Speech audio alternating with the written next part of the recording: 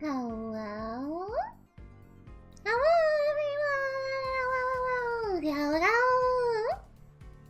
Hello, Kason! Hello! How are you guys doing today? Hello!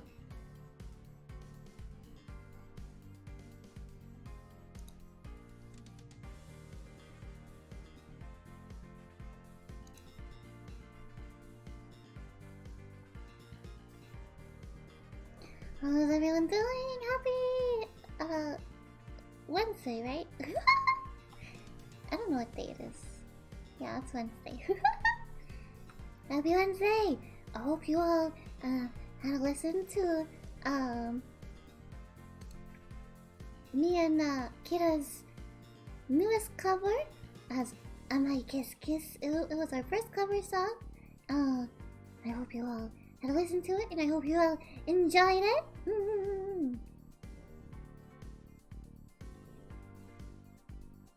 And if you haven't listened to it yet, please go check it out. Please go check it out. I didn't put any descriptions in my chat bot yet though. So please be patient with me.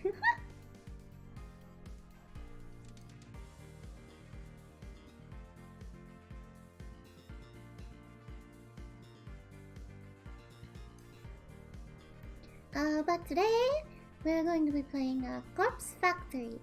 This game was really interesting. It was on sale, so I decided to get it.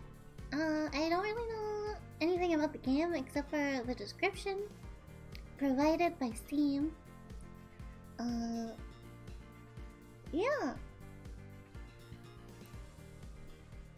I don't think that there's like any settings for like streamer mode or anything, so hopefully we don't get copyrighted at any point, but yeah. Let us get started, shall we?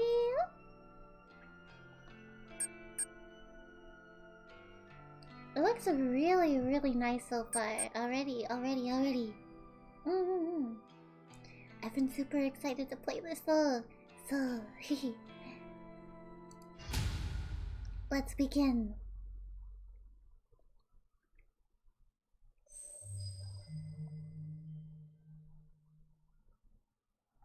Prologue. June 12th, Friday morning.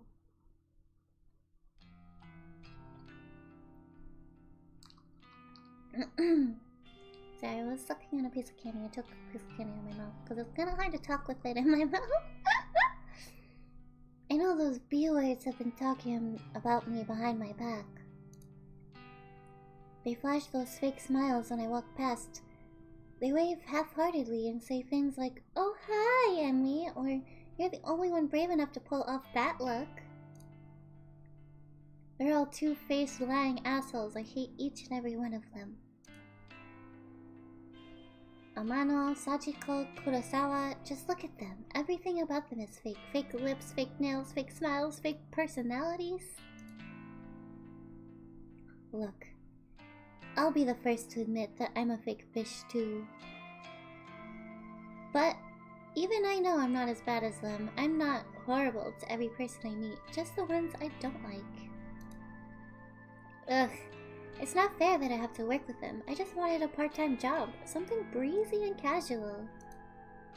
How was I supposed to know these delinquents would obsess over tormenting me? Amano is unbearable, but probably the least terrible of the three. She's a year younger than me, and she acts like some sort of famous pop idol. So, we're talking about this one, Amano? But she's a dropout, just like me, working in this dead-end part-time job just so her parents don't kick her out of their house. She spends her evenings singing at underground bars and hanging out with shady talent agents who swear they can promote her and make her the next big pop star. She gets taken advantage of time and time again, but never seems to learn her lesson. I don't know if she's just stupid or if she really thinks she's on the right track to becoming famous. Sorry. I'm gonna turn down the BGM a little bit. Sachiko is the kind of straight-laced girl you see at every school, studying her ass off to earn her parents' approval. The type of girl that always has the best grades, but never really has any friends. She's the kind of girl that graduates, then the reality of the real world knocks her on her ass, and she realizes she actually has no clue what she's doing. Just like the rest of us. So she settles for the first crappy job she can find, and then suddenly it's 3 years later and she's still slaving away for asshole managers just to make ends meet.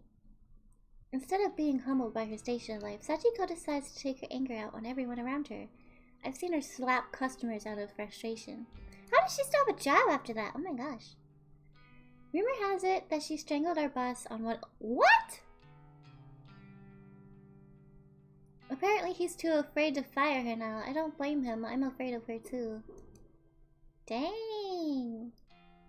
And then there's Kurosawa. I could write an entire blog on all the things I hate about her. She's pretty, but she's very aware of it. She seems to have a new sugar daddy every few weeks. Some poor old fool that she strings along and milks dry.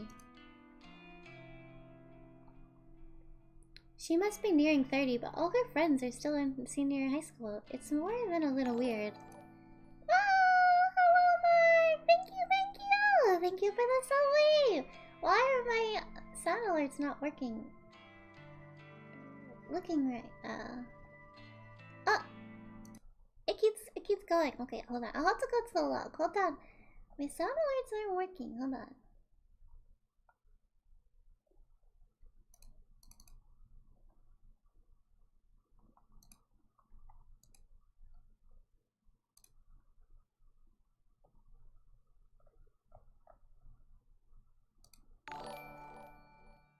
Do I not have a sound alert for that? I guess I don't have a sound alert for that. Well, thank you, Mark, for the sub! Thank you so much! Yeah, 10 months! 10 months. Okay, they hang out around the train station, bullying homeless people and shoplifting from the convenience store. I'm pretty certain that she's done time once or twice. Kurosawa is just an all-around terrible person. She makes Amano and Sachiko look like saints in comparison. Honestly, I couldn't ask for a worse group of co-workers. Finally, there's me. Emi Katsuno. University dropout. Part-time cashier and up to my ears in debt. I live in a small apartment in a bad neighborhood just to keep my head above water. My apartment building is filled with deadbeats, loan sharks, junkies, perverts, you name it. By some miracle, I managed to snatch up the best apartment in the worst building. Although the place is nice, the rent is questionably low, and I'm fully expecting the landlord to wander in one day and demand more money, or murder me. I'm constantly worried about money, worried about my safety, worried about what the hell I'm supposed to be doing with my life.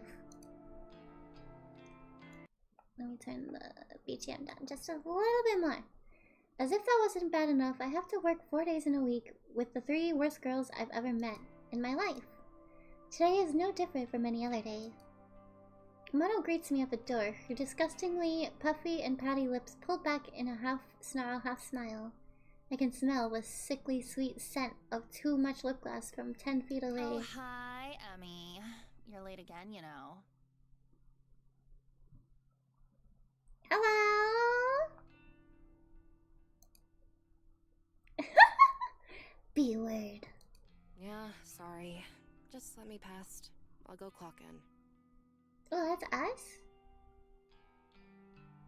We're pretty. Whatever.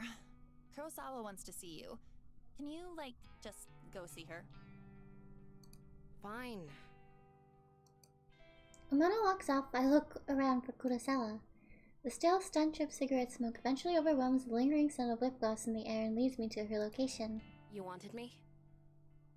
Katsuno, I need you to process a big refund. Don't mess it up, okay? It's for a regular customer. Okay, I can do that. What am I refunding? There's a bunch of shirts on the counter. Just ring them up and refund them for cash. You can leave the money in the envelope under the register. Fine, I'll take care of it. Thanks. I'm going for a smoke break.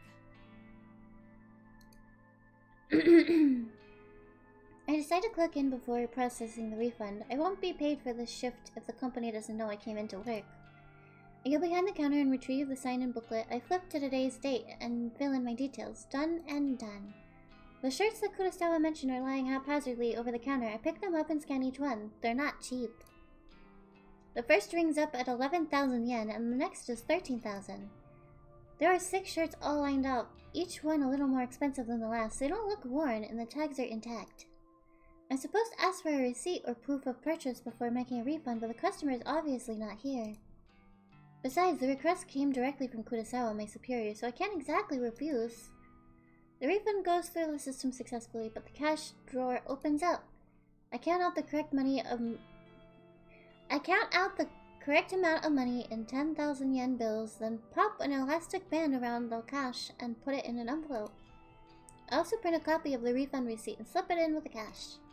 Job done, I slide the envelope back under the register and lean against the counter, surveying the store. I can see that there aren't any customers around. It's still early in the morning after all. We don't usually get much business until around lunchtime. I hover around the register for a while, biting my nails and staring at the clock to pass time. Kurosawa eventually returns from her smoke break. Half an hour must have passed by now. Who does she think she is? Finish that refund? Yeah, I did it just like you said. Okay. She rummages around underneath the cash register and pulls out the envelope stuffed with cash. Her fingers flick through quickly, counting each note, and she nods as though satisfied. Good work, Katsuno. I'll pass this on to the customer next time they come in. Okay. No problem. Anyway, I'll take over the cash register for a while. You want to go tidy up stock? Yeah, okay.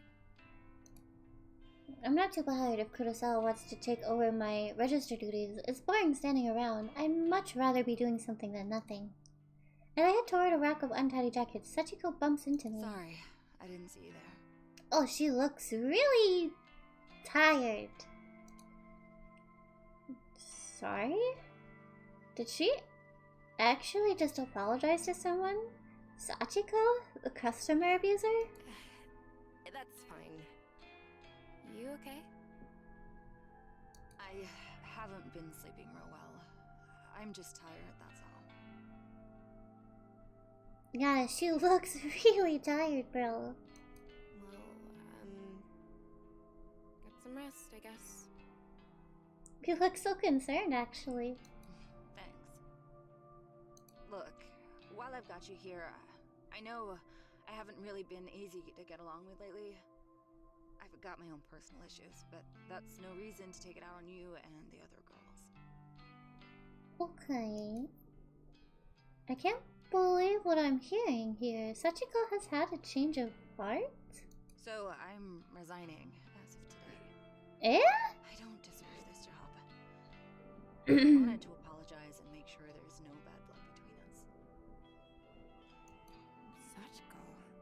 I don't know what to say. I never expected this from you. Yeah. If you're resigning, do you have another job lined up? No, not yet, but I need to work on myself first. I have a lot to think about. Well, I mean, as long as you're sure about this. I hope he's okay. In that case, then thank you for apologizing. I forgive you. Aww. Thank you, Emmy. Well, until next time then. Yeah. Until next time. Sachiko takes her leave. I'm still a bit taken aback by her sudden personality change. Did I misjudge her from the start? No, that can't be. She has a history of abusing customers and coworkers. Hold on, excuse me. I got a cough.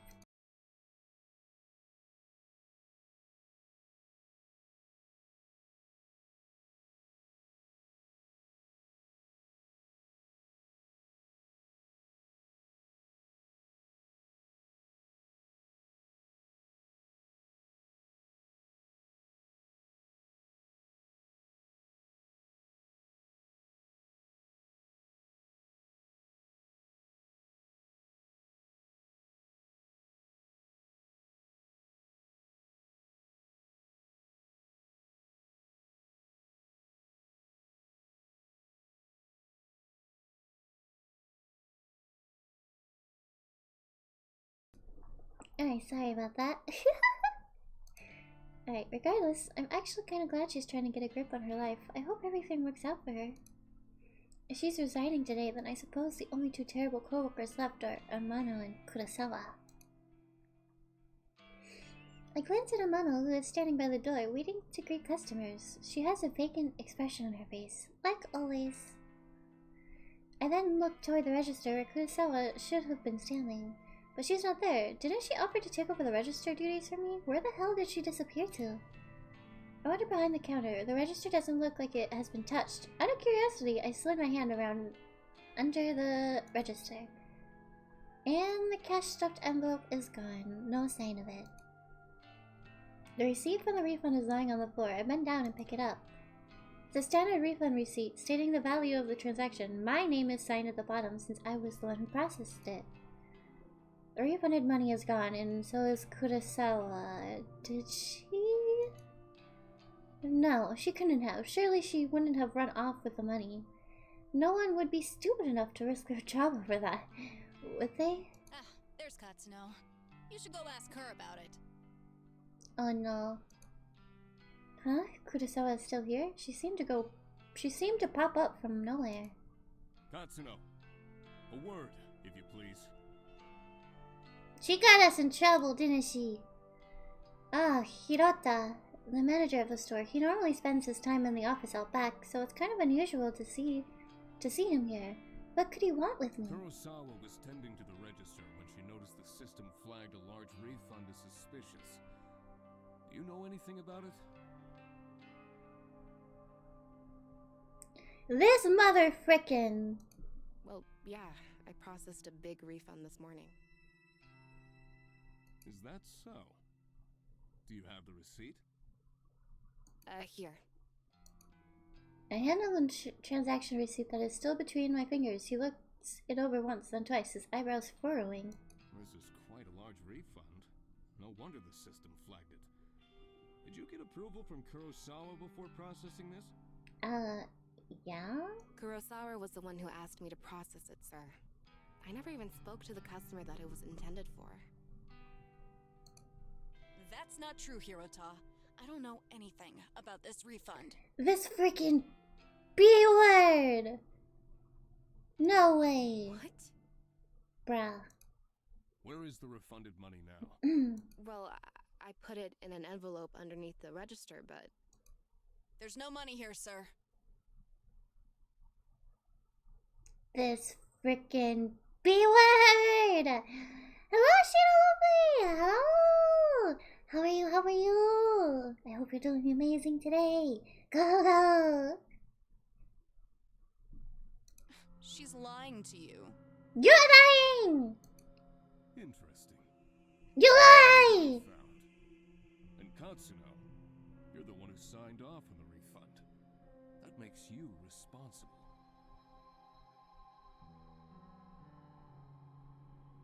Yeah, I did sign it, but... You're going to have to tell the truth, Katsuno. Did you take the money? Don't make me get the police involved. Bruh, I did not take the money. Do you think I stole it? Kurosawa asked me to process the refund and leave the cash in an envelope. I'm taking a drink of water. Ah.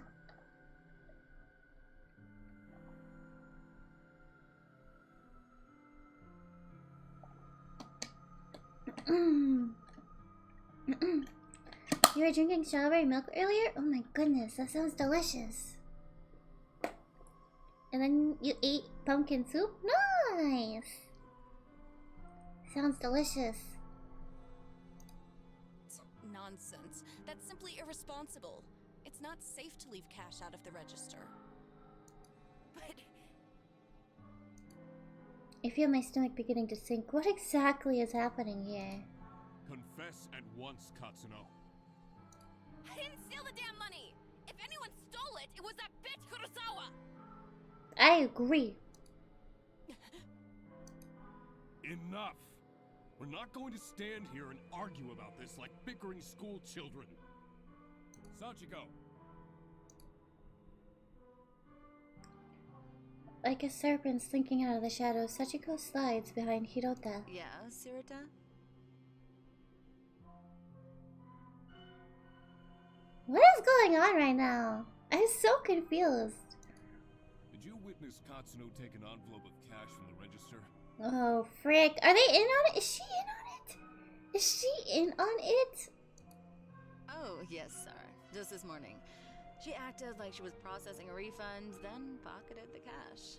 I meant to bring it to your attention sooner, but... Why are they screwing us over like this? Sachiko, that B word, she hasn't changed at all. She just sold me out. I managed to catch a glimpse of Kurosawa smirking at Sachiko. They nod in unison and giggle. Are they in this together? Are they throwing me under the bus just so they can steal some cash? I can't believe it. I'm so freaking angry. There you have it. A witness to your crime. Kurosawa, if you would kindly call the police. Yes, sir. Wait just a minute! I scream louder than intended, but my blood is boiling and I can barely control myself. And steal any money. Why don't you check the security cameras, huh? You'll see that I'm innocent. Oh, you know those cameras haven't worked in months, right? I suppose nowadays they're mostly just for show. Of course, if Hirota really wants me to, I could go double check it just to be sure. Though, I think that would just be a waste of time. Thank you, but that won't be necessary, Kurosawa. Kurosawa's eyes narrow as she gazes at me wickedly. Amano, please show everybody what you found. What? You got it, boss. I didn't even realize Amano was part of this discussion. She is leering at me disgustingly and slapping an envelope against her open palm. Found this wad of cash in Katsuno's locker out back. I can feel the blood drain from my face. I haven't even been out the back today. Are they all in this against me? Did they plant evidence to get me in trouble? You're lying! I haven't even had time to go out back today! I mean, what do you want me to say? You think the cash just appeared out of nowhere? It would seem all the evidence is against you, Katsuno. Since we located the money, I won't have you arrested. But you will not step foot in this store ever again. You're fired, and I will make sure you never work in any of our stores again. I'm speechless. I can't even process my thoughts. The quiet giggling and snickering of Kurosawa, Sachiko, and Amano buzzes in my ears until my skull feels like it's going to burst. Hirota grabs my shoulder and tries to lead me outside, but I jerk away and stumble backwards. My back slams into the glass window at the front of the store. Thankfully, the glass doesn't shatter, but I can immediately feel a bruise forming. I push myself forward, regain my balance, and duck toward the sliding door. See you around, Emmy. Oh well, I guess not, hey? I blink tears out of my eyes as I dash through the store's front door. My anger and fear and anxiety gets the better of me, and it's a good 5 or 10 minutes before I realize I've been running aimlessly through the shopping mall. I reach a hand to my eye to wipe away the moisture and take a deep breath. I look around, trying to get my bearings. The escalators. At least I know where I am. I need to sit down and compose myself. If I don't calm down, I might be tempted to return to the store and start punching those 3 absolute assholes. With my head down, I blindly charge toward a small seating area. Watch out! I collide headfirst with somebody in front of me. Without thinking, I scream out in anger. Watch where you're going! Sorry. She's so cute! Wait, this girl... I know her from somewhere. Katsuno? Is that you? Huh? I know you. Have we met? Yes, of course. We graduated from senior high school together. Remember? Cute! Did we? Senior high school was more than a year ago. Feels like a different lifetime. How did she expect me to remember that? Maybe. Yeah, you're Sato, right? Aoi Sato? That's me. You do remember. Cute! Well, kinda. Sorry. I've had a crappy day. I just got fired, so I'm not thinking straight. You got fired. I'm really sorry. You bumped into me pretty hard. Are you hurt? I'm fine. What about you? Are you okay? Ollie is rubbing her arm tenderly. I figure I must have injured her, but I'm not really in the mood to stand here and apologize to some old acquaintance. I have to go. Excuse me. Oh, okay. I push past Aoi unexpectedly. The shy and spineless girl grabs my arm and stops me from leaving. Her grip is surprisingly strong. Katsuno, you said that you just got fired. Is that true? Wait, yeah, I'm pissed off about it. Tell me what happened. Why are you so interested? I just thought maybe I could help is all. Whatever. You can't help. Some bitch set me up.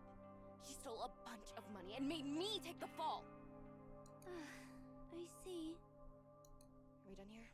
Can I leave now? Sorry for keeping you. Yeah, okay. Once again, I turn to leave, but Aoi's next words managed to catch my interest. You know, if someone got you fired, there is a way you could get revenge. Eh? Revenge? What is this girl on about? Does she have some sort of way for me to get back at Kurosawa? What am I thinking? I can't even step foot back in the store. I can't even step foot back at that doesn't sound right. I can't even step. Okay. Well, my brain is just like that. That doesn't sound right, but it's right. Back in the store. My chance to get any kind of justice doesn't exist. Revenge? What the hell are you talking about? Never mind. I shouldn't have said anything. Hell Okay. no. You're not going cold on me now. Tell me what you meant. Oh, okay. But let's talk quietly. There may be a way for you to get back at whoever got you fired. Where did the music go? Have you heard the rumors Oh, of there it Corpse goes. Girl's website? Eh? Corpse Girl? Who is that? Sounds like some death metal band. Ollie ignores my comment and continues on with her speech. They say that if you visit Corpse Girl's website, you can request a death. Death note. Request a death? What is this girl ranting about? Hang on, start over. I'm completely lost. Aoi frowns, a look of annoyance on her face. Say somebody wrongs you and you want to get revenge on them. Go on. Rumors state that you can visit Corpse Girl's website and fill out a form in order to request a specific person's death. Death note! Death note! Death note, but online. Corpse Girl. Is she, like, a hitman or something? No one knows the truth. All I know is that her victims always receive a photo of their own corpse before they die. How is that possible?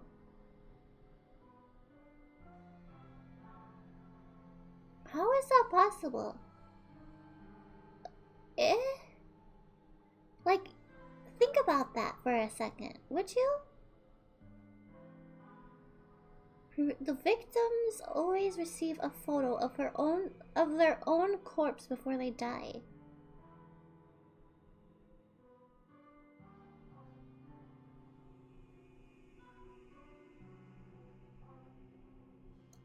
How is that possible? That's literally just what I said. I don't know.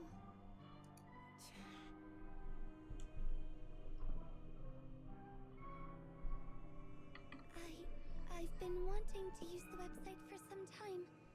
There's somebody that I'd be happier without. but I'm not brave enough to go through with it. Hmm. Still, I want to know if the rumors are true. If you use the website, you could tell me if it works or not. Okay. This whole thing sounds sketchy. Risky. Are the police gonna come get me if I go on this website?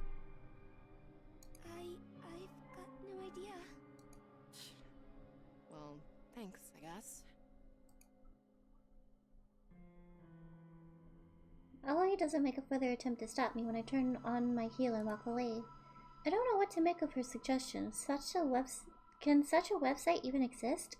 The ability to request a death just sounds so unbelievable. And yet, I find myself unable to get the possibilities out of my mind as I make my way toward the train station. Corpse Girl. A website tailored for revenge.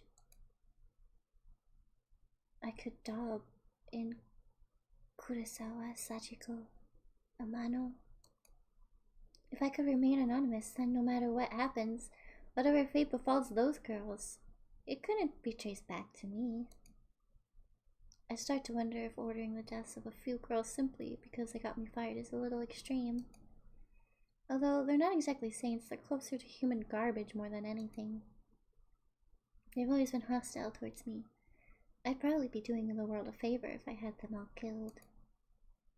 They screwed me over. Without a second thought, who knows what they might do to their next unsuspecting victim. Yeah, killing all three of them is the right thing to do. Removing them from the planet will prevent them from hurting anyone else. My heart begins to race.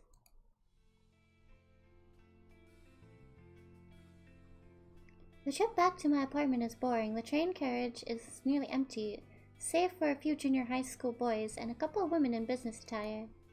I have a few seats all to myself, so I sprawl out and check my phone for messages. When I feel confident that no one in the carriage is watching me, I decide to search for Corpse Girl's website on my phone.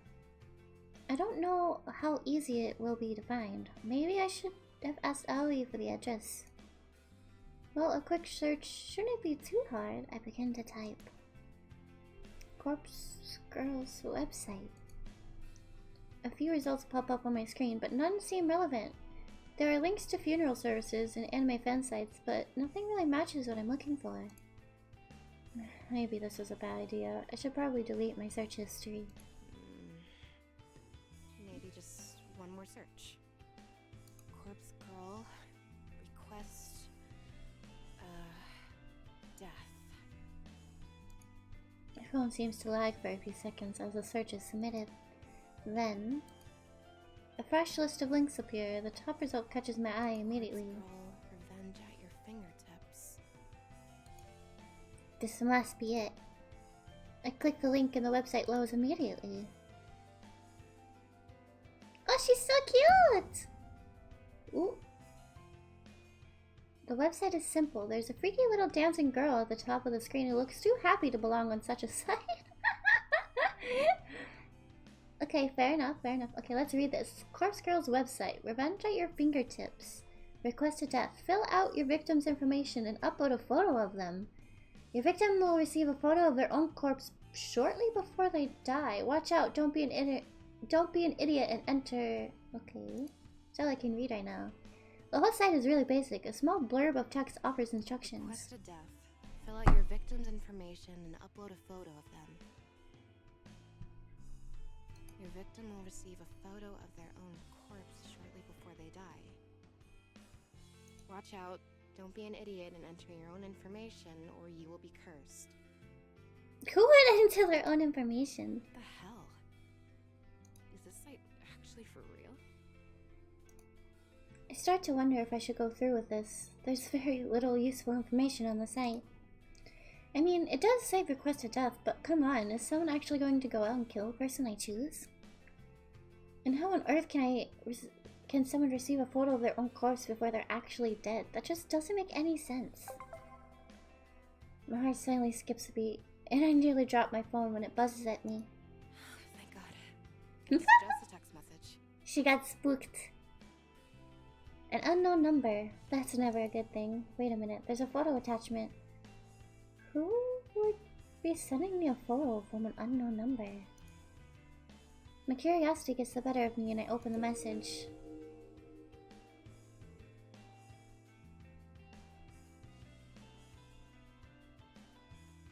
Kurosawa, you freaking B-word!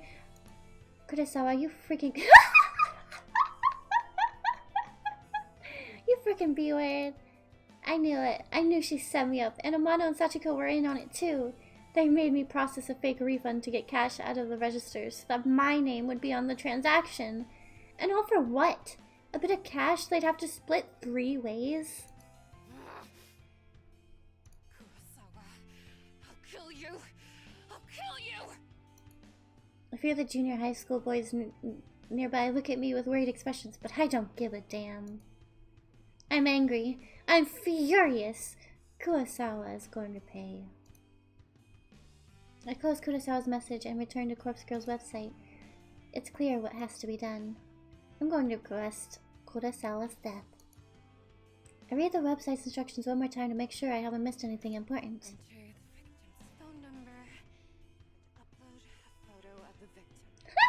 And she just sent me a photo of herself. Haha, sucker! Sucker!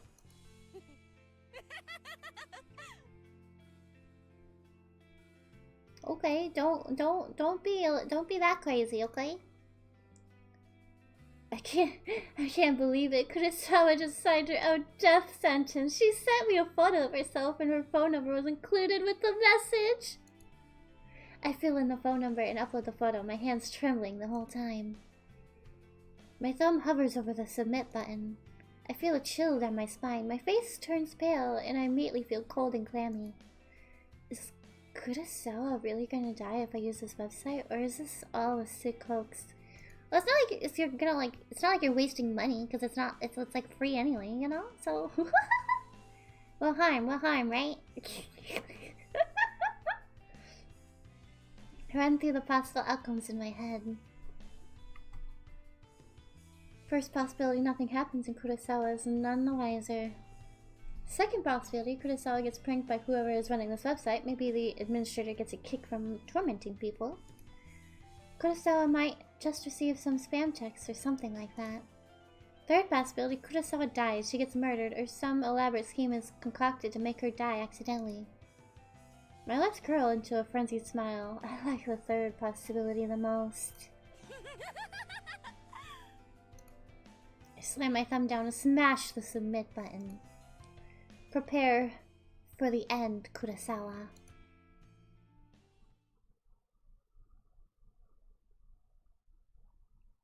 Well, June 12th, Friday evening. When I get home, I can barely contain my nervousness. I'm shaking as I open the door to my apartment. By the time I walk through the door, the sun has just started to set behind the backdrop of the city. Even though it's not dark yet, I'm feeling physically and mentally drained. The drama at work this morning, the taunting laugh with Kurosawa. I feel exhausted, like I just want to crawl into bed and sleep. Despite my dipping energy levels, I can't extinguish the burning question flickering within my mind like a candle flame. How will I know when or if Kurosawa is dead? Will Corpse Girl's website notify me? No, of course not. I didn't give any of my personal information to the site. The entire thing was anonymous. And it's not like I can visit the store tomorrow and see if she comes into work. I'll be kicked out as soon as I show my face. So what do? That's it. I whip my phone out of my purse and open Noises, a social network app that all my coworkers are connected to. Kurosawa, Sachiko, Amano, and I are all in this group chat labeled Work Life. We use the chat to swap shifts with each other and complain about the boss. Just as I was hoping, I haven't been kicked out from the group yet. I swipe through the list of chat members and tap on Kurosawa's profile. Last online 1 hour ago. Perfect. If I use this app, I can keep an eye on when Kurosawa is active. She only has to be using her phone for Noise to detect that she's online. She doesn't necessarily have to be using Noise itself. It's the best way I can think of to monitor if she's still alive or not. It'll do for now, at least. I wonder why Kurosawa sent me that photo of herself via a regular text message instead of through noise. Maybe she thought she could be busted for it if she got into her noise profile. Who knows what that girl was thinking. Regardless, I'm thankful she made such a stupid mistake. I wouldn't have obtained her phone number, and if she had decided to message me through noise instead, after all. I wouldn't have obtained her phone number if she had messaged me. Okay, yeah, sorry. After all, noise is strictly an online service, no need for phone numbers. Come to think of it, where did she get my phone number from? Well, no matter, it worked out in the end.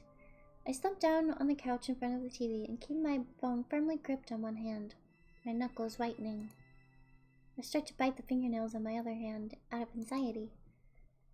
In an attempt to distract myself, I switched TV on and streamed some stupid reality shows.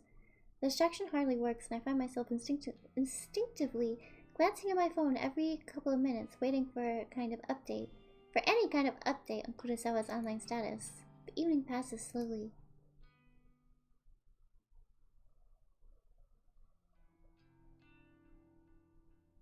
June 13th, Saturday morning. Sunlight streams through the open curtains and I startle. Did I fall asleep on the couch?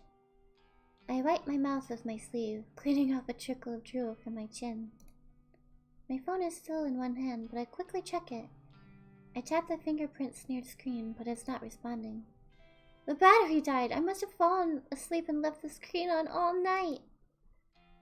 I race toward my charger and plug it in, anxiously waiting for it. Just enough energy to turn my phone back on. After what seems like an eternity, the phone comes to life. I catch a glimpse of the clock as I swipe the lock screen away. 6:34 a.m. I open up noise as quickly as I can and flick through Kurosawa's profile. This profile is private. You are not connected to this person. Damn it! She blocked me! I frantically navigate to the group chat only to find that I've been kicked out. Damn it! Damn it! Dang. What can I do now? I've got no way of knowing whether Kurosawa is still alive. I slam my phone down in frustration and it vibrates in retaliation. Huh? Another text message. I blink a couple times. Who would be texting me at this hour? It might be Kurosawa again, trying to rub my face in her victory. Well, if that's the case, at least I would know that she's still alive. I hesitantly pick my phone up again and open the message. There's no text, just a photo attachment.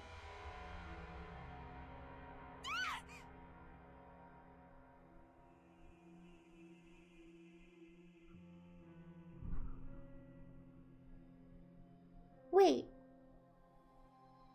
Wait a minute. Wait a minute, wait. Why are we getting a photo of ourselves?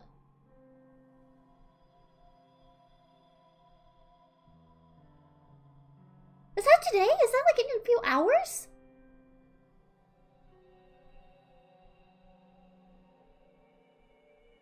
Who did this? Who did this? Who did this to us?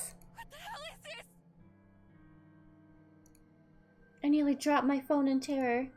A photo of a dead body, twisted, crumpled, like it has fallen from a great height. A splatter of blood is flecked across the grass. It's hard to make out the details of the person. Dirty blonde hair, familiar clothes, smudged makeup. This dead body. Is this supposed to be me? There can be no mistaking it. Without a doubt, this is a picture of my own corpse. I shriek again, unable to process what I'm seeing. I'm so entranced by the battered corpse that it takes me a minute to notice the timestamp on the corner of the photo. It's today's date, but something is off. The time says 7:28 a.m. That's about an hour from now. I shiver involuntarily and feel a sickening sensation of bile rising in my throat. This photo... Is this a prediction of my death? Am I going to die within the hour? And then The truth hits me harder than my face hit the ground in this... Then the truth hits me harder than my face hit the ground in this grisly photo. When you request a death on Corpse Girl's website, your victim receives a photo of their own corpse before they die. Before they die. I can't look at it anymore. I throw my phone to the side and curl up on the floor. Did Corpse Girl send this to me? And how? How does somebody get a photo of my corpse? A photo that is seemingly from the future? It's impossible. It has to be some kind of hoax. Some trick, some psycho is tormenting me. Yeah, that's all it is. Someone is messing with me. Probably Kurosawa. I get up off the floor and stumble around. I'm kind of lightheaded and unbalanced. And my stomach feels like queasy, ready to launch its contents through my throat at any second. I blindly reach for my phone and finally grasp it with nearly frozen fingers. The phone number that sent the photo. It's an unknown number, but the digits don't match the number that Kurosawa texted me from yesterday. So it's unlikely this came from her. Bizarrely, the phone number is kind of weird. There are more digits than should be possible. I try to count them, but stumble a few times in confusion. I eventually conclude the number has 18 digits, way too many. In addition, the phone number seems to repeat digits a lot. 666-336-666-22-666-44-666. It seems too strange to be real. Is it possible to fake a phone number? Something interesting catches my attention, even though the caller ID doesn't recognize the number. It has data on the origin of the number. Tokyo, Japan, my very own city. Perhaps the sender of the photo can mask their number but can't hide their location. This gives me an idea and I decide to get to the bottom of the situation, despite my head throbbing and my stomach pleading to be emptied. I punch the phone number into a search engine along with the keyword Tokyo. One result. The link points to a popular discussion board, Noise Channel. It's an anonymous board where users can talk about almost anything, and no big surprise, it's owned and operated by the very same company behind the Noise app I use on my phone. I tap the link and get taken to a discussion topic from less than a week ago. I quickly read through it. Strange photo from unknown number. Hey, so today I got a strange gore photo from a number I don't have in my contacts. Not sure what the deal is. It was gross though. Wonder if any hackers can trace the number or something. Okay, the number again seems like Tokyo area. I'm in Osaka. Okay, thanks in advance. The topic is only one reply. You got this too? Was the gore photo a picture of yourself? I'm worried. Received a similar pic from the same number. Thinking about contacting the police. Not sure if I'm overreacting. And that's it. The end of the discussion. Neither poster followed up on the conversation. That's all? That didn't give me anything to go on, except now I know that at least 2 other people have received bloody photos of themselves. I wonder if those photos were as extreme as the one I received. What happened to those 2 posters? Why didn't they continue the discussion? I feel myself beginning to sweat. My body is going from cold to hot and back again several times in a minute. Okay, hold on. I'll be right back. I'll be right back.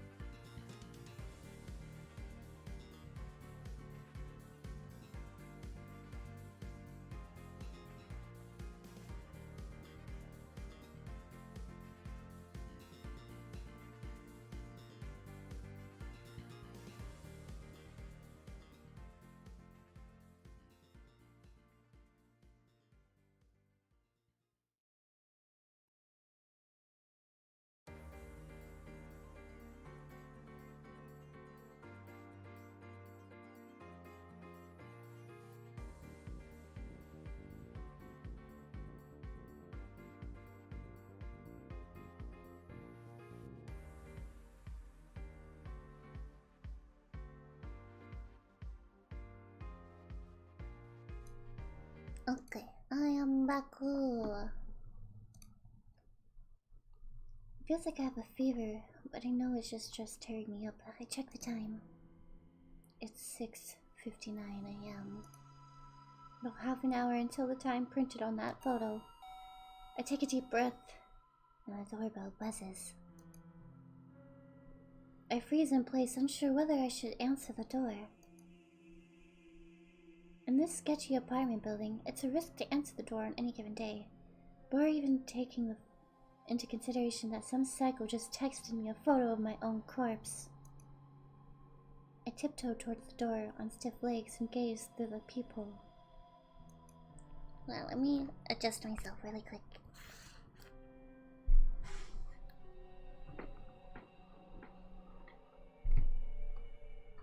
Okay. There's no one there.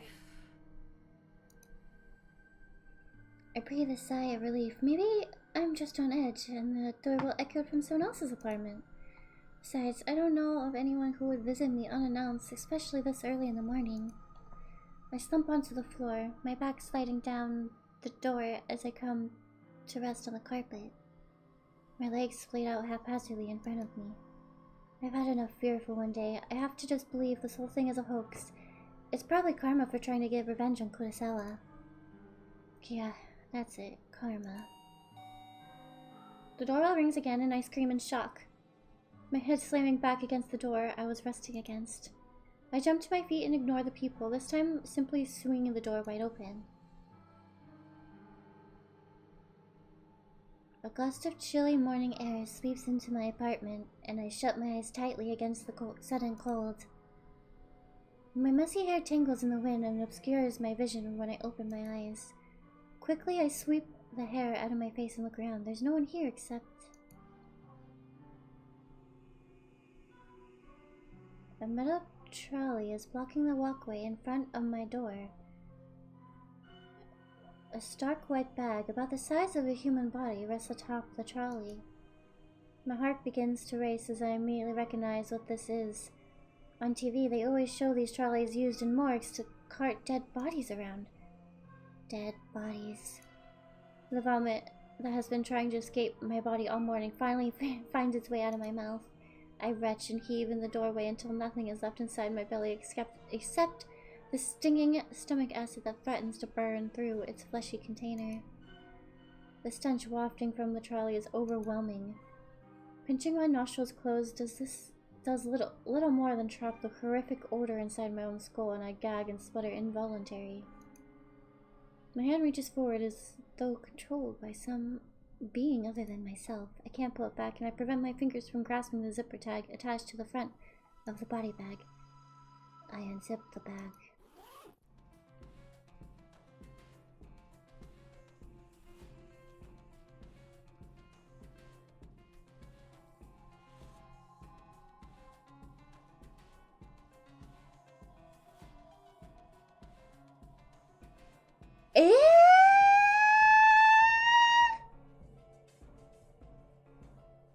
And there I am, a wretched corpse exposed to the day's first rays of sunlight. I stand here in the doorway as I lay there atop the trolley, simultaneously alive and dead, but more dead than alive in both bodies. The bruising on my face is horrific, and I reached a stiff finger to my own lips, my living lips, tracing the outline of the bruise I see before me.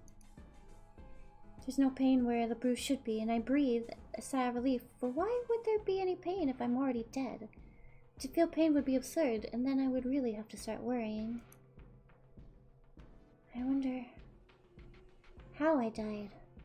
Did I fall from a great height? Did someone hit me with a car? Or did I collapse for some internal reason? Perhaps some organ failure?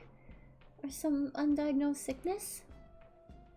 Maybe I didn't die, and the corpse in front of me is alive, living, and breathing just as I do while standing in front of me myself. Maybe a subtle prank I've pulled on myself, dying just as a joke, but never really dying. Always living until the point I actually die and it's no longer a prank. My head is splitting, I can't think straight, all the thoughts in my mind are jumbled. the meanings behind unspoken words disappearing behind foggy clouds inside my shattered skull. To clear my head, I step around my corpse and stand by the walkway's railing. I'm on the 4th floor of the apartment building. There are 2 floors above me, so I could go higher if I wish, but I'm pretty sure a leap from here would be enough to render my living body identical to that of the corpse in the trolley. At this point in time, there exist 2 versions of Emi Katsuno. One is living, and is me, and the other is dead, but is also me. I can choose now to be alive and dead, or to be dead and dead, but I cannot choose to be alive and alive. So even if I choose to be alive and dead, I'll still only be half alive, but choosing dead and dead is nice and clean. Absolute and indisputably solid state of existence.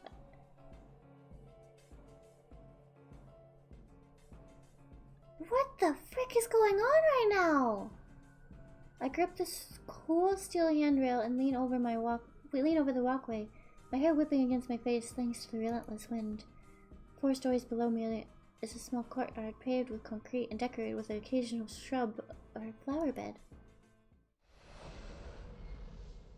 I miss the concrete by about 2 feet.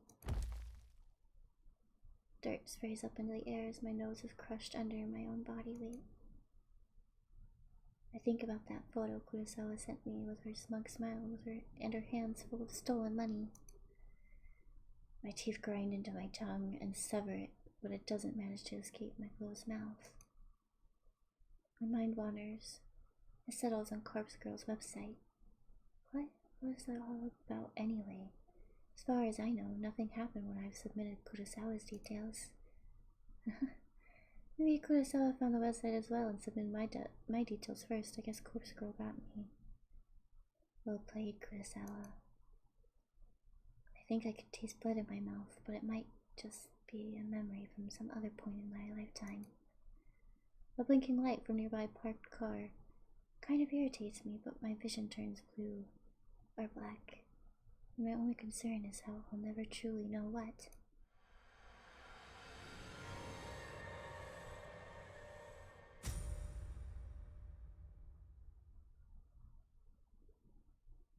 What just happened?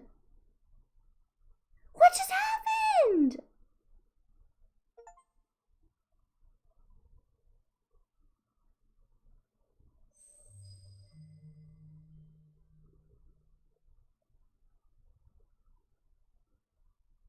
What just happened? 3 weeks earlier?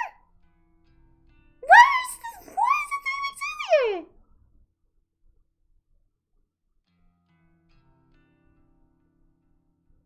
Hello, mama.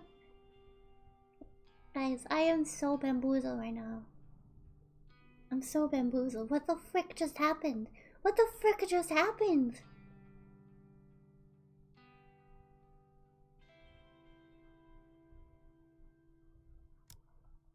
It doesn't seem like my sound alert is working on that either. Hold on.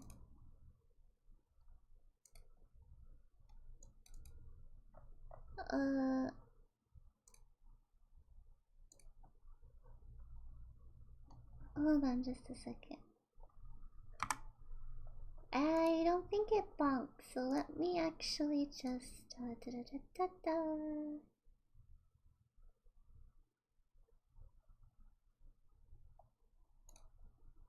play the sound alert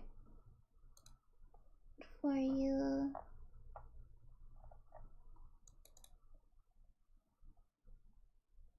Again.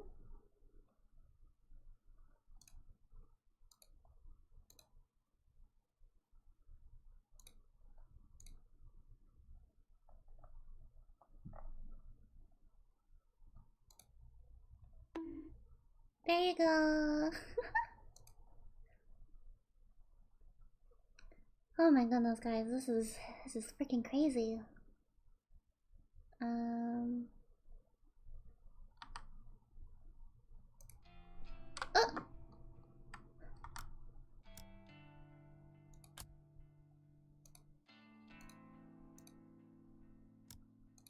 Yes. Alright, we have 1 save now. We missed what she said earlier. Okay, I've always liked the shape of my eyes. I can be critical about other parts of my body, but I'll never complain about my eyes. With or without makeup, I think they look great. Mother used to tell me I inherited her eyes, and my big sister inherited father's eyes. Hello, son! How are you doing? Go, go! And hello, Janet! Hello, how are you all doing? Thank you for the follow! Arigato!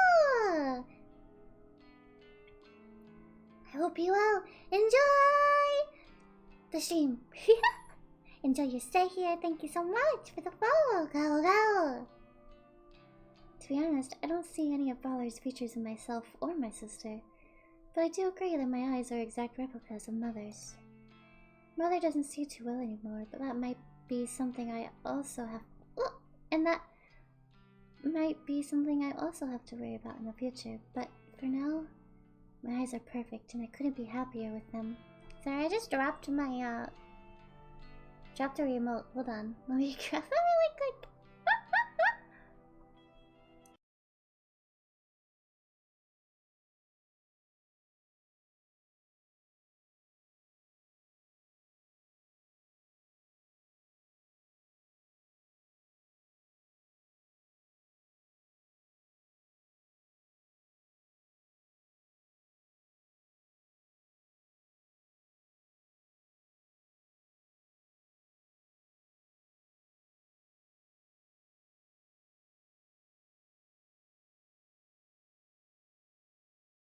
Okay, okay. Hello, Yusra! Hello, how are you? How are you? Hello. We are playing a game called Corpse Factory. It is a visual novel. It is really, really interesting so far. I'm really, really enjoying it. I'm really, really confused and I'm really happy and excited to learn more,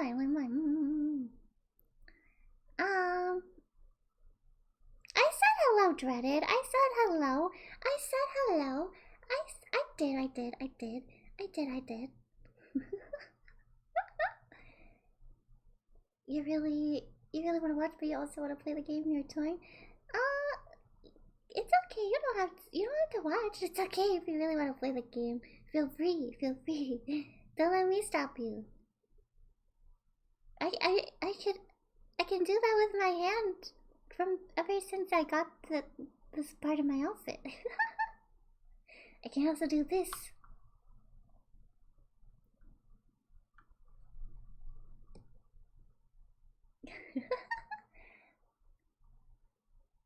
You just saw for the first time? Oh my goodness gracious. I knew that a lot. I missed what she said. I wear eyeshadow and eyeliner to bring out my best features. Wait. Yeah. And eyeliner to bring out my best features. Some people tell me I use too much makeup. That I tend to overdo it and make myself look intimidating. Well, I don't really care. I mostly like the way I look. And honestly, how many people can claim the same?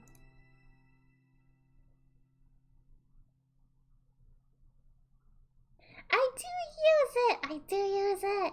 But I did do some tracking, some things for my tracking where I can wave at you guys when I wave. I'm waving at you guys right now.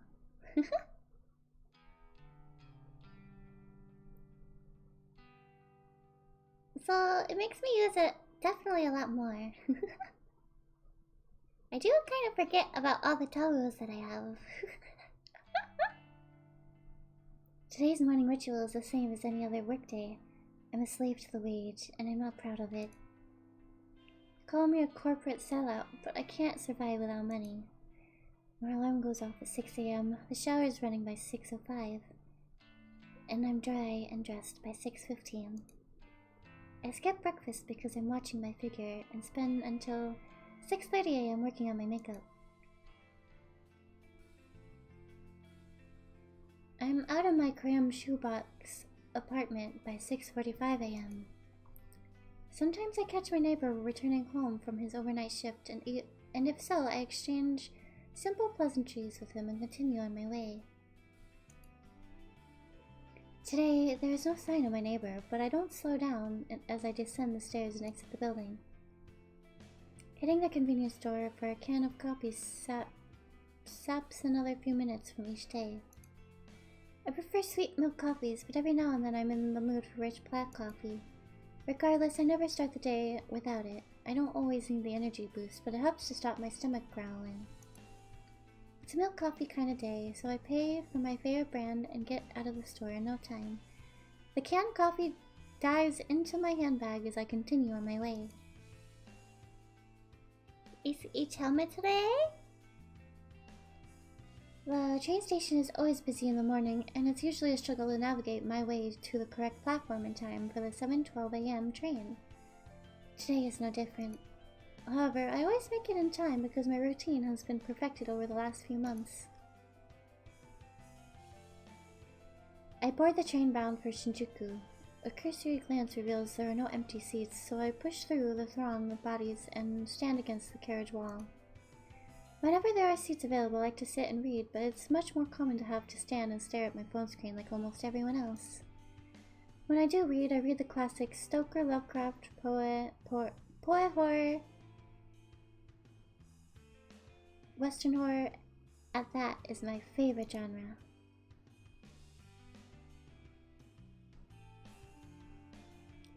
And of course, faithful translations into Japanese are as good as it gets. My English isn't nearly strong enough to read these novels in their original language. If I'm stuck staring at my phone screen, I like to stalk people online, acquaintances, or the few friends I have who lead such boring lives. They post about the most mundane topics all day, every day, acting like they'll shrivel up and die unless they get attention they seek. I find their dull, tedious lives simply fascinating. From behind the safety of a glass veil, I can fulfill my voyeuristic fetishes and consume as much pointless information as I desire. Knowing every mundane tidbit of people's daily lives turns me on. Okay. This morning is the same as any other. I stare down at the phone held in my frail hand. My finger moves as of their own accord, scrolling and tapping against the backlit display, pausing, pondering, pouncing on any post or picture that my pupils haven't yet consumed. She is a strange one. I agree. Standing in the train carriage, packed to the gills with people, I can't help but feel my face get flushed and my steamy breath escaping my lips. I digest post after post, photo after photo, memorizing the comings and goings of every single person on my noise activity feed. I catch my breath getting heavier, my gasps become shorter and sharp. Ray went to the dentist yesterday for a root canal. Mizuno shares some photos from her international vacation. Kawahara objects to owning pets and thinks all animals should be free. My cheeks glow crimson. My cheeks begins rising and falling quickly. I clutch the collar of my shirt, knuckles tightening, knees shaking. What is wrong with her?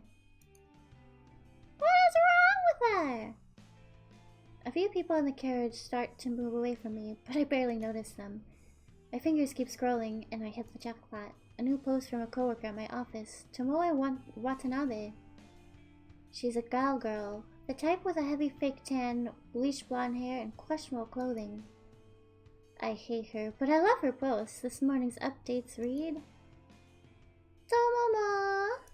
53 minutes ago, just found this Corpse Girl website. Such fake bull, ahahaha! Waiting to meet a bish to try it on. Tomoe just discovered Corpse Girl's website, huh? I feel a slight squeal trying to escape from my throat as my legs threaten to buckle underneath me. I can't take the excitement anymore and I have to force my phone from my hands and bury it at the bottom of my handbag. Deep breaths, Noriko. Deep breaths. Do you relate to her? You relate to her? What do you mean you relate to her? I need to calm down and control myself. Composure is key. I close my eyes and let a cool breath of air whistle through my slightly parted lips. Feeling a little calmer and no longer ready to explode, I analyze the information I just read. Tomoe wants to try out Corpse Girl's website. That's good. That's very good. That's very, very good. Rumor has it that you can visit the website and request the death of somebody you know. How and if the victim dies isn't known to the public because of that. Some people are pretty quick to dismiss the site as a hoax. However, the most intriguing part isn't how or if the victim dies, but rather what happens to the victim before they die.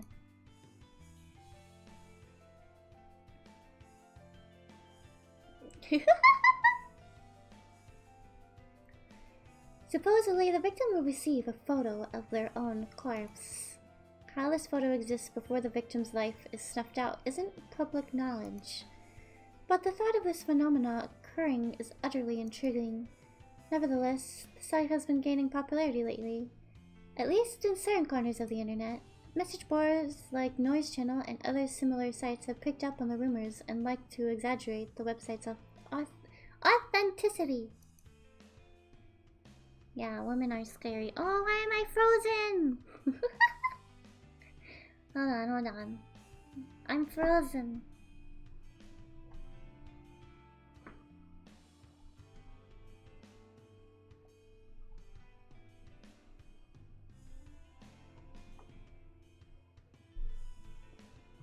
Sorry about that. The light was shining inside into my camera, so it wasn't able to register. Hello! How are you? Thank you for the hydrate. Thank you.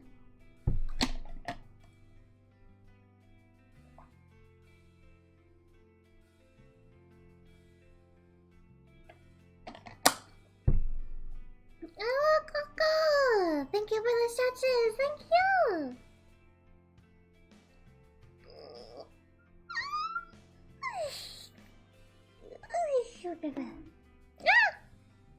Bonk! How is everyone doing? Go, go! I hope you've all been doing amazing. The fact that someone like Tomoe, a rather dense, dim-witted individual, has discovered the website means that it's actually more well-known than I previously thought. It means that people are actually talking about it outside of the internet. Chances are good that Tomoe will want to try it out and request the death of someone in the office, a co-worker. Me, perhaps. She hates my guts as much as I hate hers. Finally, something exciting is going to happen in our dull workplace. The next station is Shinjuku. The doors on the right side will open. Please change here for the Chuo line, the Shonan Shinjuku line, the Saikyo line. Hello, Naku! Hello! How are you? It's been a while. I hope you've been doing amazing. I hope you all have been doing amazing. Go, go! Noriko is so wife material. How is she wife material to you? As the automated announcement reads through a list of connecting train lines, I get ready to disembark. The train pulls to a stop and I contort my body around the other passengers in an attempt to exit the train. Blah blah blah, blah blah blah blah. You like them that crazy people? I'm glad you're doing well, Raku. I'm doing pretty good. Thank you for asking, and thank you so much for dropping by. I appreciate it.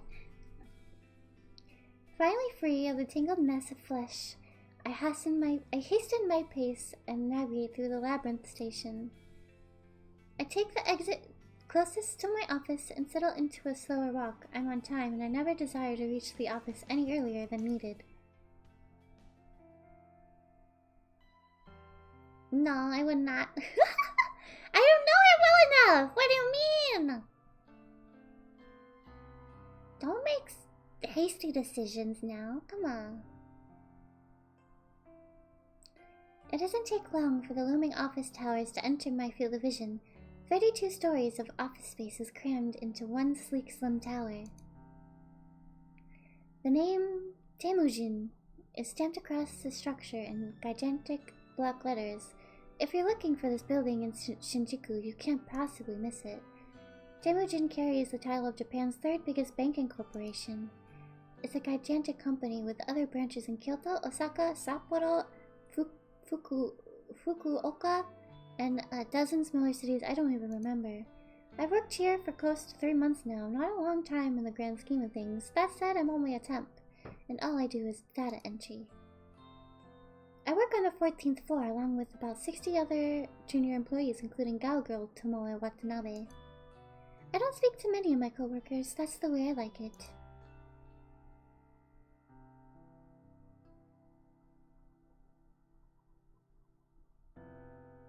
When I reach the building, I enter through the giant double sliding doors and find myself in the familiar lobby. Comfortable couches line the walls circling a reception desk. 4 large elevators are tucked away in a nook behind the reception desk. It's already busy this morning, though to be fair, this place is packed all the time. I avoid the crowds of sharply dressed business people, feeling a little out of place in my semi-formal shirt and skirt. Ducking into a newly opened elevator, I tap my employee ID card to a backlit panel and press the button for my floor. The doors close and the elevators begin its smooth ascent. I'm surprised to find that I'm the only one traveling up. I reach my floor and listen to the soothing chime as the doors open, revealing the open layout office before me. The static drone of workspace noise fills my ears. Conversation, ringing phones, fingers tapping against keyboards, photocopiers, even the steady low hum of the air conditioner contributes to the overall din. I make my way to my desk, stationed in the middle of the floor and surrounded by a dozen other identical desks.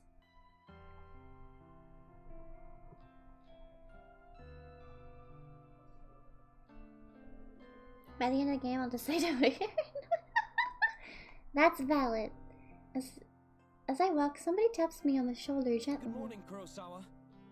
Oh, hello, Shinya. Ah, Shinya Fujikawa, my senior, though he's really only a couple of months older than me. He's worked here for a whole year, after taking an internship straight out of senior high school.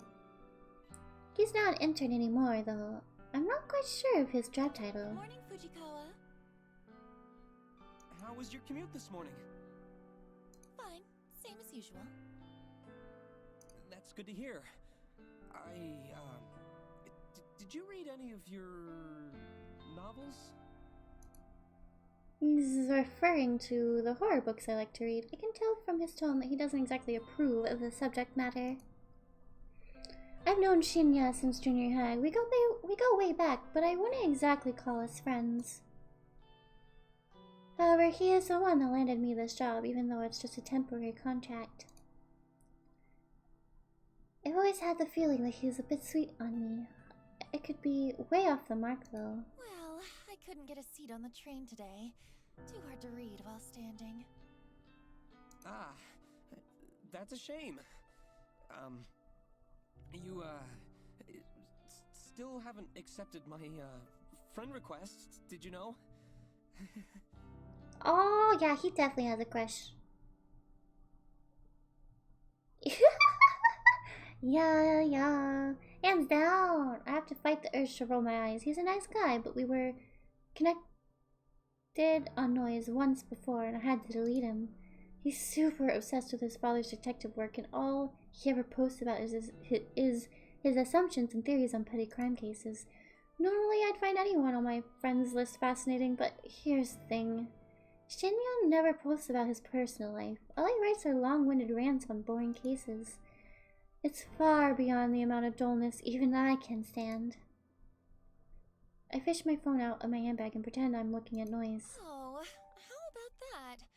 Looks like I don't have any incoming friend requests. I quickly dip my phone back into my bag. How peculiar. Well, I'll try and nudge again later. Sure, no problem. Cupid 5 bucks, this guy starts. Okay, do you wanna actually take me up on that bet? I won't bet, but you can bet. Well, anyway, I better get to it. Work hard today, okay? Okay. Got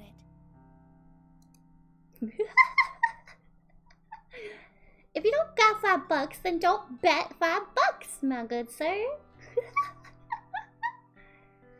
Shinya offers a formal bow and goes on his way. Before I can take a step toward my desk, a mocking voice whispers in my ear. How long are you gonna lead on sweet little Shinya? This is Tomoe? Where's you? What are you wearing in the workplace environment, miss? This is a workplace environment, ma'am? Button up your shirt! Ma'am?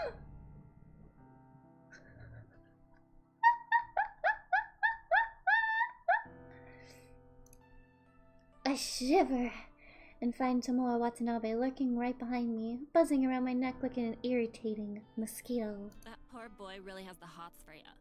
When are you gonna tell him you're a cold-hearted psycho?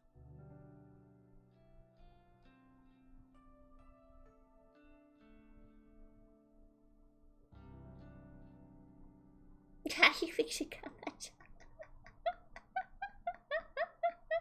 It's so unprofessional, though.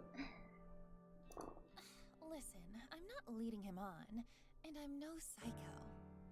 Huh, sounds like something a real psycho type would say, don't you reckon? Don't you reckon?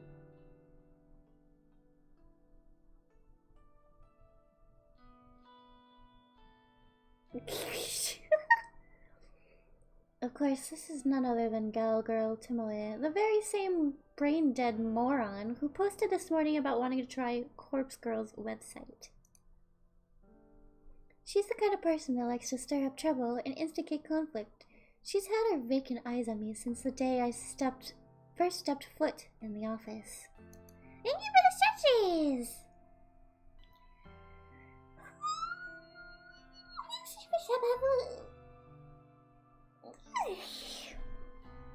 She loves to torment me in any chance she gets.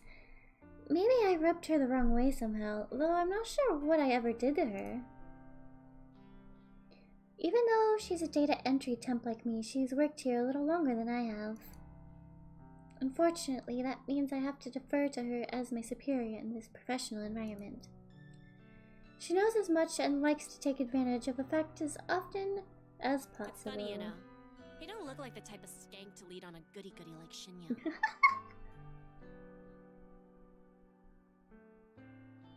you just call me a skank?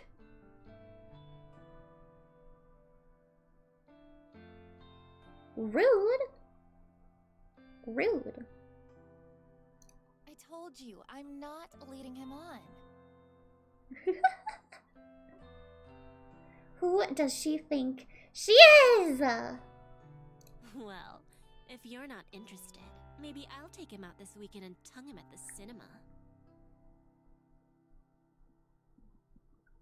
I want her to die. Who says things like this?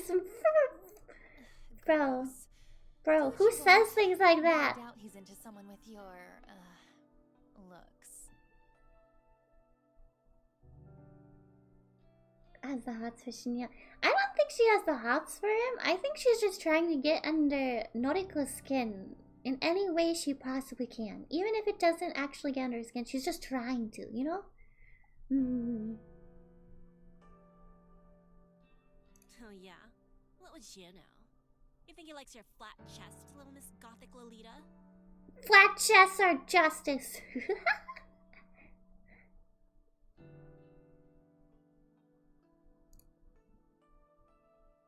I know I should shrug off comments such as this, and normally I would, but backing down from Tomoe isn't something I can do easily. I'll give you a tip. Guys like Shinya are smart, clever. If you want to impress him, don't let him know your head is as full of air as your inflatable brain.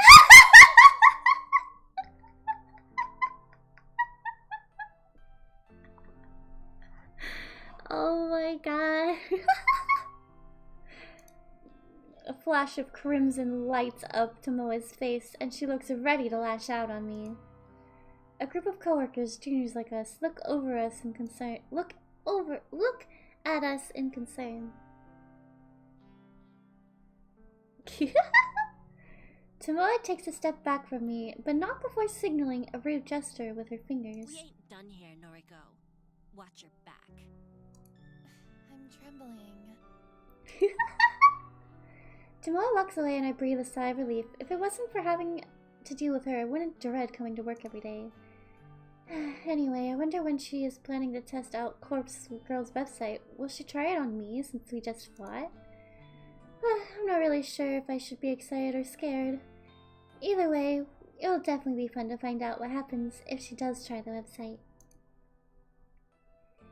I finally reach my desk and take note of the time. I was supposed to start working 5 minutes ago, so I quickly log into my computer and check today's task list. It's all standard stuff today. I need to transfer a few tables of numbers from a spreadsheet into our company's online database. When I'm done, I have to run it by a few other people and then commit the changes to the server.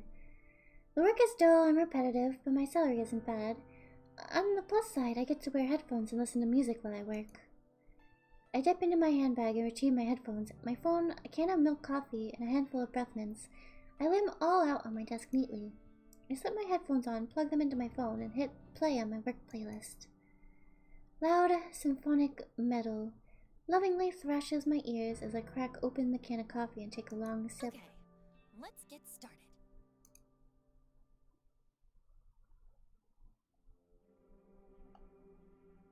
I return home to my quiet, cramped apartment after work. The place is eerily silent, a stark contrast to the bustling office where I spend my days. Throwing my handbag onto the tiny coffee table, I pick up my laptop and sit on the couch. I lay back and get comfortable, letting the laptop rest on my stomach as it boots up. The welcome screen loads up, so I click a couple times, open my web browser, and then head to a very specific website saved to my favorites. Corpse Girl's website. A cute dancing zombie girl is animated at the top of the page, a peculiar irregularity that always makes me giggle. I notice that the page view counter at the bottom of the site is nearly the same as it was yesterday. There have been maybe 4 or 5 new visitors? I heave a sigh. Maybe the website isn't quite that well known after all. That begs the question, how did Tomoe discover it? Well, never mind that. My eyes scan the website's contents. Request to death. Big, bold letters headline the site. The intention couldn't be clearer. Further information on the site is sparse. Brief instructions tell the user to fill in a victim's phone number and upload a photo. Aside from that, there's not much else to mention. It doesn't even ask for a name. After scanning the site, I move my mouse to the browser's address bar and click. I type a / after the website's address and then add the word admin. I hit the enter key. Eh?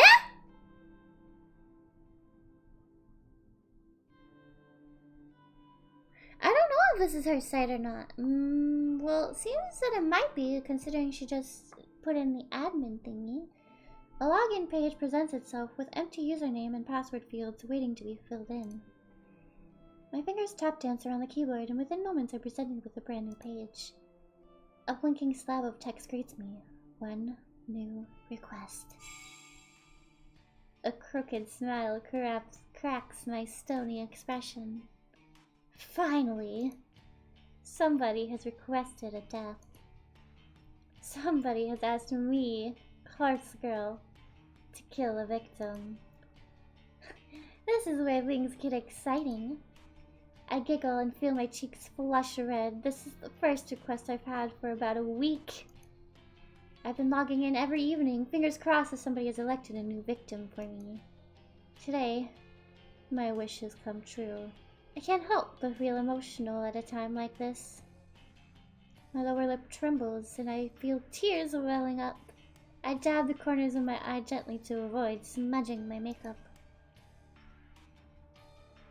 As I hover my mouse cursor over the view request button, a familiar and pleasant tingling sensation surges in my chest, my stomach, my thighs.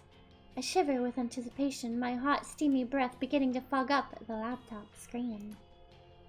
I click the button. Request details. Today, 2:47 p.m. local time. Victim's phone. Downloading image attachment.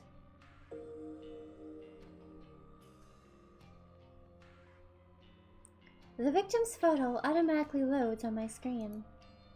The person in front of me is a total stranger, but that's okay. It doesn't change the task set out before me. A woman, rather plain, in her early 30s. She's well dressed with minimal makeup, and she's not really putting her personality on display. It's a nice photo, better quality than some of the images I've received in the past. In fact, the photo looks like a corporate ID picture. I wonder if it was downloaded from a company database or website. Well, the source of the photo doesn't matter. The simple fact of the matter is that somebody has made a request for this person to die.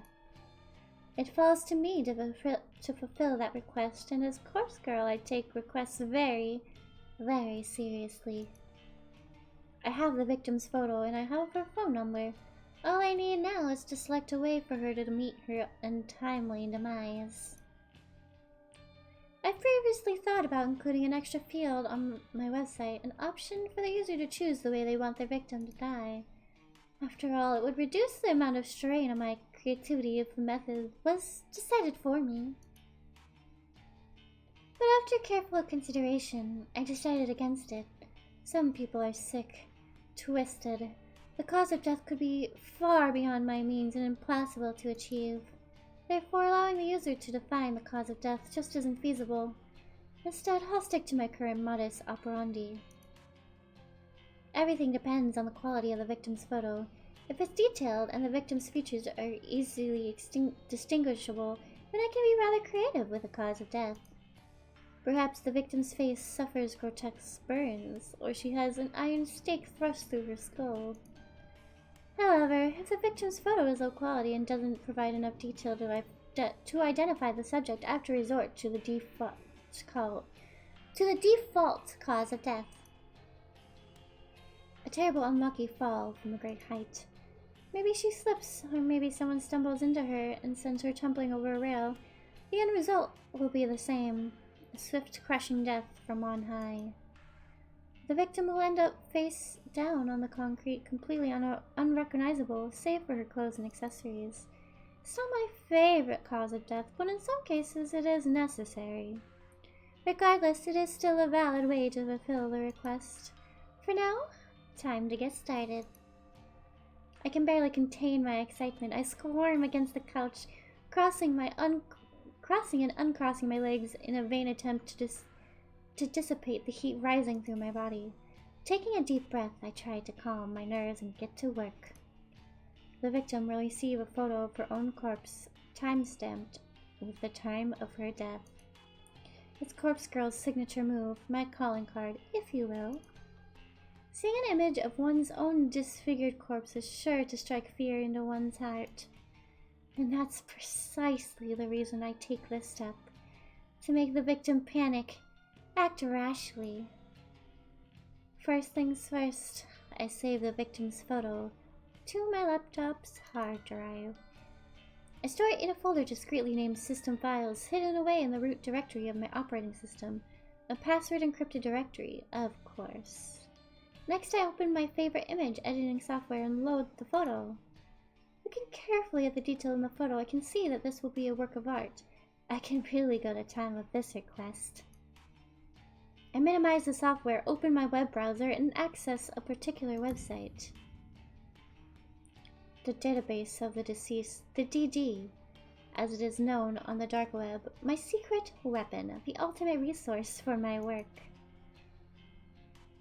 The DD is a collection of countless high-resolution photographs of dead bodies. Murder victims, crime scenes, suicides. If somebody has died in one way or another, chances are good that some perverted individual has captured the moment in all of its gory glory.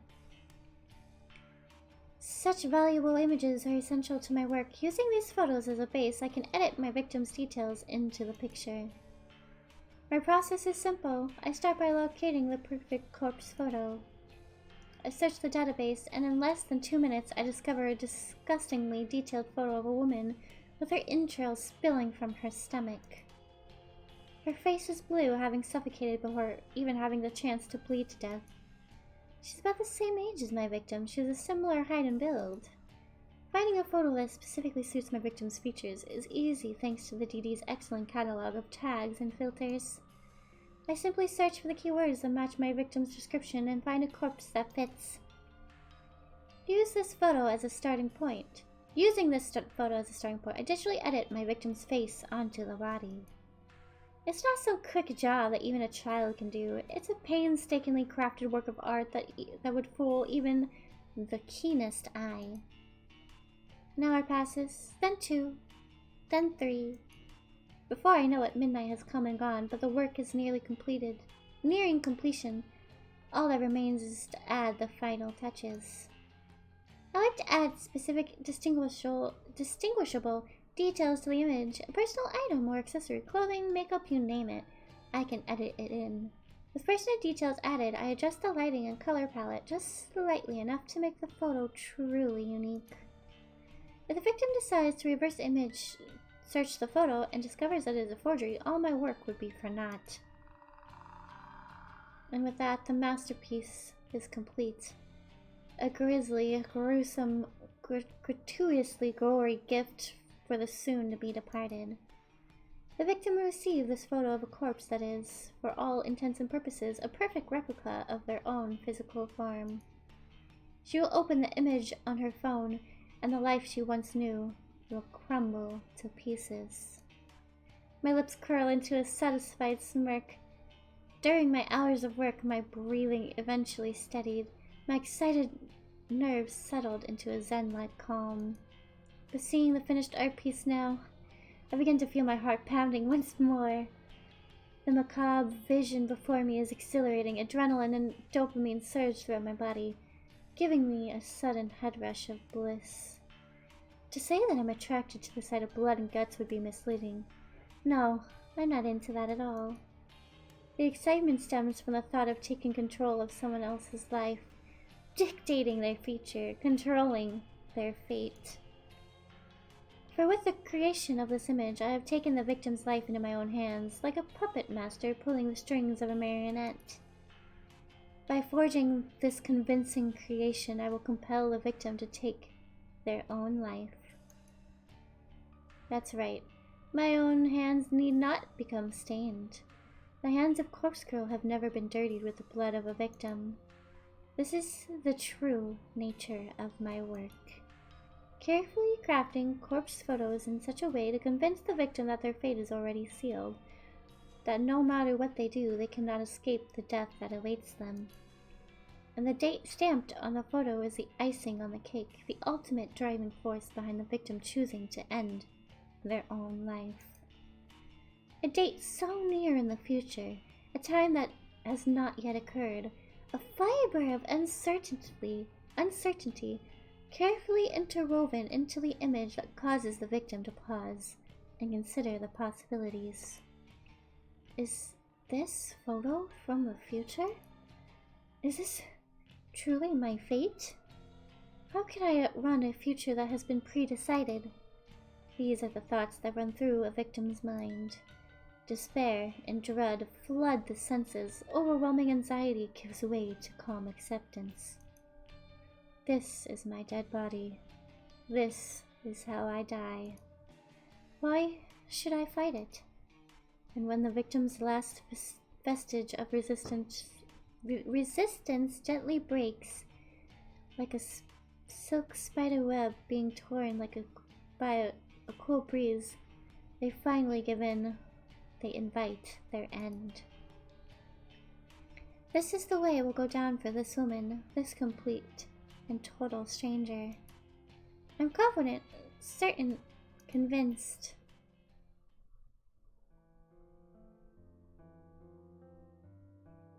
It was a sudden spark of inspiration that guided me to begin fabricating corpse photos about a year ago. I can never quite recall exactly what it was that spawned the idea. Sometimes I get close to remembering, but the recollection dances at the edge of my mind and slips back into the darkness. Regardless, I ventured down a dark and dangerous path. I built Corpse Girl's website and invited strangers to request the deaths of people they knew. It was a sales tactic, simply a way to encourage users to submit images. I had no intention or means of ending lives. Little did I know of the true power I wielded. I only intended to create corpse photos and send them to people for fun. I wanted to startle and scare some unsuspecting fools. It would be a lie to claim I didn't get off on it.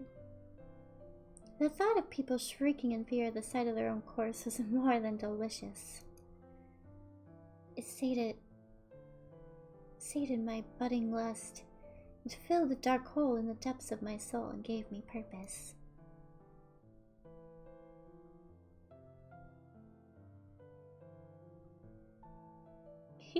Sounds like a fun way to kill some time. Never in a million years did I dream that one of my corpse photos result in the death of another human being. I'll never forget her name. Ruri Hatano. 20-something, slim, gorgeous, eyes that took my breath away the moment I gazed upon her portrait. She was the first person to make me feel bad about crafting hoax photos. The only person to make me feel bad about it. But I did it anyway. Corpse Girl never rejects a request. It's my conviction. I forged a beautiful rendition of her death. Thanks to some rather macabre source photos obtained via the database of the deceased, I strung Ruri's corpse up in a field like a ghoulish scarecrow. The photo was incredible. It was my fifth or sixth work. The fifth or sixth time a user of Corpse Girl's website requested a death. Ruri Hatano died just hours after receiving the photo. I don't know why. I don't know if she killed herself or if someone murdered her. But I know one thing. Ruri Hatano's body, her real body, was found in a field hanging like a scarecrow, surrounded by crows. Her eyes had been gouged out of her skull, and her stiff fingers clutched her phone tightly. According to the news report, her phone displayed a familiar image, the very image I created of her corpse. When I had first learned of Ruri's death, I was overcome with varying emotions. I felt sick, elated, disgusted, overjoyed, depressed, aroused. Had I somehow caused her death? Was Corpse Girl responsible for taking a life? Even though my hands weren't stained with blood, I still felt responsible. A lurid truth descended upon me at that moment. Corpse Girl had the power to end lives, and the more I dwelled on that fact, the more obvious it became to me. I began to feel that power pulsing through my veins, thrumming in my blood as my heart pumped and pounded within my chest. I can't explain how the power works, but I don't know why I have it. But somehow the corpse photos I create can compel a victim to end their own life, or compel someone else to end it for them. Welcome back! You didn't miss anything super major, I don't think. Ruri died in the way that I envisioned. Her dead body matched the fake corpse photo I had painstakingly crafted. And I didn't even have to leave the safety and comfort of my apartment to ensure her death. Corpse Girl's power is real, extraordinary, and I vowed to exercise that power as frequently as possible. I'm gonna take a sip of water.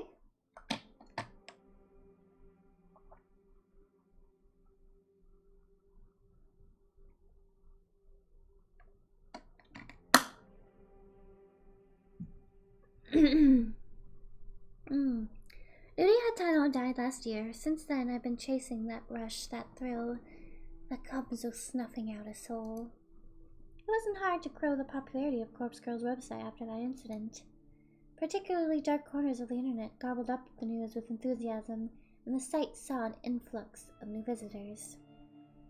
And on a few occasions, I've even overheard people in the real world whispering about the mysterious website that lets you request a death.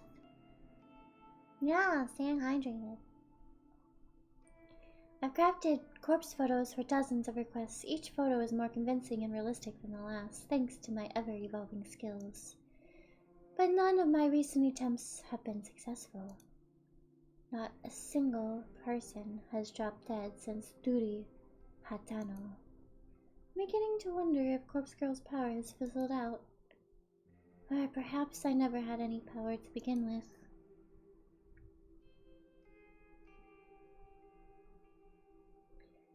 Maybe Duri's death was simply a fluke, a morbid coincidence. I've spent countless hours doubting myself, doubting Corpse Girl. I've tried so hard to replicate that one success. Every time I receive a request, I do the same thing as I did in Nuri Hatano's case. I edit the photo of the victim, I create a convincing corpse photo, and I timestamp it with the time of death. I send the photo to the victim and then I leave the rest up to fate. But nothing ever comes of it. I'm not so delusional to think that in normal circumstances a simple photo would be enough to convince someone to kill themselves. And even if that photo fell into someone else's hands, it wouldn't inspire them to go out and kill the victim. Of course not. However, these are no ordinary circumstances. I once activated a power beyond the ken of mortal men. I caused Dui Hatano to die by her own hand, or by the hand of another. I need to find a way to manifest my power once more, to prove that I, Corpse Girl, have the power of death and destruction at my fingertips. Once a new victim perishes, I know it will pave the way to more and more deaths. My website will gain popularity and become more than just an urban legend. People will live their lives in fear, forever wondering if Corpse Girl is lurking behind the next text message they receive. Yes, I can see the future I crave so clearly in mind. I'm close to achieving my goal. I know I am. And when my dream comes true, I can finally...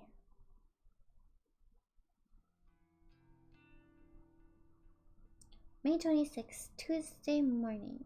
Okay, let me save really quick.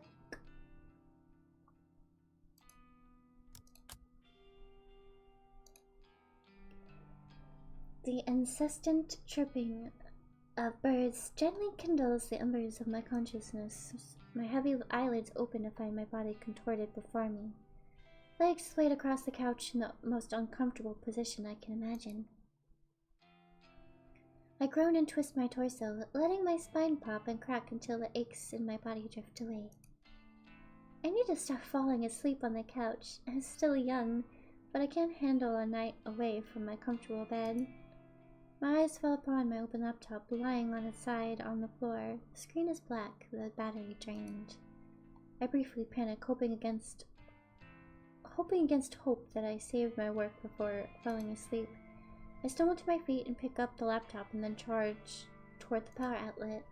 I plug and boot up, revitalizing the mechanical beast and feeling a wave of relief as the whirring of the internal fans signify the breath of life. The screen flickers and bathes my eyes in harsh light. My eyes squint against my will, and I make out the image before me. The mutilated corpse of my latest victim, perfection in picture form.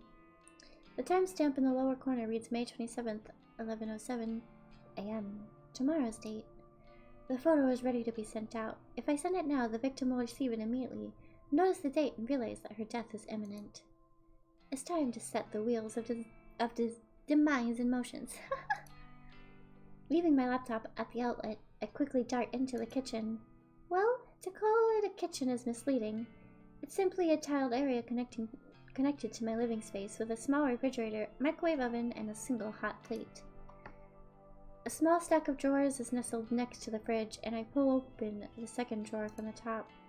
Plunging my hand inside is always an odd sensation. My fingers get buried underneath a dozen cheap plastic flip phones. I grasp one of the phones between my thumb and forefinger and remove it from the drawer. It's a scratched up pink model from 2010 or so, a relic from a time not all that long ago, but that may as well be forgotten. Okay, I almost said BRB.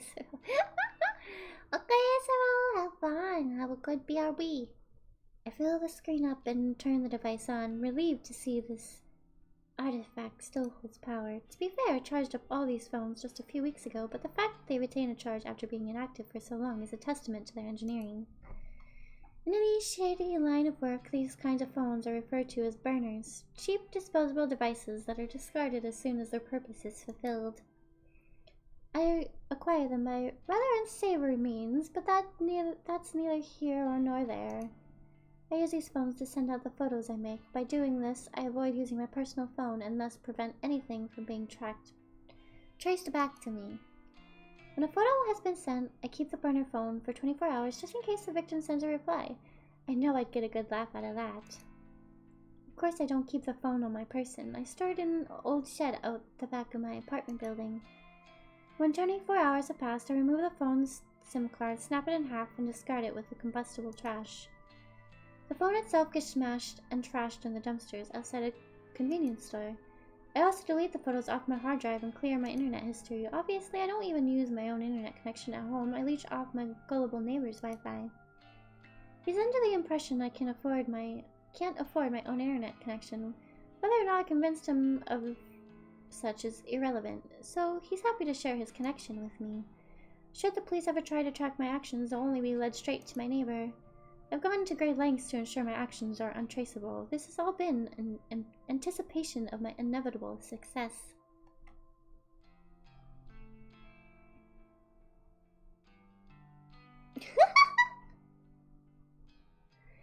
Looking down at the pink phone in my hand, I clear my mind and focus on the task before me. The photo is transferred easily from my laptop to the burner phone. Once complete, I open the text messaging app and enter the victim's phone number. I leave the message field blank, but I attach the photo, of course. The victim will receive an empty text message from an unknown number with only an image attached. The message is just about ready to send, but there's one more flourish I'd like to add. I opened up a particular app I previously downloaded to every burner phone. It's simply called Number Mask, and it's one of the most ingenious apps I've ever used. The app asks for the number I want to use. I punch in my memorized trademark 66633662266644666. Now when I send a text message, the receiver will see these numbers appear on the caller ID. Not only does it mask the burner's real phone number, but it's an extra calling card to boost my infamy. I smirk, my thumb hovering over the send message button. This is it. This is going to be my long-awaited victory. The second victim to end up dead. I just know it. This is the stepping stone to my success. The second of many bodies that will pave the way to my glory. I send the message.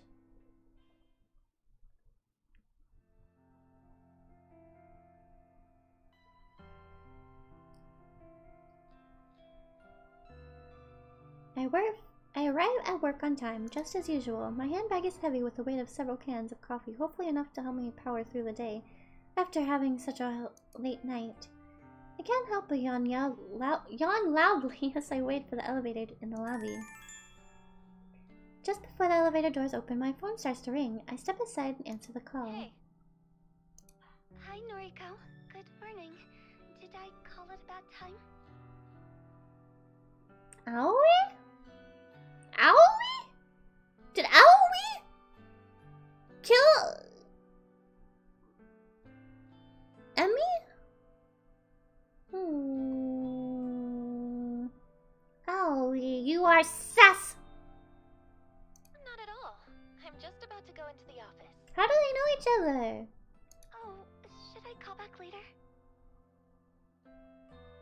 Is it maybe Noriko that she wants to kill? Oh, there's so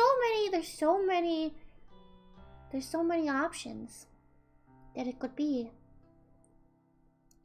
problem. Don't stress. Okay, sorry.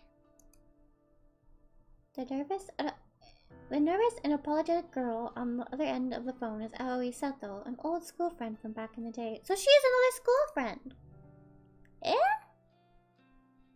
Though we never really had any common interests, we used to be inseparable at school. She was shy, I was introverted. It was a combination that worked in our favor, even if our conversations were a little on the boring side. To say that we're no longer shy and introverted wouldn't be entirely true. Aoi has gotten better, she's definitely more outgoing, but she still suffers from a great deal of social anxiety. As for me, I'm still pretty introverted. Welcome back, Isaro! My tolerance for being around other people has improved a bit, but I do prefer solitude, and visiting places I've never been to before puts me on edge. To call Aoi my best friend would be accurate. She's my closest confidant.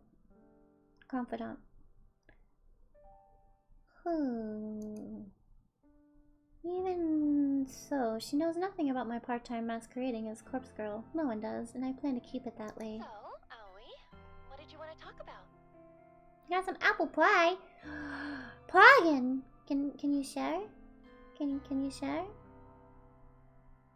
Oh, well, you see, that guy at work is still bothering me, and I wanted to see if you had any more advice for me. Yeah, I would love a bite. If you want to just shove it. You just want to shove it in my mouth.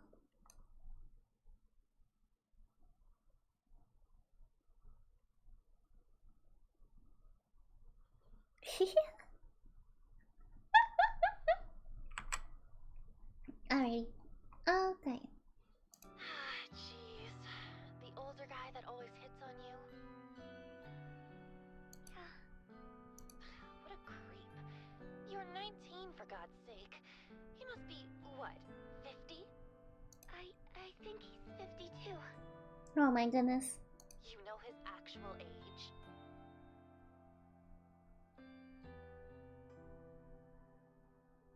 No! Why would you click that in the wrong way? No! No!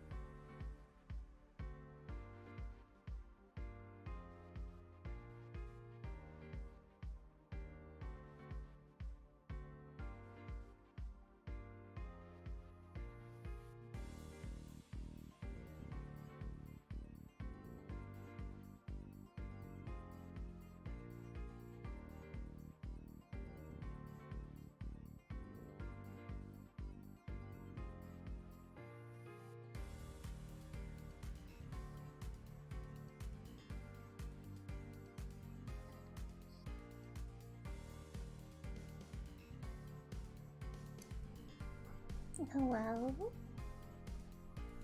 I'll be back in just a second. Just 1 second.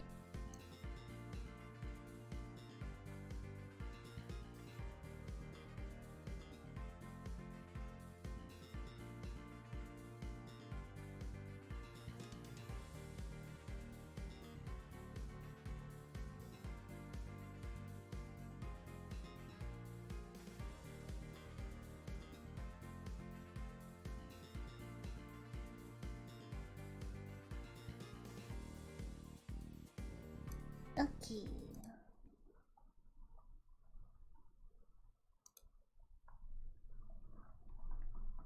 Alrighty.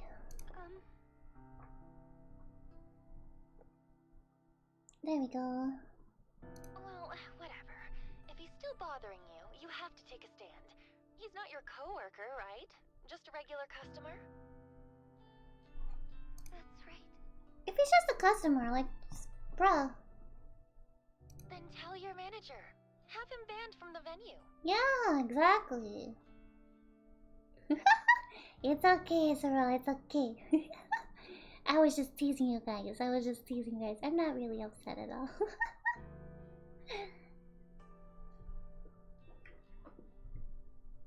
No worries. I can't talk to the manager. I don't want to cause trouble for the company. No apologies, no apologies.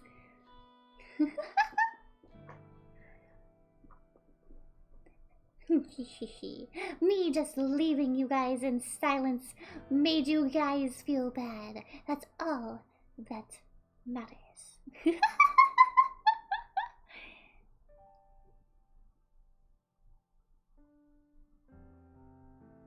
Yeah, Kirachi, the ramen girl, the ramen arcade. Yeah?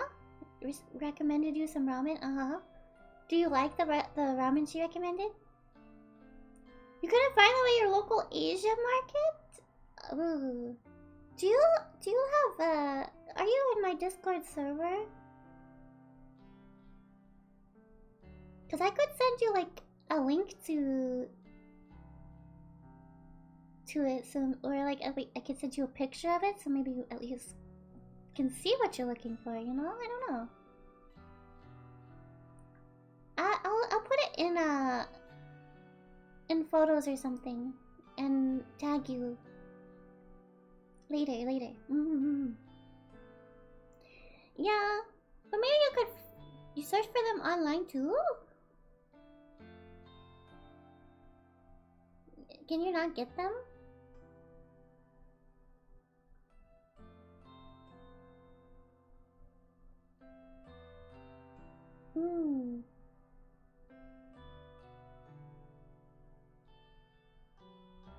Oh, I see, okay. Jeez, girl. Sometimes you need to stand on your own 2 feet.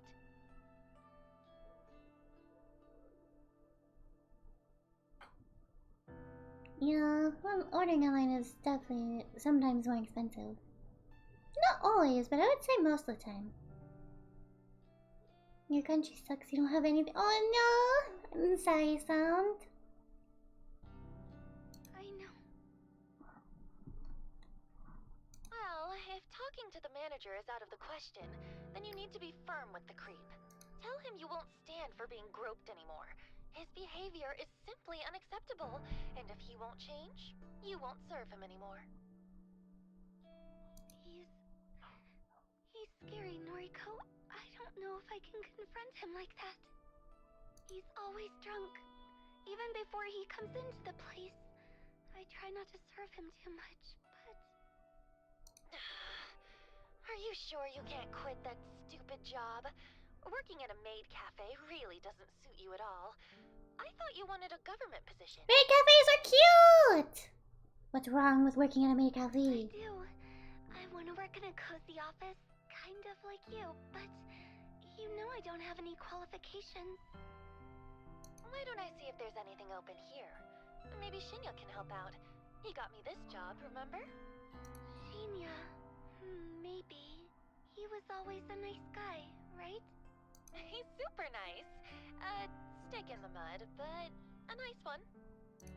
Noriko, don't be mean. Yeah. You want me to ask? Yes, please. If it's no trouble. It's no trouble. I'll talk to Shinya. Then maybe you can quit that crappy job and come work with me. Oh, that really does sound wonderful. Thank you, Noriko. I'd be so lost without you. Aww. Don't be silly. You're amazing, Aoi. Leave this to me. Aww. Thank you for the heart, Jeffrey. Thank you.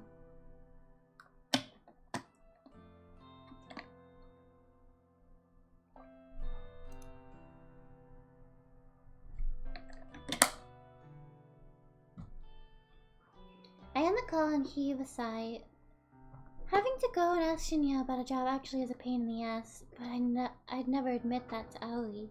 Sorry, I'm munching on some crackers.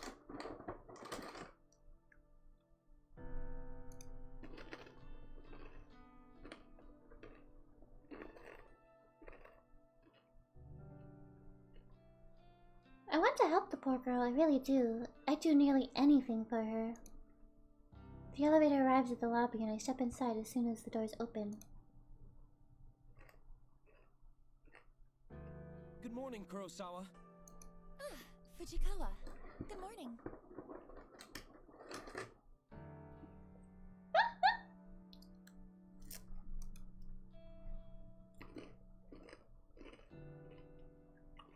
Shinya takes me by surprise as I exit the elevator. Has he been waiting here for me? I wanted to catch you before we sit down to work. I sent you another friend request. Can you make sure you got it this time? Oh my god. Oh, yeah, okay.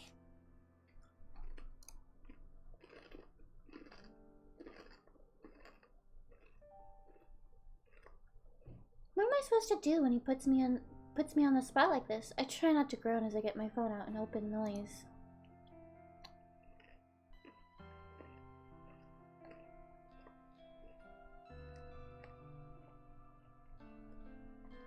It's impossible to hide my screen from Shinya's piercing gaze. Well, what do you know? I have a new friend request. Oh my gosh. Oh, great. It worked this time. Go ahead and accept it, please. Yeah, sure thing.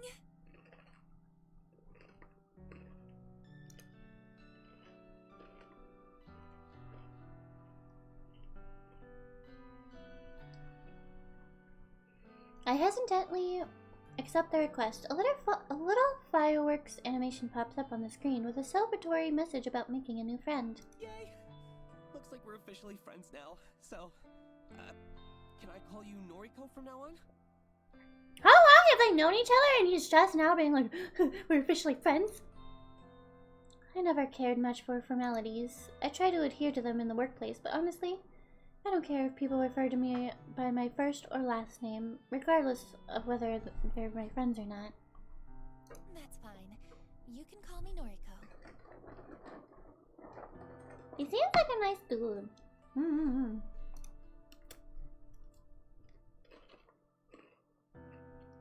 Shinya's eyes light up. That seems to have made the boy happy. Thank you! Oh, you can call me Shinya, of course. Shinya. Hey, we've known each other since junior high, right? Shouldn't we have been on a first-name basis anyway? Yes, that's true, but we're in the office now, you know? It wouldn't do if you started working here and called me Shinya right away. I suppose. Anyway, I'm really glad we're proper friends now, Noriko. Maybe we can get a coffee sometime. I can't help but feel he's trying to push his luck as far as it will go. Any suspicions I had about him of having a crush on me are now confirmed.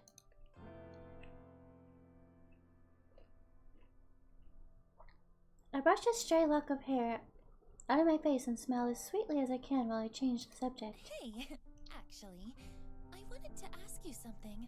Are there any more temp jobs available here right now? Temp jobs, huh? Are you looking to pick up extra hours? Everyone calls you by your last name too? No, not exactly. I'm asking for a friend who needs a new job. A friend of Noriko's? Well, let's see. We pretty much always have data entry roles up for grabs. Unless your friend wants something more interesting? Do they have any particular qualifications? Not really. Data entry is more than fine. Actually, you already know who I'm talking about. Remember Aoi Sato? Aoi Sato? Yes, I think I do remember her. That really shy girl from our school days, correct? That's her, yeah. Wow. I never knew you were still in touch with school friends, Noriko. She was in touch with you and your school friends. What do you mean? She's probably the only one. We're fairly close. Is that so? As for me, I don't really have any friends from back Oh, he looks so cute here. Shinya's heartbreaking confession doesn't surprise me too much. He doesn't strike me as the type of person to have many friends at all. Sure, I'm the same, but... Oh, but what am I saying? We're friends now. So I guess I do keep in touch with school friends. Yeah, I guess so. Hey, I'll ask my superior if we can get Sato an interview. Is that okay? I'd really appreciate that. Thank you, Shinya. No problem. Leave it to me. Okay. He gives me an awkward salute before skipping away. Our little exchange has obviously made him pretty happy. For some reason, something that Tomoe Watanabe said yesterday pops into my head. She mentioned that I'm leading Shinyan, but that's not true, is it? I shake the thought out of my head. I'm just being nice to him. That's not wrong, is it? I take a seat at my desk and perform my morning ritual. From my handbag, I retrieve my headphones, coffee, and breath mints.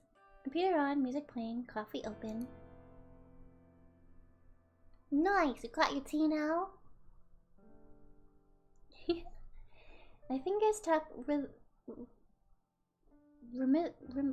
rhythmically against the keyboard, and I slip into the usual workday trance.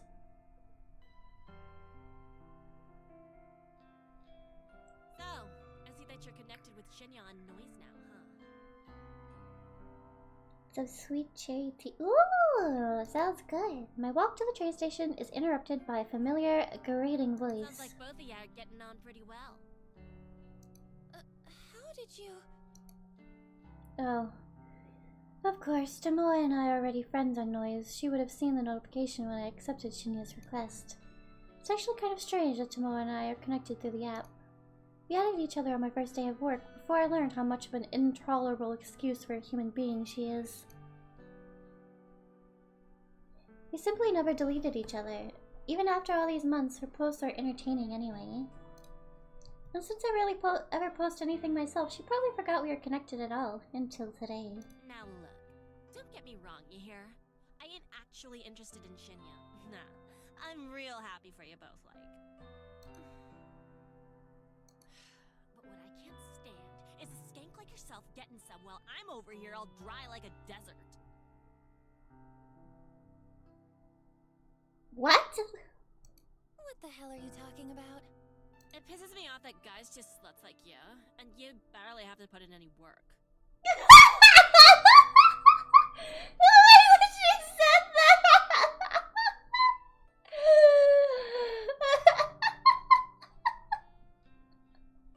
The way that she said that was so funny. Pisses me off that guys chase sluts like you, and you barely have to put any work in it.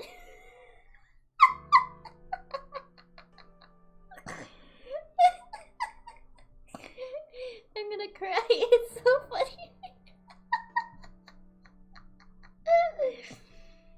Meanwhile, nice girls like me gotta put in so much effort to even get noticed. You think all of this is just natural? I put so much effort into how I look, you know? And guys like Shinya don't even bat an eyebrow at me. It's because you're trying too hard. You mean bat an eyelid, right? Whatever, it don't matter. I'm sick of skanks like you getting everything for nothing. Okay. Look, let me be honest with you. I'm not interested in Shinya, and I'm not trying to be with him.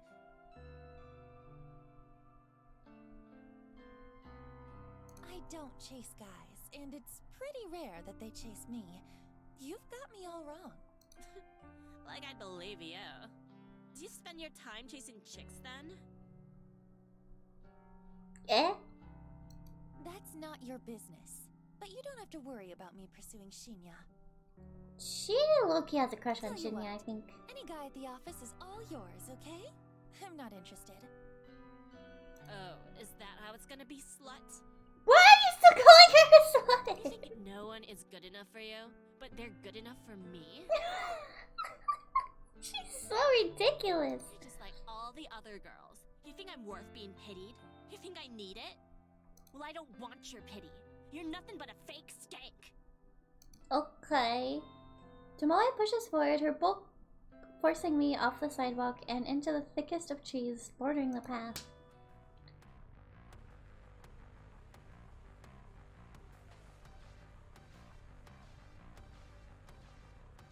We're fighting now?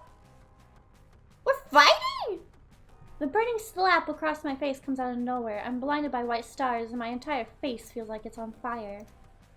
The strike is hard, sharp, vicious. It happens so suddenly that I'm having difficulty processing it.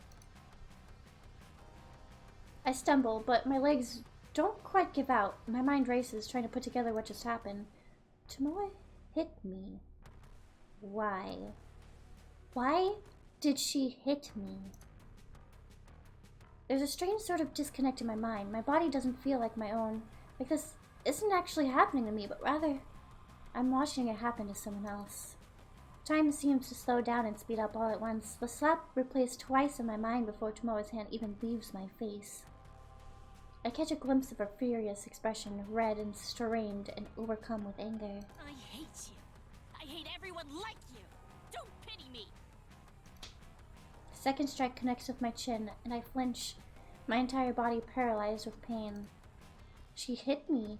Again? Stop! I hate you. I hate you! Tomoe has lost it. She's absolutely furious, and I can't figure out what I did wrong. The third attack is a curled fist aimed straight at my stomach. Through sheer luck or complete accident, I stumble backward, narrowly avoiding the punch and instead landing on my rear. The pavement is rough and hard, but I'm sure it feels a lot better than taking a fist in the gut. Tomoe screams and rushes at me, but I scramble to my feet and grab her by the wrists. She flails wildly, her eyes looking like they'll pop out of her skull at any given second. Her breathing is harsh and ragged, and tears of rage have caused a flood of clotted makeup to run down her face. Calm down! Calm down! She struggles against me, slowly giving in as my tight grip prevents her from attacking me further. She begins to sob softly. I hate you! I hate everything about you!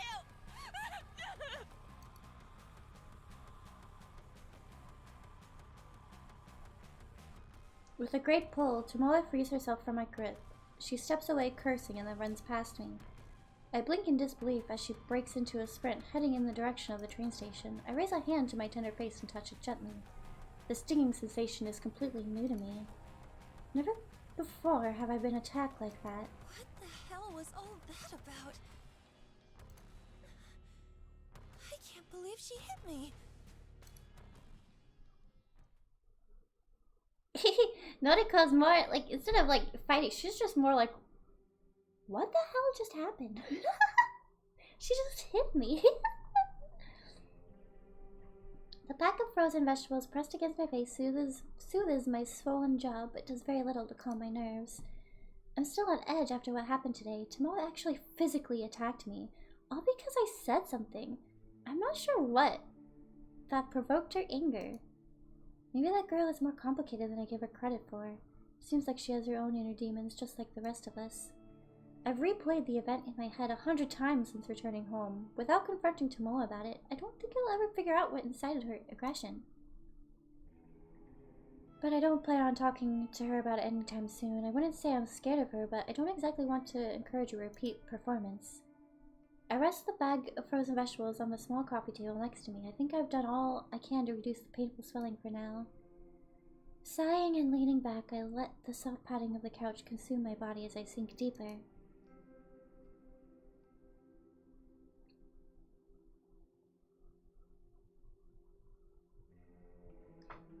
My eyes glaze over as I bring my phone to my face. My fingers lazily tap and scroll as I look through a carefully curated obituary newsfeed, a list of deaths that have been reported throughout the day. Using a set of handy filters, I narrow the feed down to include only women's deaths. In the age range of 30 to 50, I set the location to cover all of Japan. I immediately excluded any results that mention natural causes of death. I'm looking for specific cases, suicides, or as is more often reported, accidents. Of course, I'm looking to find out whether my latest victim has offed herself yet. Should this search string return no results, then it's pretty easy to look up recent murders. They're few and far between. Between suicides, accidents, and murders, I've covered all the potential ways my victims could die. 9 out of 10 of the search results include a photograph of the deceased, not a photo of their corpse, mind you. This isn't the database of the deceased I'm looking through.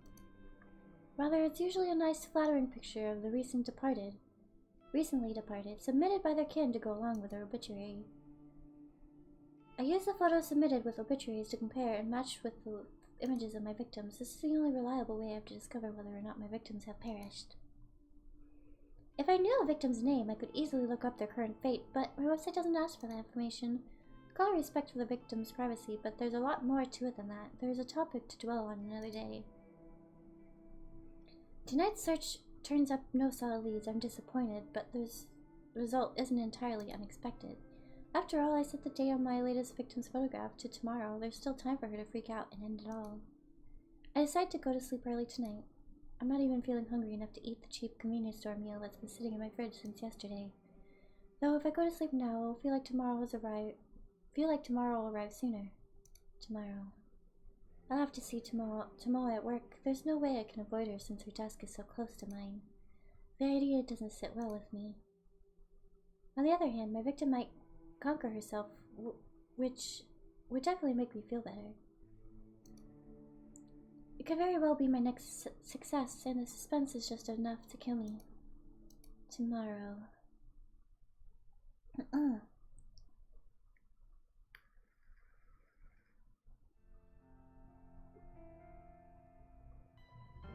May 27th, Wednesday morning. Alright, let's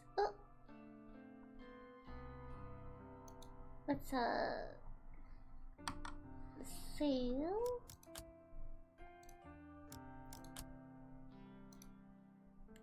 My typing is hesitant and distracted this morning. My fingers falter, misstep, and tap backspace repeatedly.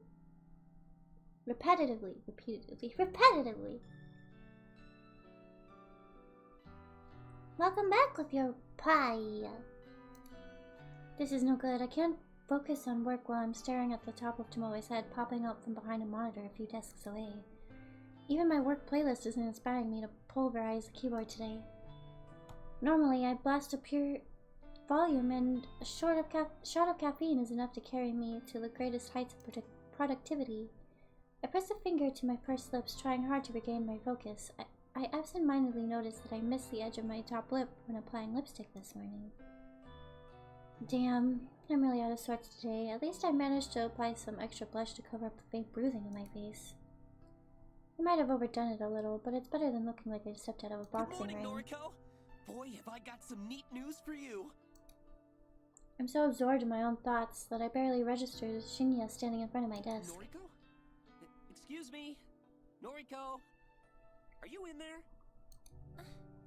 Huh? My eyes fixate on Shinya's goofy smile. I quickly removed my headphones. Fujikawa, Shinya. Sorry. Hi. Are you okay? Yeah, I'm fine. Tired is all. Oh, I hear you. I was up late last night. Boy, I must have been up past 10. Just could not put down this new crime thriller I've been reading. Oh, yeah, right. I was up late reading too. Your horror novels, right? Don't they leave you feeling a little scared before you go to sleep?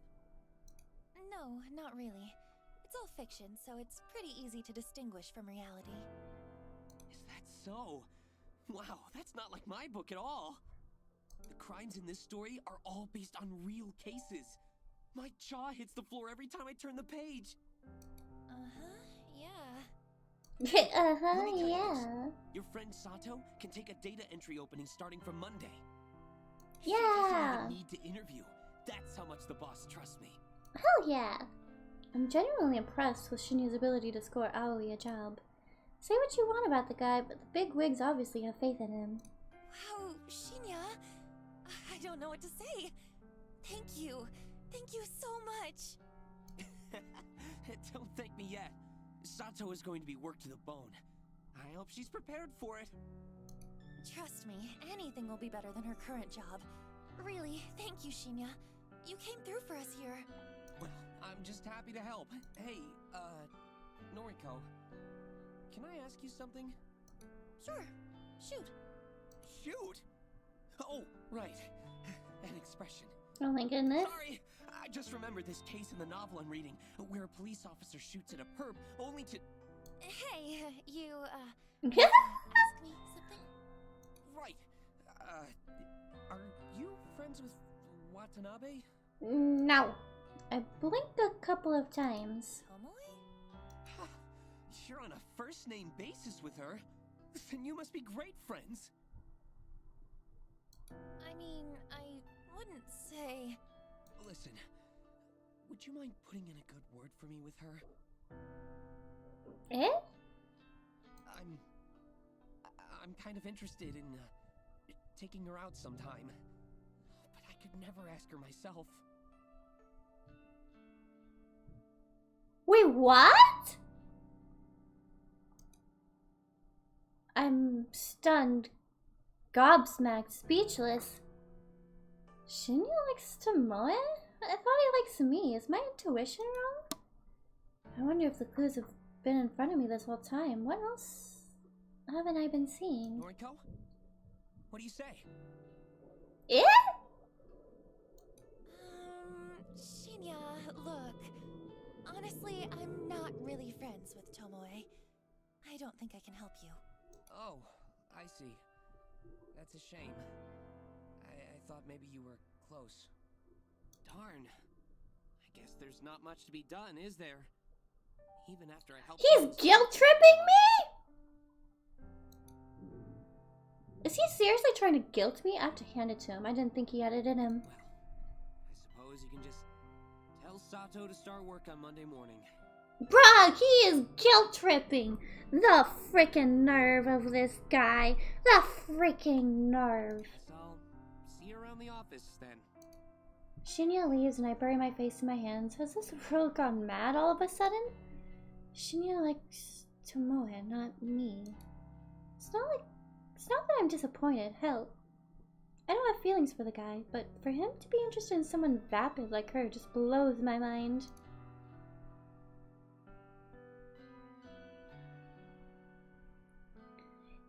To add insult to literal injury, Tomoe insulted me yesterday. She has a vicious, violent side to her that Shinya doesn't even know about. He could be in real danger if he pursues her. I'm completely unable to process what I should do. Shinya scored Aoi a job, and I'm truly thankful. Do I feel like I owe him one? Should I ask Tomoe out for him, or should I warn him about her? I need to clear my head. I decide to step away from my desk and visit the restroom.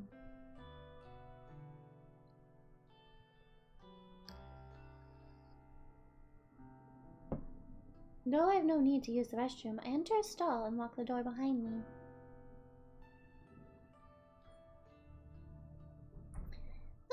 Maybe. I mean, such a nice guy like him would probably see how much effort she puts in, and...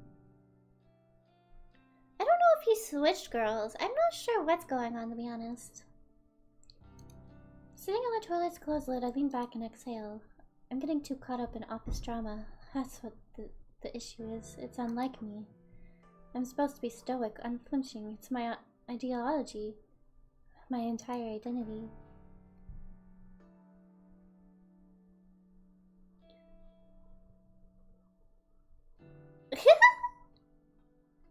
He's funny. Yeah, maybe. I don't know. My emotions are better locked away than stitched on my sleeve. I'm Corpse Girl, for crying out loud. My purpose is bigger than all of this. I'm destined for greatness. The day will come when people fear my name. Right? I shake the doubts from my mind and pat my cheeks. I'm doing all of this for the right reasons. I know I am. If I start doubting myself now, I'll never see my mission through. An unfamiliar jingle rings out through the restroom, echoing off the walls. It sounds like a phone alert, but where did it come from? It takes me a few seconds to realize I have my own phone in my hand, and it's vibrating insistently. I must have grabbed it subconsciously from my desk when I stood up. The screen is lit up and a message reads, "One new article matches your custom filter. Dead body, lol." Wait, what? The auto news feed I set up last night, it actually located something. I hurried, unlocked my screen, and opened a certain app. The same app I was trawling through last night looking for obituaries. A little unread mail icon sits at the top of the screen, blinking and practically shouting for my attention. I hit the icon and read the information presented to me. Article posted online today, 11:22 a.m. Keywords found 3. Miss. Accident. Numerical data range 3050. Image data found. Yes. Wednesday, May 27th. Miss Akane Tsurumaki, 36, of Chiba Prefecture, was pronounced dead this morning at her personal residence, 8:38 a.m. The chief coroner reports that Miss Tsurumaki was involved in an accident resulting in self-asphyxiation. Miss Tsurumaki is survived by her husband, Miss Goro Tsurumaki, 42, and their daughter, Miss Fu Tsurumaki, 1. A funeral service will be held on Friday, May 29th. View image attachment. I hurriedly tap the button and gasp as the image loads. It's her! The photo, it's unmistakably the same woman. Plain features, little makeup, no signs of a personality, Akane Tsurumaki. Maki, the latest victim to receive a photo of her own corpse. My breathing stops all of a sudden. I'm gasping for air, my cheeks on fire, my fingers numb. I did it. My meticulously crafted photo causes a woman to end her own life.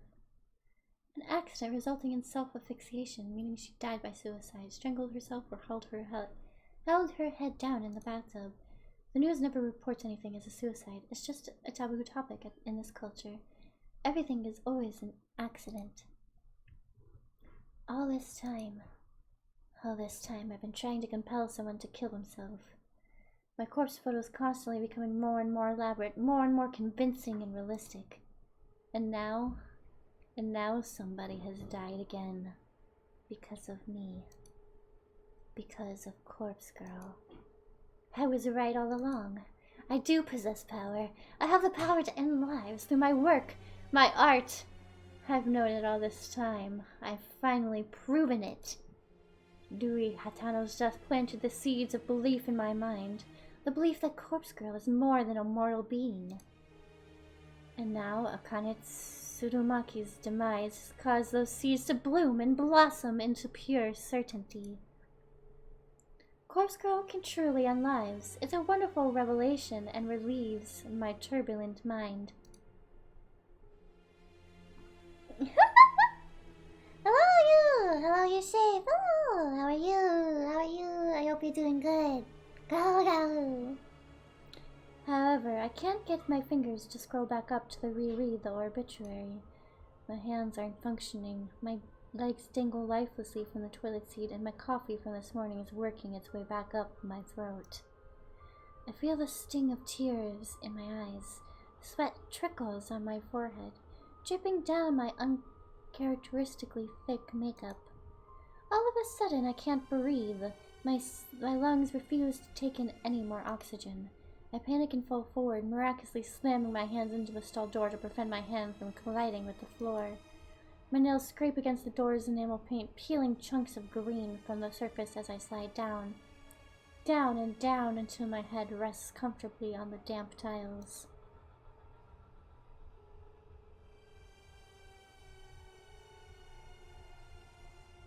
My eyes roll back, and my tongue rolls out the side of my mouth, dangerously close to the tiled floor.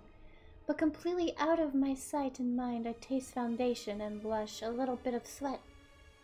Then nothing at all as the still air envelopes my taste buds.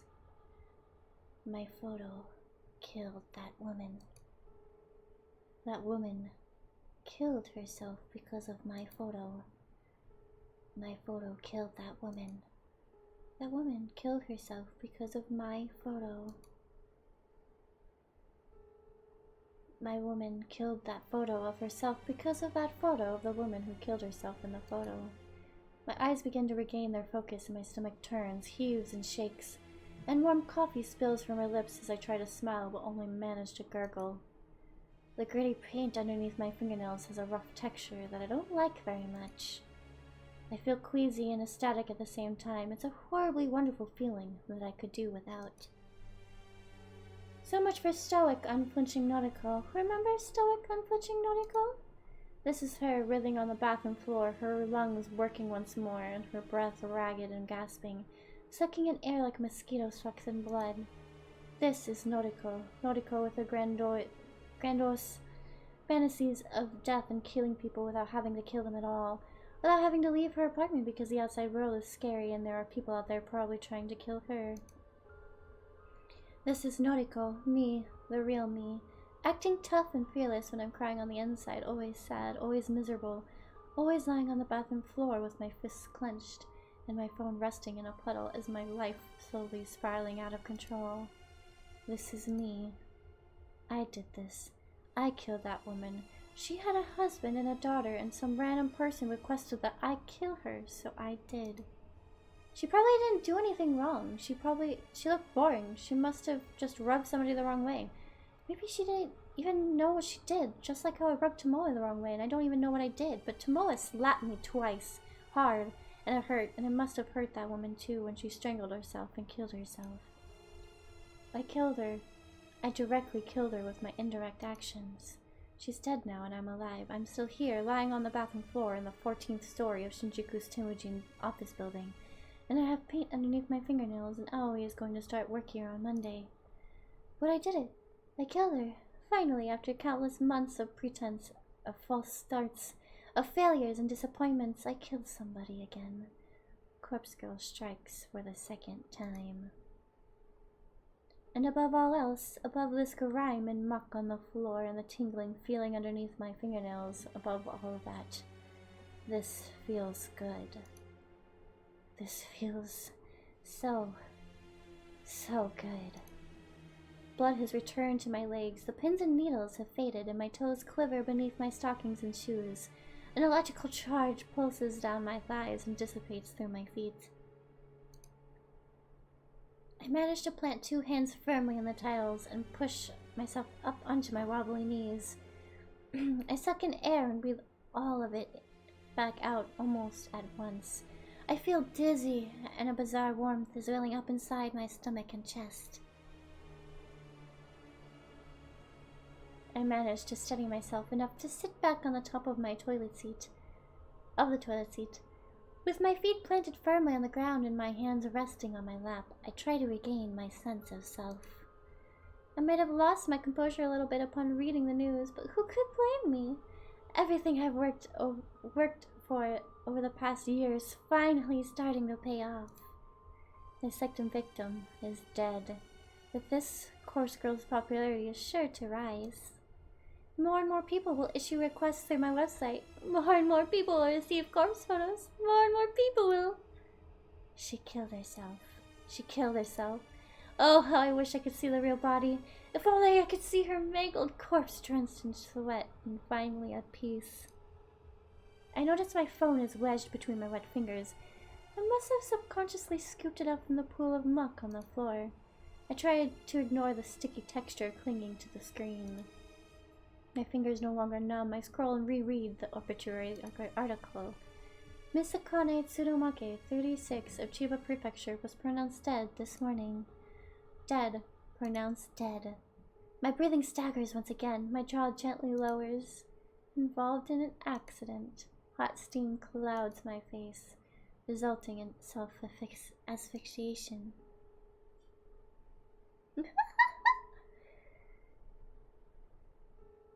I salivate unconsciously, a trickle of moisture creeping down my chin and dropping on my lap.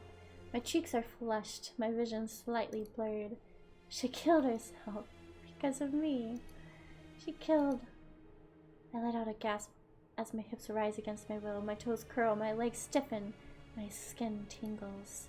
I lean back against the cistern, the cold porcelain penetrating the thin fabric of my clothes and chilling my burning hot skin. My eyelids flutter as my mind hazes over. I can't control my body any longer. All the anticipation of the last few days, the tension building in my muscles.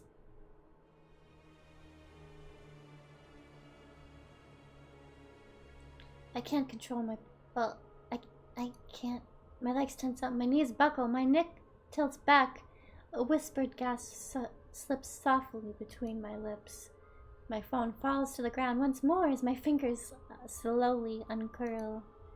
A little tink sound as it hits the floor is the last thing my foggy mind registers before I drift away.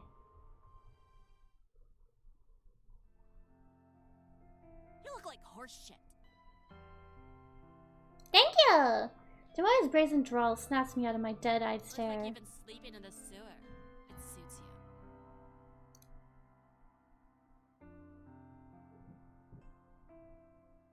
I don't know what she's talking about. I can't really focus on what she's saying. I realize I've been staring at my computer screen for about 20 minutes, rarely blinking. My mouth is dry as though I've stopped producing saliva altogether. A dull throb in my lap causes me to cross one leg over the other in an attempt to get comfortable. I'm talking here. It's rude to ignore your superior. I swallow in an attempt to moisten my parched throat before speaking in a cracked voice. Do you need something? Thought you should know that Shinya and I are gonna hit the town on Friday night. Turns out he's fancied me for a while now. In the end, seems like the better gal won, don't you think? Okay. Seems that way. Is that all? Ink it with the stretches, you shave.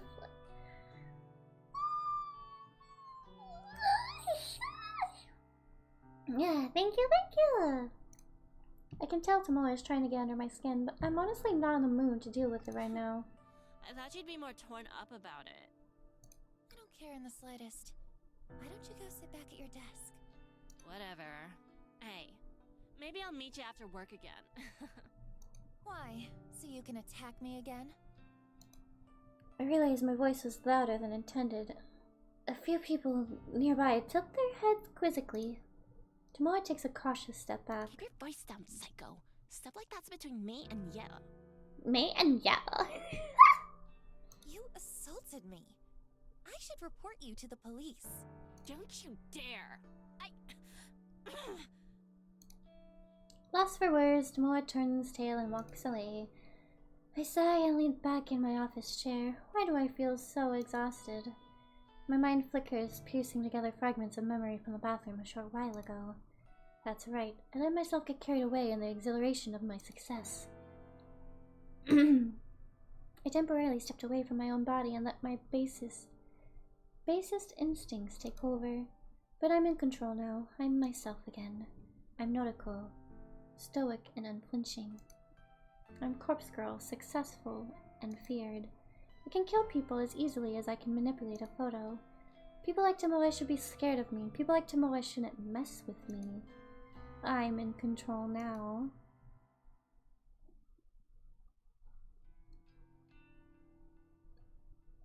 Climbing the steps to my apartment is always such a chore. I wish I'd move into a building with an elevator, but I simply couldn't afford it when I first moved out on my own last year. These old apartment buildings creak and groan when you ascend the stairs. On top of that, you can hear the bustling of other people within their tiny homes as you progress up each floor. There's always a slight whiff of mold or mildew whenever I ascend the stairs. I want to chalk it up to the fact the building is so old, but it is possible some of the residents here don't keep their apartments very clean. At the very least, this neighborhood is decent. I feel safe in my home, even if it is small and cramped. And my neighbors are respectful, from what I can tell. Not that I really know them at all. In fact, the only neighbors I have regular contact with are the very same ones I leech Wi-Fi from. Some middle-aged divorced guy named Kenji who lives on the floor below me, and his daughter Momo. Kenji's a decent enough guy. He works overnight, which unfortunately means Momo's left home alone a lot in the evenings. Momo's a sweet girl, perhaps 6 or 7 years old. Occasionally I hear her singing drift up into my apartment, but it doesn't bother me too much. She's just a kid. It's the very same Kenji and Momo that I bump into when I'm climbing the stairs this evening. Oh, good evening. Oh, she's so... Oh! She looks like that one girl. Hello. We're just on our way to get some dinner. Isn't that right, Momo? Yes. Ah, she's so cute! That sounds nice. I hope you have a good meal. Thank you. Say, are you feeling okay? You look like you've been in some trouble. Yeah, I think it's kind of sus that she looks just like the first victim. There's dirt or something all over that side of your face. I tilt my head and reach my hand to my cheek. Sure enough, dry muck has blended into my makeup and caked over my face. Seems like my eyeliner is smeared as well. Is this from when I fell in the bathroom? Damn it. Have I looked like this all day? Oh, right. I try to make up some lies so Kenji doesn't worry about me. I actually fell asleep on the train home, and I guess the seats were kind of dirty. Is that so? You should wash your face and do your makeup again. I can help if you like. She's so cute! She's so cute! I can't help but smile slightly at Momo's generous offer. Thank you, Momo. I'll be sure to wash up and make myself look nice again. You should go have dinner with your dad. The girl nods resolutely. Well, I hope you're okay at any rate.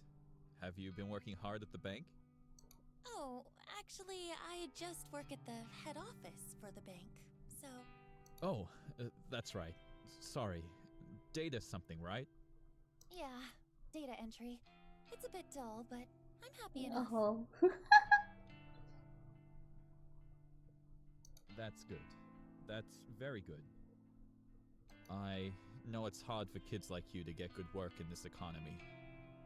When you find a job like that, you really have to hold on to it.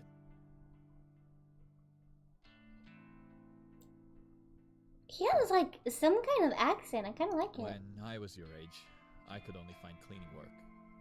I must have had a dozen different janitorial jobs before I met Momo's mother.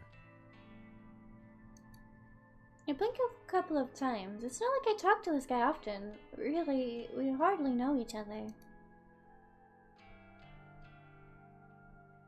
Still, I've never heard him actually mention Momo's mother before. Most of the things I know about him I've just pieced together from context. She's crying. Of course, things are different now. I have Momo, and her mother isn't around anymore. Cleaning work doesn't cut it these days. I was really lucky to get into security.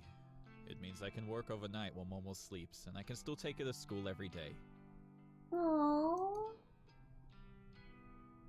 Security. Of course, now I remember. He did mention when we first met what he does for a living. If memory serves, he works for a private security company. I assume he guards corporate offices or parking lots, something like that. Anyway, what was I saying? Oh, yeah. Hold on to a job if you like it. That's very important. Thank you. I'm happy at Temujin, so I plan to stay there. Very good. Oh, Momo was telling me earlier what she wants to do when she grows up. Weren't you, Momo? Huh? Come on now. Tell Naruko what you want to be.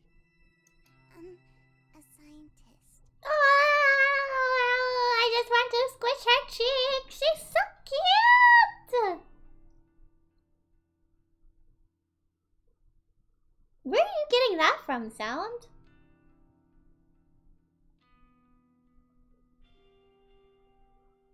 I don't get that vibe at all. He seems like a really nice dad. I don't feel anything sus between the two of them, to be honest.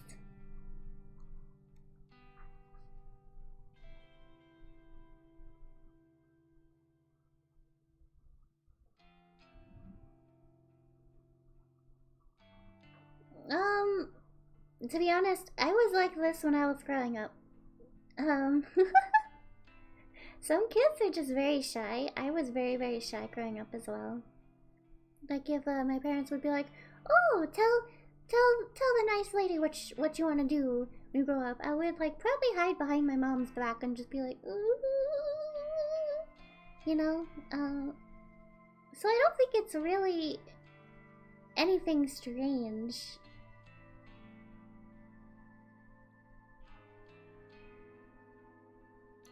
Wow, a scientist. I mean, there is something sus going on, but I don't think I'll be rooting for you, Momo. anything is sus as far as their relationship. The girl blushes and hides behind her dad. She's inherited her mother's See? book smarts, I'm certain. She definitely didn't get her brain from me. And I believe she was crying because... This is my theory right now. What if the first victim was his wife and her mother? But we don't know that quite yet.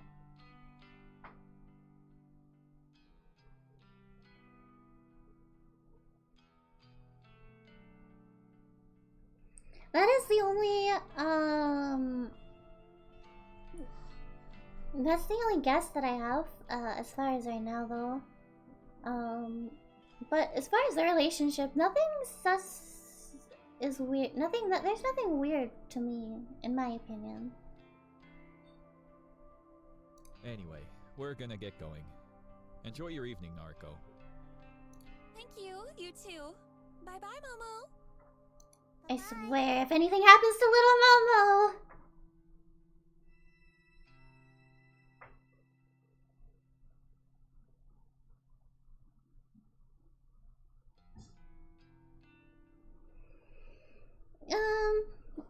I don't know. I guess we'll just have to find out. But I'm going to keep thinking the way that I was thinking, and I don't think that there's anything weird going on between the two of them. The two of them bow their heads and follow the rest of the stairs down. I continue up the next flight of stairs, reaching the landing, then turn the corner to enter my own apartment.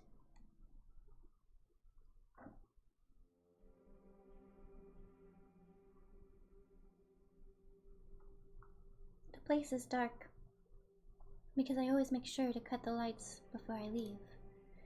I can't afford to leave any electricity running. My rent chews through most of my salary as it is. I flick on the lights and feel relief as the living room illuminates. My faithful couch and TV emerge from the shadows, and I immediately feel at home.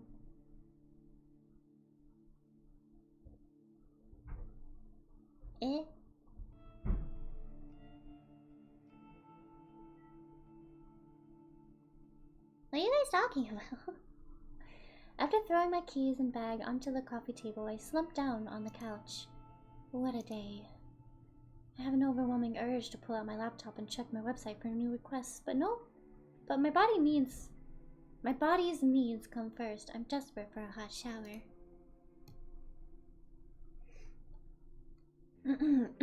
I'll need to cleanse my face, scrape the paint out of underneath my nails, and I'll definitely have to slip into a fresh set of underwear. Whatever happened in that bathroom today took its toll on my body and my clothes. Good night, Isaro! Thank you so much for joining! I hope you have a wonderful, wonderful sleep, okay? Sleep well, sweet dreams! Go, go!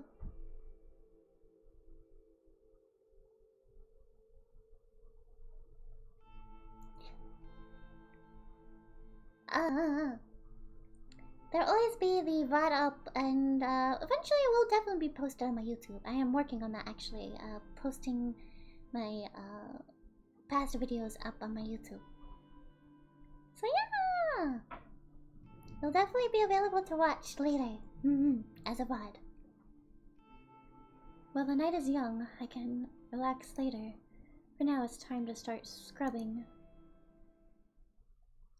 Okay, Sarah, thank you, I appreciate it! I hope you have a really good sleep! Thursday, May 28th. Alright, let's see.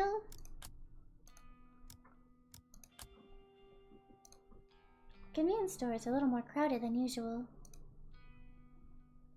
The mundane chatter of business people, students, and workers buzzes in the air like a swarm of relentless flies. Throughout the drone of mingled conversations, I happen to catch a few interesting words here and there. Have you seen that one website? What do you mean by request a death? They're talking about me! My website! My lips curl into a half smile, half snarl. Since he always cheats, I thought I might upload his photo. Noriko will haunt you. Honestly, I wouldn't be surprised if I have kind of like a similar dream tonight where you just like get a picture of your own dead body. That's such a... How, when, where, why did she decide to do this, like, in the first place? Like, what came over her mind to be like, I'm going to send this person a picture of them, but dead. Of you and Noriko's marriage while you sleep. I'm feeling like she's pretty yan today, so stay safe.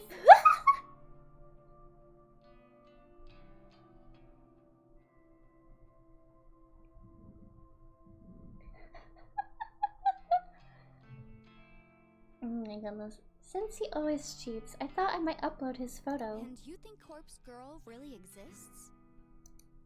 To hear so many people talking about Corpse Girl's website is enough to make my nerves tingle. Bye-bye, Isabel! Bye-bye! Sleep well! However, I know that they're not talking about it because of Akane Tsurumaki's death. As far as I can tell, her death wasn't reported to the news as a suspicious case. The only source of information I could locate was her obituary. And that didn't mention anything about foul play, so there's no way anyone could know that Corpse Girl was involved. Just a hill late to watch. Oh, thank you, Sound. I plan on to finish this chapter and then probably end for the day. So I don't know. I'm not sure how much longer, but I do appreciate it. Go, go! People are talking about the website in the same way they always have. Like it's just an interesting topic of conversation. An icebreaker, one of those things you tell your friends to entertain them. School cannot wait! What do you mean? Go to sleep right now. Go to sleep right now. School is priority. And therein is my issue with the website as a topic of conversation. It's just an urban legend, a point of discussion that inevitably fizzles out and is forgotten. Okay, only if you're sure. People talk about it, people visit the website out of curiosity, but very few people take action and request a death.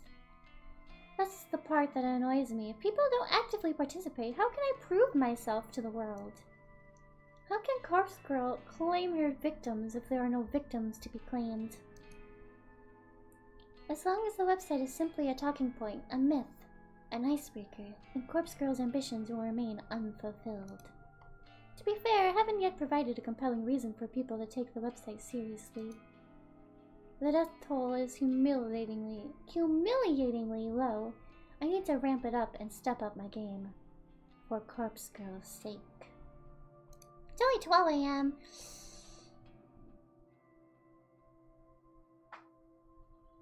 You best not be complaining tomorrow about how tired you are, okay? And if you do, I will not take any responsibility for your actions. Until I manage to do that, people will continue to simply discuss the website in hushed tones, like it's some taboo fantasy that shouldn't be spoken of. But with some more time, and some more victims, soon everyone will know to fear Corpse Girl. Thanks to the constant drone in the convenience store, I barely register the quiet melody of a ringtone. Eventually my ears become keen enough to pick it out, and I answer my phone. Hey. Good morning, Noriko. Oi! Is it a bad time? Not at all. I'm at the convenience store. Oh, good. I wanted to catch you before work. Okay. No worries. I actually meant to call you yesterday, but that day got away from me. That's okay. I wanted to ask if you spoke to Shinya yet? I sure did. Guess what? What? You start work on Monday! You'll be doing data entry with me. We might even get to sit near each other. Oh my gosh. Really?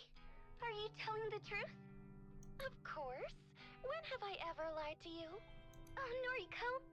I'm so excited. Thank you. Thank you so much. Does this mean I can quit the maid cafe now? Yep. Quit today if you can. Oh my gosh. Thank you. Thank you. Aww. Allie, are you crying? I'm so happy. Aww. Making Aoi so overwhelmingly happy feels really good. I care so much for this girl. Her happiness is vital to me. I owe you so much. And Shinya too. I know. I'll buy him a gift to give him on my first day. Do you think he'll like that? Yeah, I'm sure he will. That's a great idea, Aoi. What does he like? I managed to spill the answer to that without having to think twice. Crime novels. Crime novels. Crime novels. Oh, really? His dad is a detective, right? Okay, I can get something like that. Right now, I'm going to march into the cafe and quit. Aww. You tell him. Good luck, kid. She's so precious. Okay. Bye, Noriko. The call ends and I smile. Oh, he sounded so happy. I'm really glad that I could help her out. She deserves to be happy. I barely have time to select a can of coffee from the line of refrigerated shelves before my phone rings again. Huh? Aoi? Bro, I don't know. And honestly, my question is, how on earth did she become so tormented herself? Like, what in the world happened to her to make her like this? And if she was born like this, then why are so many nice people attracted to her? And she really is a psycho. Tomoe might be onto something. Not gonna lie, I don't like Tomoe, but she might be onto something. Sorry to call again, Noriko. I just... Oh, she called again. Something was bugging me, so...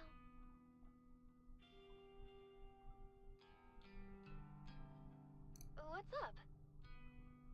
Did I, this is going to sound stupid. Did I thank you for getting me the job? Oh, she's so cute. Oh, yeah, you did. A few times, I think. Okay, phew. I just wanted to check. It was bothering me. And I didn't want to come off as ungrateful. Aww, she is really precious. Okay, guys. We've got 2 people to protect. We cannot let anything happen to these 2 people. To Momo or Aoi. We must protect them. You know what? Just to make sure. Thank you, Noriko. Oh, she's so cute. Okay, I'm going now, really. Bye-bye. Bye, Aoi. The call ends and my brow furrows. That was strange. But maybe not so strange for Aoi. I guess she really wanted to be polite. I shook it off and returned to selecting my coffee for the day. Ba ba ba ba ba. The office atmosphere is unusually somber when I exit the elevator. There are fewer people around than normal. Some executives I rarely see on this level are hovering around in one of the glass-screened cubicles to one side of the floor.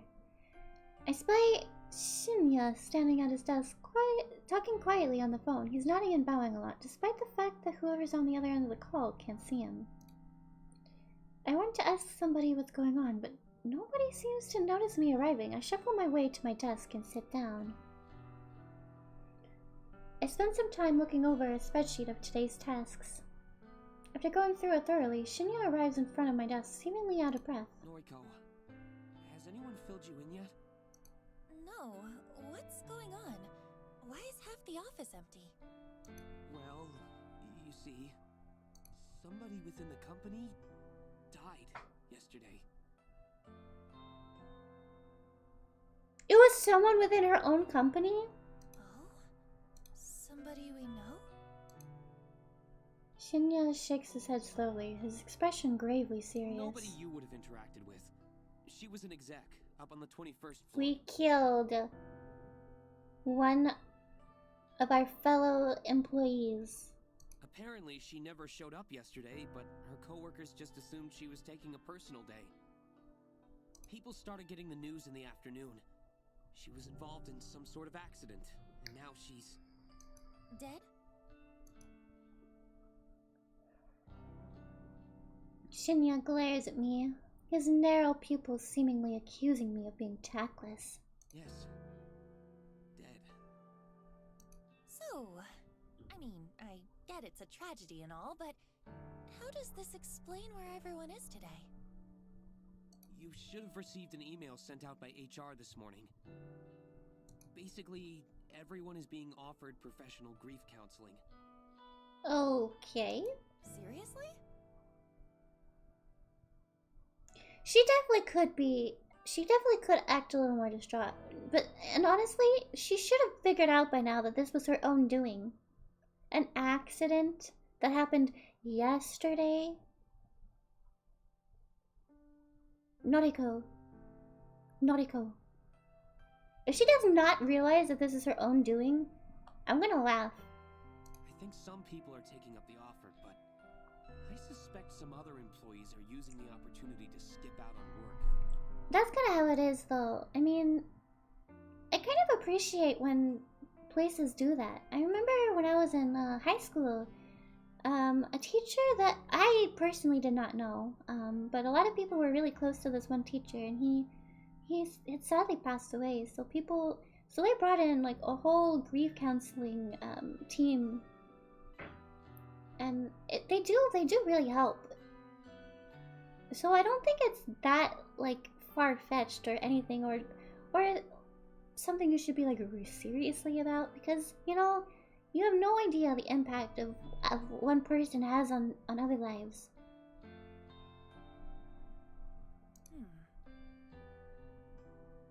Regardless, what happened to Miss Tsurumaki was a tragedy. I freaking called it! I freaking called it. I blinked a few times, getting ready to turn back to my computer. So she did not realize. She didn't realize until he said her name. Miss Tsurumaki? Wait, what was her name? Seriously? They didn't offer you anything? That's really sad. I'm very sorry about that. I believe grief counseling should always be available for those who need it. Huh? Ms. Tsurumaki. It should be in the email. She had a young daughter and everything. It's really sad. Akane Tsurumaki. Though I've never met her before, her face appears in my mind with startling clarity. Self-asphyxiation, an accident. She worked here? I can scarcely believe it. It's true that this is a massive company with thousands of employees Japan-wide, but still, for her to work in the very same building as me.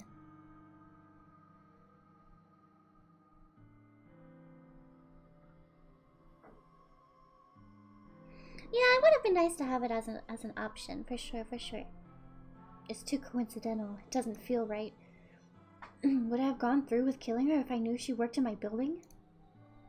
This scenario creates more questions than answers.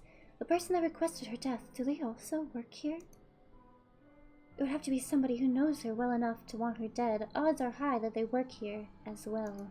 You okay? I realize that I've been spacing out, and I turn back to Shinya. Yeah, sorry. Just thinking is all. Well, grief affects us all in different ways, I think. Yes, it does, definitely. It definitely affects us all in different ways. Everything pretty much affects us in different ways, to be honest with you. The details for the counseling sessions are in the email. Be sure to take up the company's offer if you think it'll help. As for me, I think I'll be okay. Some quiet reflection on the matter should help clear my head. Sure, okay. Plus, I have a date with Tomoe to look forward to. It's important to look ahead in times like these, isn't it? I think I read that somewhere. Oh boy, she is going to rip you to shreds, boy. The way that she talks to Noriko, I'm sorry to say this, but like, I kind of feel bad for him. They're gonna go on a date and she's just gonna come on to him like a mother frickin'. You know? Kind of feel bad. He's not prepared. He is not prepared for what he's not prepared. Yeah, that's what they say. Very well then. Do your best today, okay? Right. Shinya takes his leave and I let my shoulders slump. I killed someone from my office building, but I didn't know that at the time. Could my involvement be traced? No, I was careful to cover my tracks. I deleted the photos from my computer, discarded the burner phones, SIM cards, and trashed the phone itself. There's no way anyone will find out I was involved. Besides, I don't even know if authorities are treating the case as a murder. As far as general information goes, it would seem like it is truly being treated as an accident.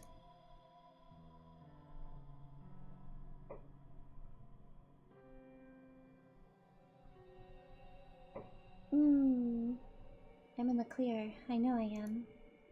However, I sure would like to uncover the identity of the person who requested Tsurumaki's death. The thought that it could be someone I work with makes me way too curious. You're not even gonna question why they wanted her dead in the first place either? Despite work being eventful this morning, the rest of the day passed quietly. Even Tomoe kept her distance from me. I wonder if I scared her off when I casually mentioned reporting her to the police.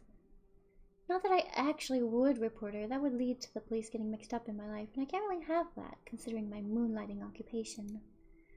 Especially now that I know I have a connection to Tsurumaki. I brush my hair in front of the mirror in my bedroom.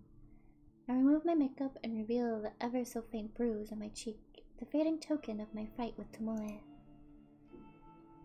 Since tonight is rather cold, I decide to snuggle up under the covers in bed with my laptop. I crawl into bed and pull the plush blankets up over myself.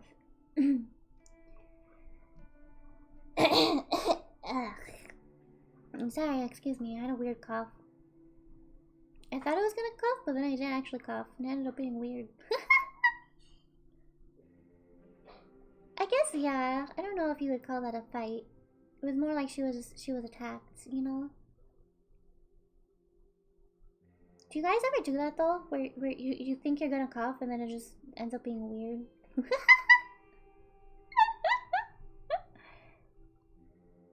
The warmth and softness is immediately comforting, and I have to fight the urge not to fall asleep here and now. To keep myself awake, I check the requests on my website. I'm pleasantly surprised to find there are 2 new requests. 2 in one day. My heart begins to race, and I quickly open the messages. The first message reads, Request details. Today, 11:14 a.m. local time. Victim's phone. Image attachment not found. No image attachment? What? I thought I configured the website to reject requests unless an image is attached. Oh, this is really irritating. I got my hopes up for nothing. It takes me a second to remember that there's another request waiting. My optimism renewed. I hurriedly click into the unread message. Request details. Today, 5:06 p.m. local time. Victim's phone. Downloading image attachment. Yes! This request has been submitted correctly. The image is loading before my eyes. The new victim is male, early 20s. He's fit and athletic looking. His clothing is casual, so it's impossible to infer what kind of work he does. The photo of him is pretty simple. I don't know if he uses it for his noise profile or if it's an ID photo of some sort. Either way, he looks like a happy person. I'm not so naive to pretend I can't guess at the reasons this guy is wanted dead. Perhaps an ex has submitted his details after a bad breakup. Or a jealous sibling wants him out of the picture.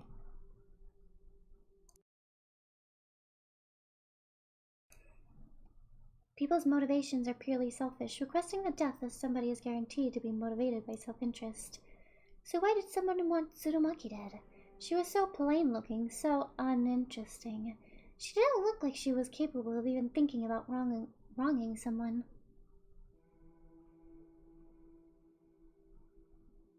Oh, I forgot about that. You're completely right, because that was earlier in the morning that girl was talking about the cheating guy. So, honestly, you might be right. It could be the same guy. I'm sorry, I'm taking a sip of water.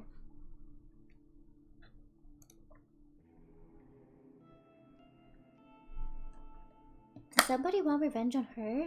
Or does somebody simply find her so dull that the thought of removing her from the planet seemed appealing?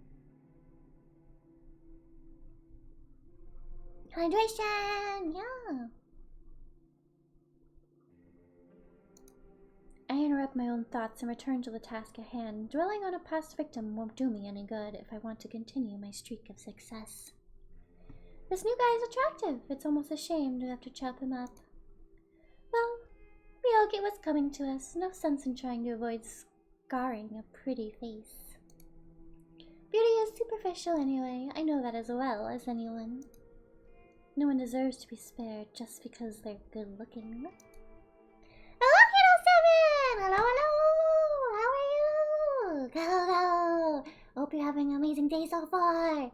Welcome in! We're playing a visual novel called Corpse Factory. Wait, I don't really know how far we're in. I don't know anything about this game, so I don't know like how far in we are or anything, but quite a bit has happened already.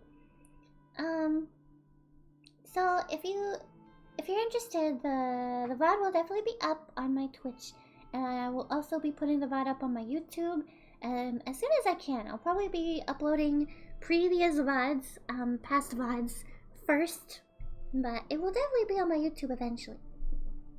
Just in case anyone wants to rewatch or watch things that they had missed. I'm glad you're doing good, Hiro! I'm doing pretty good. I'm really enjoying this game. It's super interesting and super fun. But also very dark. Beautiful people should suffer as much as anyone else. Beautiful people do suffer as much as anyone else. Take Aoi, for example. She's gorgeous, absolutely stunning, and definitely my type, but she suffers endlessly at the hands of cruel stalkers and patrons. Everyone suffers, beautiful or not. We all cop the crap we're dealt. We all cop.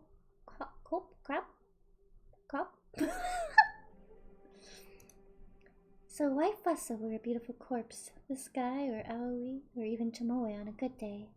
Beautiful people die the same way as the average person. You usually watch the VODs on YouTube? Okay! Well, it probably won't be up for a little while, but it'll definitely be up there eventually, I promise. And thank you so much for watching my VODs. I really appreciate it. The support in any way means the world to me. So thank you. Go! I appreciate it.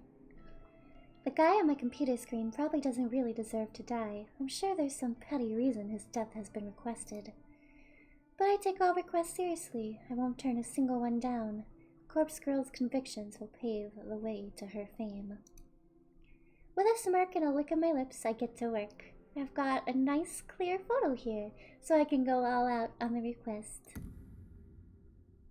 I hit up the DD, the database of the deceased, and spend some time selecting a suitable base image.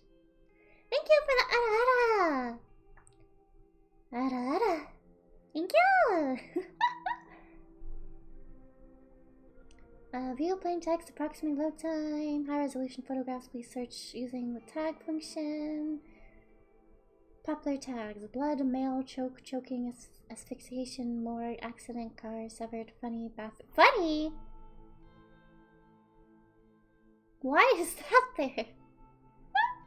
Nani? Bat? Eh? Okay. I hesitate between choosing an image of a corpse with a knife in its throat or a body soaking in a bloody bathtub with its wrists slit. Either image would do just fine, but I really want something special for this latest victim. After all, I have to top my last success, right? Another 5 or 10 minutes pass until I gasp at coming across the perfect photo. Thanks to my clever use of tags and filters on the DD, this image matches my victim's description perfectly. 20 to 30 years old. Athletic build, male. The corpse's legs are severed below the knees. Bloody stumps leak their vital fluids from on high. The body is hanging from a set of power lines on some suburban street. It's perfect! Beautiful, even. It will help me create a beautiful death for a beautiful person. She is a bit of a psychopath. But, you know, I don't ever really get to use my yandere voice or my scary voice, so I'm kind of happy I get to use it. I kind of have to question the story behind this photo. I wonder if the police ever investigated and discovered what happened to this sucker. Well, regardless, this will serve my purpose. I download the highest resolution copy available and save it to my hard drive. My fingers trace along the computer's trackpad with practiced movements, clicking, tapping, dragging at random intervals. The night carries on. Thank you, San. I appreciate it. I haven't done much voice acting with yandere, but I always have fun when I do, and it's been a really long time since I've done anything like that, so I'm having fun and I'm really excited. This is a fun and interesting game. I'm really interested. I really want to know what's going on. My walk through the train station this morning is confident, cocky, self-assured. When I board the train, I even managed to take a seat for the first time in a while. I withdraw a worn book from my handbag and flip open the cover. There's a name scrawled in blue ballpoint in a blue ballpoint pen. Bleh, that's a tongue twister right there. From my handbag and flip open my cover, there's a name scrawled in blue ballpoint pen on the first page, but it has become faded and illegible over time. I don't quite remember where I picked up this book. Maybe I discovered it at a secondhand bookshop. Who knows? I own so many obscure tomes that I can't be expected to recall purchasing every single one. Its aged cover and withered spine both bear the same title. Frost Photography. A comprehensive history of photo manipulation. The book is written in English and it's a slog to work through with my limited knowledge of that language, but I like to skim through it primarily for the photographs contained within. The examples of early image doctoring from centuries ago fascinates me. The book even features techniques and studies as recent as 1993 when it was first published. It's true that a lot of techniques discussed within are no longer relevant in today's digital age. However, there's a hearty section dedicated to the art of manipulating corpse photos, something that I am indeed very, very interested in. The most intriguing aspect of this section's content is the featured artists perform the opposite kind of work that I do. Instead of manipulating images of the living to make them appear dead, the artists in the book edit images of the dead in order to make them look alive once more. In bygone eras, when photographs of people were taken few and far between, a sect of artists dedicated themselves to honoring the memories of the deceased. They did this by making the photos taken upon death look beautiful and full of life. These photos were gifted to family members and loved ones. The tradition makes sense. Imagine if you lost someone dear to you and you had no photograph of them. Wouldn't it be wonderful to receive one last memento? A beautiful image of the way you remember them. Instead of using makeup to beautify a corpse, these artists applied paintbrush and pen directly to a photograph to seemingly bring the deceased back to life. The impressive aspect of this process is the way they illustrate the corpse's eyes to look full of life. Even though it's a far cry from the work I do, I can't help but feel some sort of kinship with the artists discussed in this book. Surely we are cut from the same cloth. Browsing through the images in this book inspires me to work hard at my own photo editing. Many of the pictures are in black and white, but to me, that only drives home how impressive these old techniques were. I finish flipping through a chapter and close the book. I hold the tattered tome close to my chest and breathe a sigh of satisfaction. The next station is Shinjuku. The doors on the right side will open. Please change here for the Chuo line, the Shonan Shinjuku line, the Saikyo line. Oh my god, the dogs outside are going crazy again. I quickly stuff the book into my handbag and get ready to disembark the train.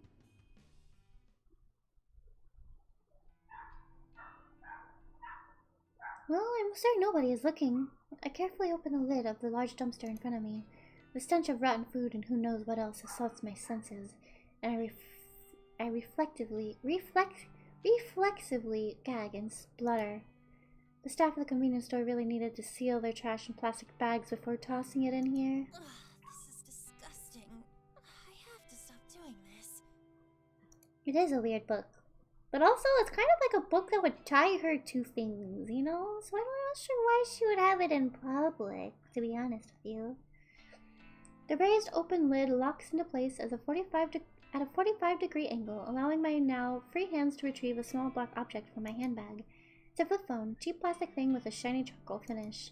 I open it up and tap on the retro tactile keys, confirming that I've completely deleted all said images and photos. Nodding to myself, satisfied that I've covered my tracks, I eject the battery from the back of the casing and toss it into the dumpster. I then snap the phone in half along the hinge, separating the screen from the keyboard. The screen crunches into pieces with a gratifying ksh underneath my shoe. I retrieve the smashed parts from the asphalt, carefully not to prick my fingers on the sharp glass. With hardly a glance, I unceremoniously launched the broken parts of the phone into the dumpster. I clapped my hands together to dust them off, then shut the dumpster lid and hurry away. I settle between the brick wall and the convenience store, a narrow metal railing intended to keep people like me away from the dumpsters. Now in front of the convenience store, I finally feel I can breathe deeply without fear of inhaling the toxic contents of the dumpster. I let my lungs take their fill before nonchalantly crossing the street. That takes care of my latest burner phone. Before leaving the office building, I cracked the SIM card in half and disposed of it in the combustible trash. Now, with the phone itself destroyed and discarded at a different location, my mind is at ease. It has been slightly less than 24 hours since I messaged my latest victim, that athlete guy that I may have briefly fantasized about during my restless summer.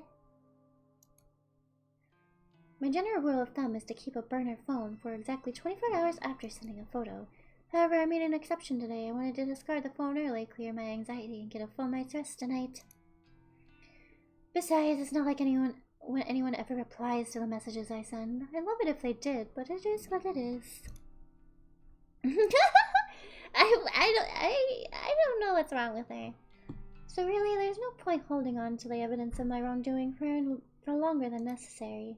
If memory serves, I wrote tomorrow's date on the latest victim's timestamp, 10:30 or May 30th at 10:31 a.m.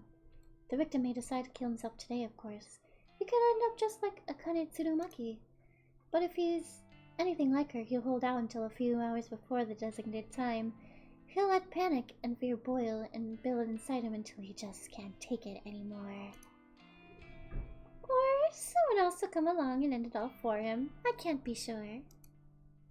I still don't know what happened to Ruri Hatano. Did she kill herself? Or did someone else snuff out her life? Either way, I'll start researching obituaries tomorrow. I'm confident that this will be another successful request. If it is, I'll truly be on a winning streak. With butterflies in my stomach, I cross the road.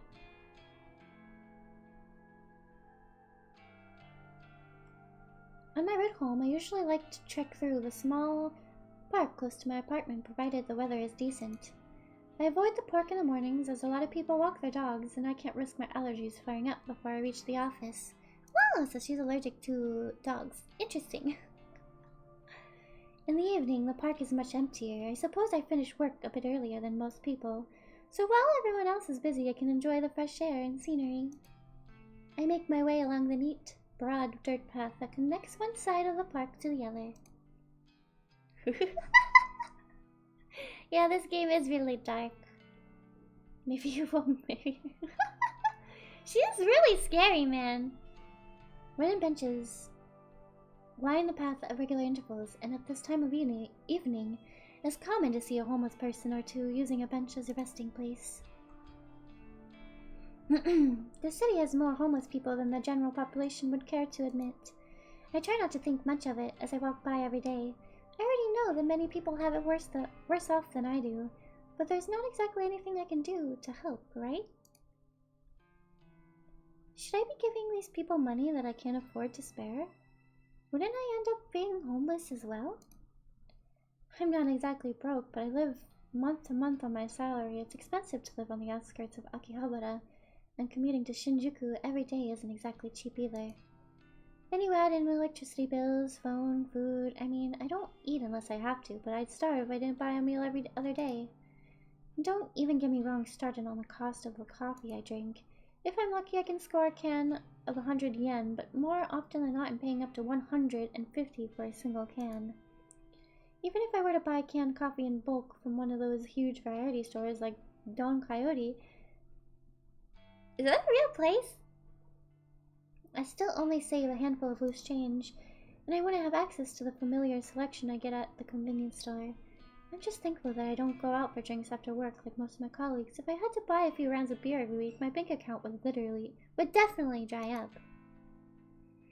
By avoiding that kind of group outing, not only do I save money, but I'm also not forced to spend more time around people. It's a win-win situation. Realizing I'm trudging along the path at snail's pace, I tell myself to speed up my gait. Toward the exit of the park, the silhouettes of two people on a bench come into view. The sound of laughter carries on the wind, and I can't help but feel like I've heard the voices before. As I draw closer, a sinking sensation clutches at my stomach. I immediately get the urge to turn around, but I'm so close to home. Aha! It's Noriko! Fancy seeing her here. Ah! Why is it you? Noriko's here. Why does he sound so angry? Dear gosh. Tomoe and Shinya. Tomoe glares and flips her long hair behind her ear with a shizzle-eating grin on her face. Shinya looks kind of out of place outside of the office. His face is filtered by an especially uncomfortable expression. I start to wonder why these two are here, but then I recall that Tomoe did mention that they were going on a date on Friday night. I suppose it's just my bad luck that I would run into them on my way home. But what are they doing here in Akihabara? I have to assume that Tomoe came here on purpose just to spite me. On your way home? Uh-huh. How's your, date? We're having a blast. Right, Chen? Yes, of course.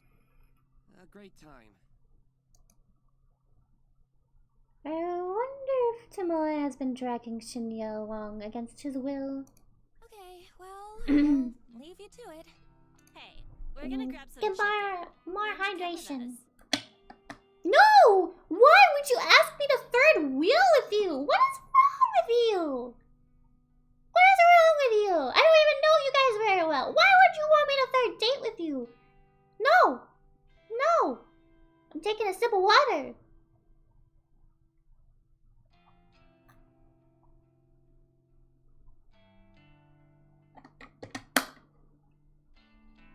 Shinya looks like he's in great pain. No thanks. I can't think of any worse way to spend an evening than eating with Tomoe. Please come with us, Noriko.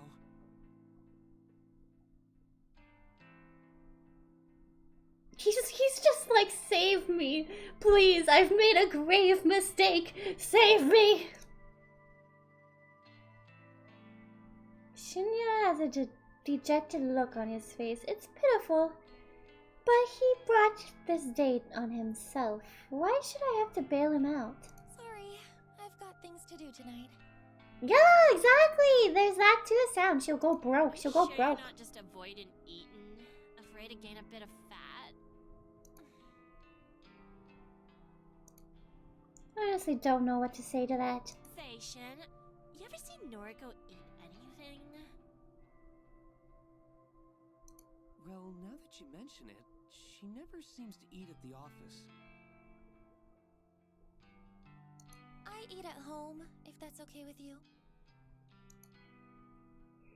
It's not completely a lie. Sometimes I eat at home, sometimes I don't eat at all. Come on, come get some chicken with us.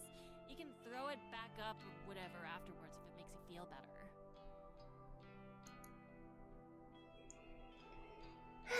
She's starting to get on my nerves. I swear, she tries to identify my flaws and insecurities just so she can rub them in my face. Tomoe, you're not being very nice to Noriko. Aren't you two supposed to be friends? I told you we weren't that close! We're besties. Besties talk shit to each other, right, Noriko? She did not. She did not just call the bestie card on us. She did not just pull that card on us. She did not pull that bestie card on us. You B-word. I can't believe you right now. How dare you slapped me a few days ago, or was it yesterday? You slapped me twice, and now you're saying we're besties? Oh my. Right. Huh. Fascinating. Shinya, you're so dense. Anyway, I'm going now. See you on Monday. Okay. See you then. Buzzkill. She's such a drag. I let Tomoe's words hang in the air as I walked past her. I'm pretty annoyed that she dragged Shinya all the way here just to taunt me. Is this her idea of a good date? Does she care about Shinya at all, or is this something just to annoy me? Tomoe dating Shinya doesn't even get under my skin. I don't have feelings for him at all. What does get on my nerves is simply the fact that Tomoe is trying so hard to get on my nerves. Of course it wouldn't be fair if I could carry on my way home without one final interruption. Tomoe calls out to me Your again. friend Aoi is gonna start work with us on Monday, yeah? How fun! I can't wait to meet a friend of Noriko's. If you lay a single finger on Aoi, I will make you pay. Don't you dare lay a single finger on Aoi. I grimace. I suppose Shinya told her about that. I turned back to face them both. Don't even think about messing with Aoi. That girl has dealt with enough crap. Woo! Look at our face! This is the first time we've made such an expression. Holy crap.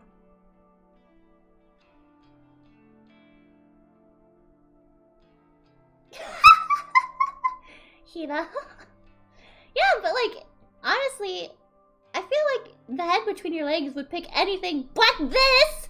But this freaking creature right here!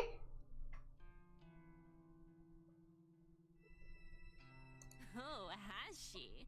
Maybe big, strong Noriko can protect her now. I'm going to shred her to pieces! I'd do anything for her. She's my best friend. Ugh, we've never seen Noriko look like this. If you had any friends of your own, you'd understand what that feels like. Burn! Burn! Oh, I got plenty of friends. And only some of them are sluts like you. Like, yo.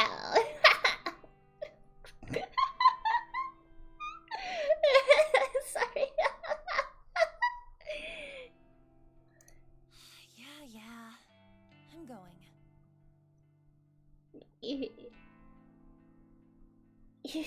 Gyaru is a gyaru. I mean, gyarus are cute, but the way that she's doing it is not. Like, why is her booba showing so much? Also, she wears this at the workplace. It's so unprofessional. I finally managed to disengage from the conversation, even with Tomoe's mocking laugh piercing the air.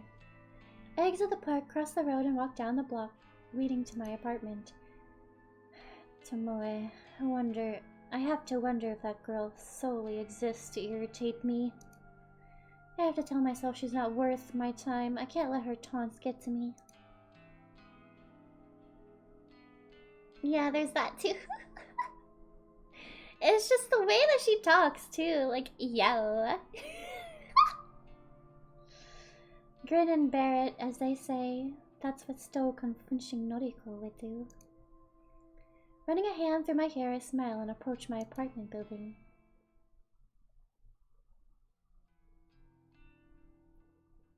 May 30th, Saturday afternoon. Right, time to save. Wow, these chapters are long. Will it even tell me when the next chapter is? Huh. I spent all morning trying unsuccessfully to calm my nerves. I'm anxious about finding out whether my latest victim has perished. It's afternoon now, so the time written on his phone has passed. If my work was successful, I should know soon enough. I've already set up an obituary news alert on my phone to keep me informed. Instead of sitting at home all day and waiting for my phone to go off, I decided to visit an old favorite hangout. Public libraries don't get the credit they deserve in this age. They're quiet, calm, and soothing. I can sit here for hours for free and just get lost in different worlds. Plus, they always carry works by my favorite authors. Sometimes the librarians are even kind enough to recommend titles that might fit my tastes. I don't feel judged here. Nobody looks at me and mocks my clothing or my makeup. Nobody looks at me and asks if I've had enough to eat lately. Nobody makes fun of me, that lonely girl in the corner, reading Lovecraft and calmly stroking her hair. Every so often I put my book aside and check my phone out of habit. Still, no alerts. Have I miscalculated something? Did my latest photo not look convincing? Or damning enough to inspire suicide or murder? That would be, you can recommend a game anywhere in chat or just anywhere, it's fine. Thank you for asking. I find myself growing increasingly anxious and impatient. Ooh, huh? You a Lovecraft nerd? Kojiro?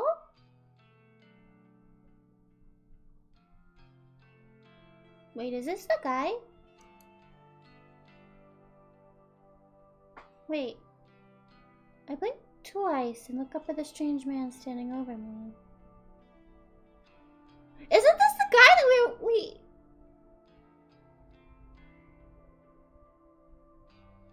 sent the death message to? Huh? Sus, didn't mean to interrupt. Notice you're reading Lovecraft. Huh. In Japanese, too. Didn't know this book had been translated. Yeah. My English isn't great, so I read the translated versions. Okay. That's mad. Do they translate esoteric names?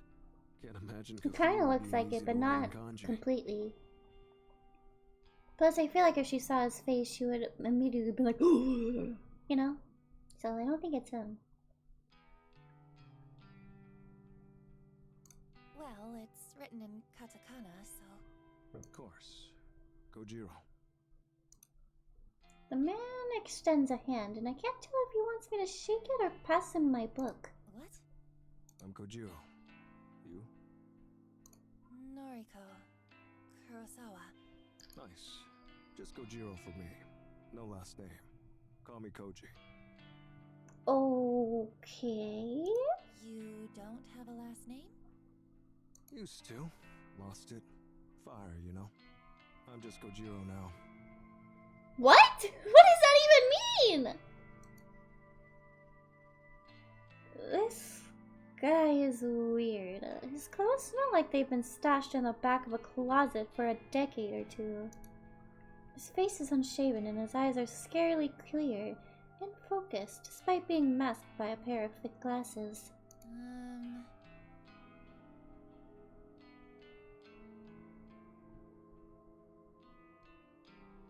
You do what too sometimes? I missed that. keep you. Saz again. Saz? I'm looking for Nobel Sinclair. He around here? Who? I mean, I don't know. Who? Writer guy. Did that book about befriending the dead? The librarian told me to check these shelves. Oh. Sensing a bit of Chunibyo syndrome. Yeah, a little bit. For sure, for sure. Sorry, I don't really know. No worries. I'll find him. You know, you look like the type who'd enjoy his books. Not to judge you by your cover. Well, I mean, you're kind of not. You're judging it by the book that we're reading, I assume? Need a strong stomach, though. Messed up shit. I think that's kind of the thing that we're into. As much as I hate to admit it, the stranger has captured my interest. Wait, are we getting a love interest now? Like an actual love interest? How messed up are we talking? Will they become partners in crime? His first book describes dressing up corpses, taking them to dinner. Goal is to not get caught out. Mad, right?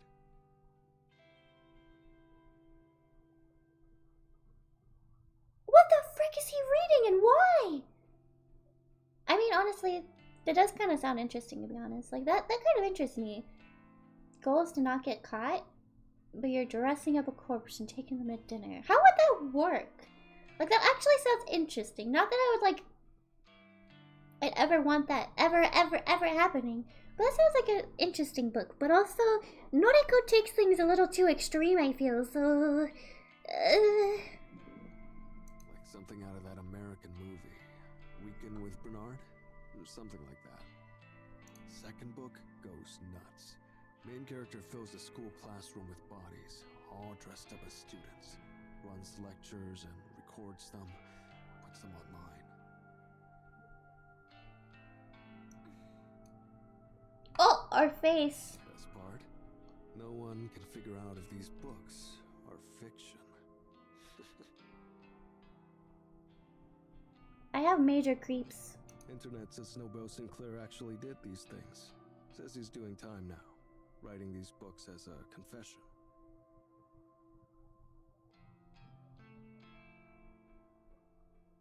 Okay, I would only read it if it was for sure and for certain fiction.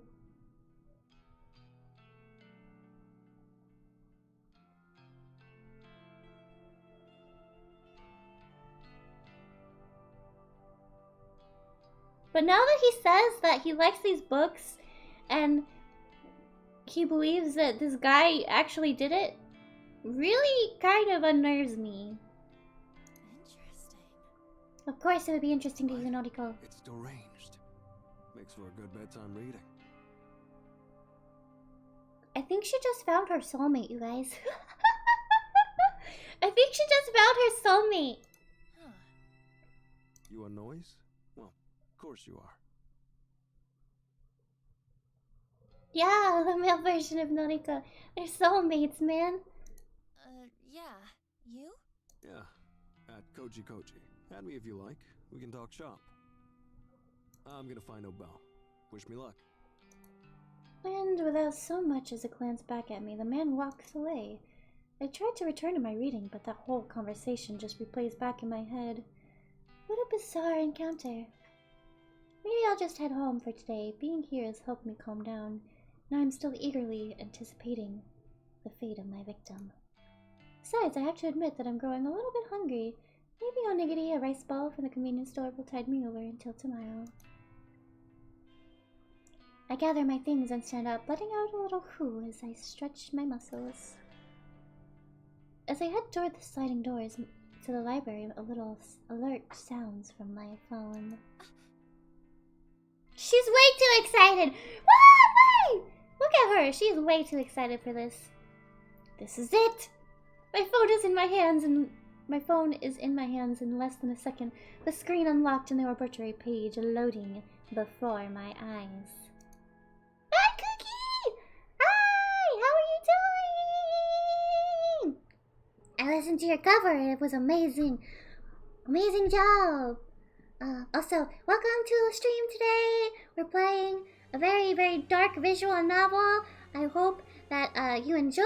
If you want to watch things that you may have missed during stream, it will be on my YouTube eventually, and also still on my Twitch as well. So if that interests you, definitely go check that out.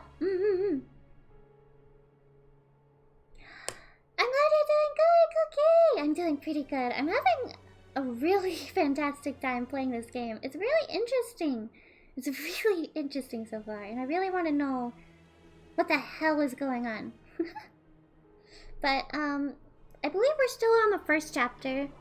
But I still think quite a bit has happened. So if you, again, don't want spoilers or anything, that is alright. That is alright to leave. But if you also want to rewatch things that you may have missed from the stream, again, the VODs are up. Will be up on YouTube and will immediately be up on my Twitch. Arigato, go. Alrighty. Back to it. Article posted online today, 2:39 p.m. Keywords found 3. Mr. Accident. Numerical data range 2030. Image data found. Yes. Saturday, May 30th. Mr. Ichi Hanada, 22 of Tokyo Prefecture, was pronounced dead this afternoon at a trafficked intersection. 12:02 p.m. Coroner's office reports that Mr. Hanada was involved in a traffic accident. No other casualties have been reported. Mr. Hanada is survived by his fiancée, who wishes to remain anonymous. A funeral service has not yet been arranged. View image attachment. I quickly load the image attachment and can't believe my eyes. The photo is the exact same one that was sent to me through Corpse Girl's website. There can be absolutely no doubt that this is my latest victim. I've done it again! My breathing starts to quicken. My cheeks begin to grow hot. I know from experience that if I don't get somewhere private and quickly, I may very well make a fool of myself in public. I quickly glance around the library for a sign pointing to a restroom. As soon as my eyes settle on it, I dash toward it, swerving between bookshelves and through narrow aisles. There's one door for a unisex bathroom, an unremarkable beige portal. The muscles on my thighs are tightening, and I squirm as I reach for the door. My hand grasps the cool metal handle and presses down, only to be met with immovable resistance. It's locked. There's a sign on the door, a notice that I completely ignored in my haste. Closed for cleaning. Shit! I curse despite my best efforts to keep a low profile. My head turns frantically, looking for anywhere that I can sit down and remain out of sight while my body reacts erratically to my latest success. Oh, you busted? What?! Who says that? Who says, yo, you busted?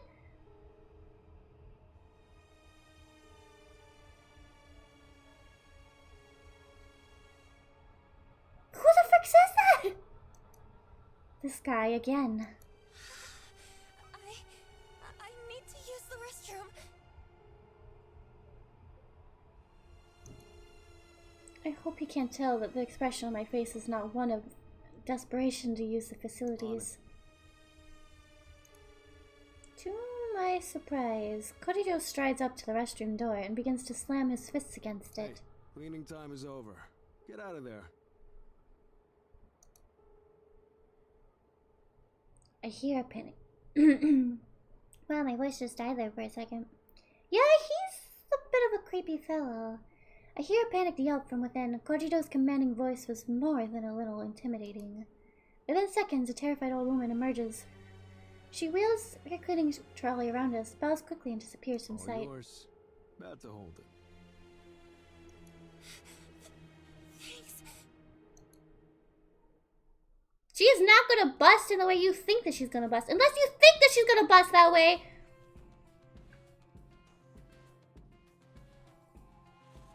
Wait! This is a unisex bathroom. It has multiple stalls. Oh no! I dash past Kojiro, unable to believe what is happening here. I slam the door behind me and slip into a cubicle. As soon as I sit atop the toilet's closed lid, my legs begin to shake uncontrollably, and I have to lean backwards to steady myself. Ichi Hanada is dead. Killed in a traffic accident. That could mean anything, but I'm willing to bet that I caused his death. After seeing the photo of his dismembered corpse, he might have purposely crashed his car. Or perhaps someone else around his vehicle intent on murdering him on behalf of Corpse Girl. I don't know how my power works. I don't know why these victims end up dead. Also,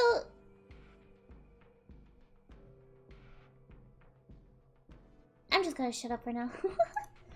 But the cause of death ultimately doesn't matter. What matters is that Corpse Girl is victorious once more.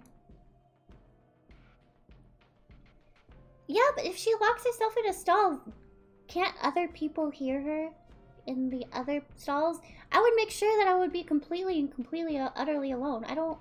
What if she's not alone and people hear her? I find myself panting, squirming, struggling to restrain myself. My vision fogs, my knuckles clench, and with barely a fanfare, I begin to cool down all of a sudden, just like that. The overwhelming urge to explode simply flutters away. Huh? My breathing regulates, my legs solidify and rest firmly on the ground.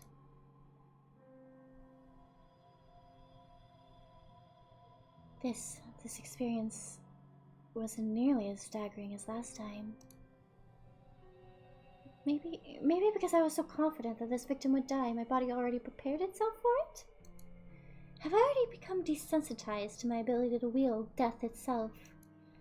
I won't pretend that I'm not disappointed. That exhilarating feeling I experienced last time, the complete and utter loss of control.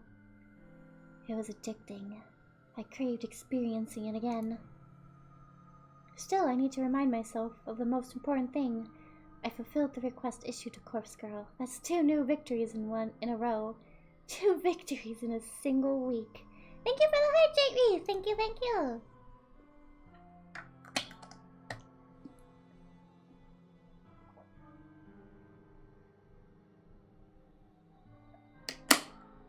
As long as requests keep coming in, I can keep achieving my goals.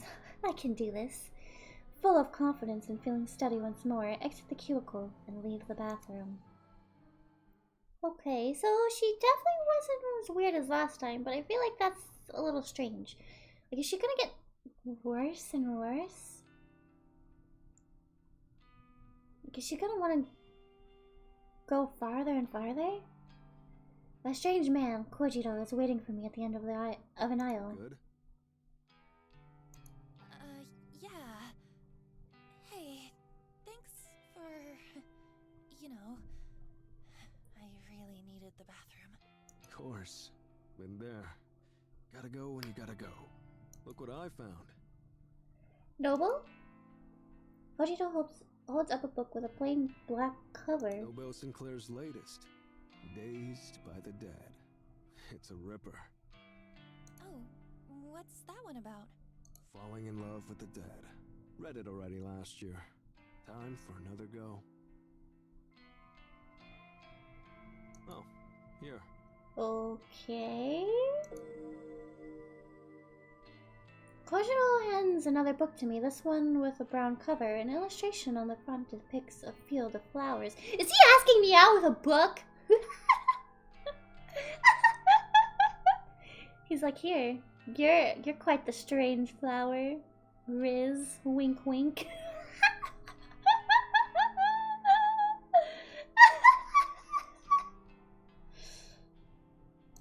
What's this?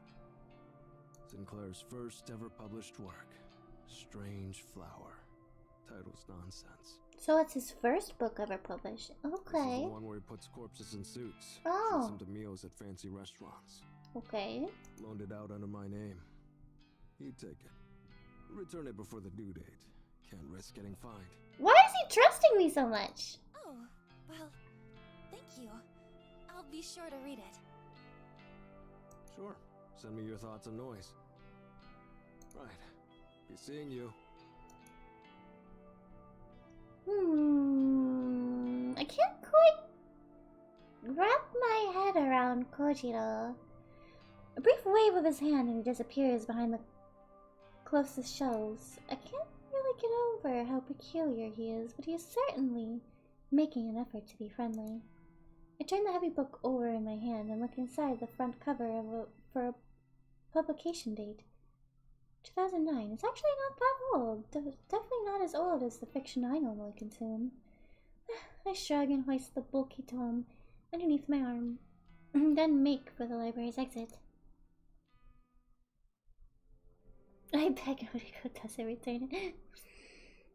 I feel uncommonly hungry on my way home. So much so that I decide to stop by a restaurant and get some dinner. I wonder if killing stirs my appetite. I often pass this establishment when I exit the train station in Akihabara. It's an old venue that serves traditional Japanese food as well as popular Western dishes. Blah blah blah.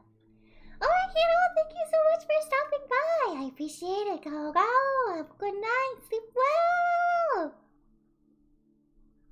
To say that I've been curious about eating here would be accurate.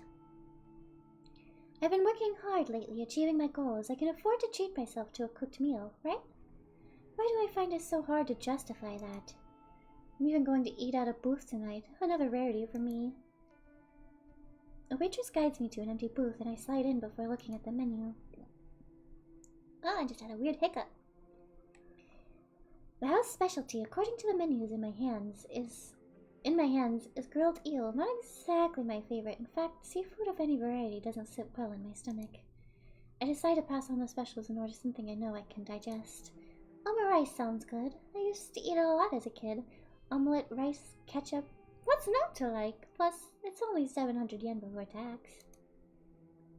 The waitress returns to take my order. Then I confidently point out what I'd like. She offers me a smile, and hurries off to the next table. Perhaps my recent victory streak has given my courage a boost, because I hardly feel awkward or anxious sitting here surrounded by people eating and drinking on all sides. Eggs, boo. I like eggs. I like eggs. I also love omo rice. Omo rice is freaking amazing. I'm somewhat calm and at ease amidst the hustle and bustle of the restaurant. I almost feel like it might be nice to have company. A friend, perhaps. Aoi or even Shinya might be nice to talk to and pass the time with.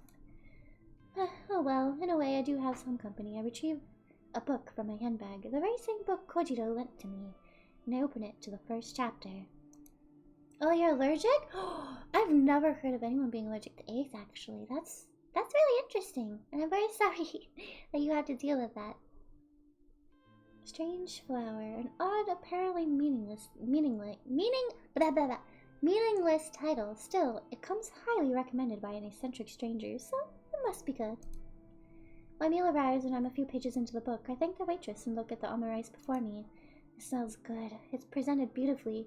I can probably eat at least a quarter of this portion without feeling ill.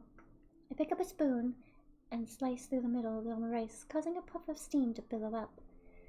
Throwing caution to the wind, I scoop up a good amount and bring it to my mouth. It's delicious.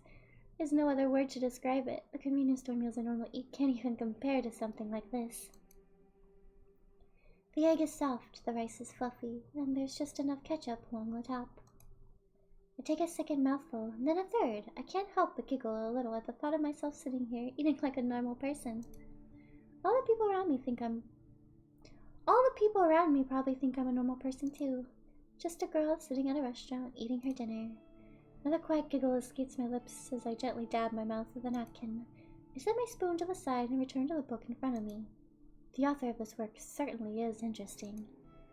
Nobel Sinclair. According to the bio inside the front cover, he moved to Japan from overseas at a young age. The book was written originally in Japanese. It's not a translation, but even so, the writing style is quite unusual. I can't quite put my finger on what is strange about it. Maybe it's the lack of complex kanji used throughout everything. Everything is written rather simply in hiragana, almost like the intended audience is elementary school kids. But that can't be right. The themes contained within are truly disturbing. Maybe the author just doesn't have the greatest comprehension of writing Japanese. It's true that a lot of adults have trouble with complex kanji. Professional authors, though, not so much. Anyway, it's not like it matters too much. The book is interesting enough to keep me turning pages. I must be completely absorbed in reading because before I know it, a waitress is politely letting me know that the restaurant is closing soon. I nod and look at the plate of omurice in front of me. The meal has gone cold and I only ate 3 bites. Still, I'm feeling full now and I really enjoyed what I did eat. I don't even feel any added weight on my hips as I get to my feet. That's definitely a positive thing. I stretch my arms and legs, put my book in my bag, and offer the waitress some money along with the bill.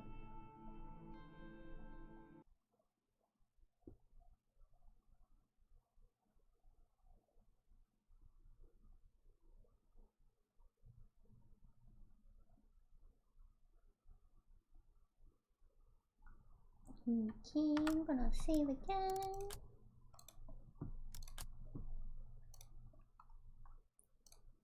Oh! A blast of frigid night air nearly sweeps me off my feet when I step out of the restaurant. If I'd known the weather was going to take a turn for the worse, I would have brought my scarf and jacket. It's the end of spring, so unpredictable cold weather is pretty rare. I guess I can't be blamed for not bundling up. She is a lunatic. Anyway, it's not raining and I'm close to home, so it shouldn't be a problem. I head down the street and watch a few shop owners closing their stores for the night. They don't pay any mind as I wander by. My phone bursts to life and rings out of the quiet night air. I grab it and press it close to my ear for warmth. Hello? Aoi? Noriko? Hello? Oh, she has glasses on. Bad time? Oh! She didn't quit the maid cafe. She's working at the maid cafe still! She's wearing the maid headdress! No, I'm just walking home. You're out at this time of night? That's not like you. I stopped somewhere to eat. What's up? You stopped to eat? Say, about the new job. What is it? I spoke to the manager at the maid cafe, but he said I can't quit. Excuse me? He said that? Oh, well, it's not up to him. You have every right to quit.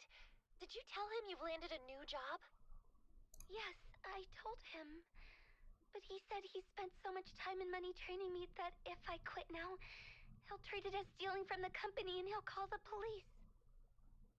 This motherfricker. What a load of crap!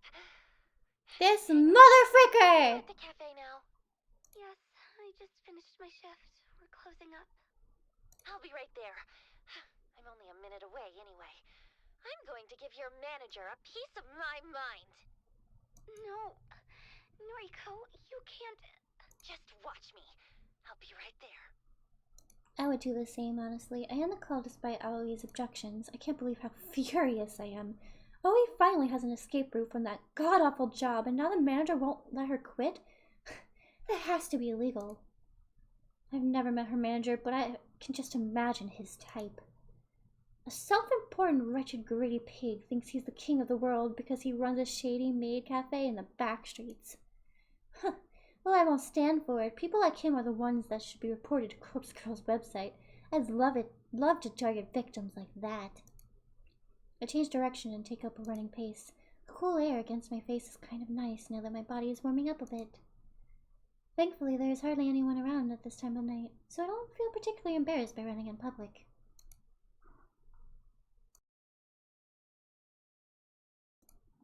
I'm not a terribly fit person, so it isn't long before I feel out of breath. I come to a stop at the end of the street, heaving and clutching my chest.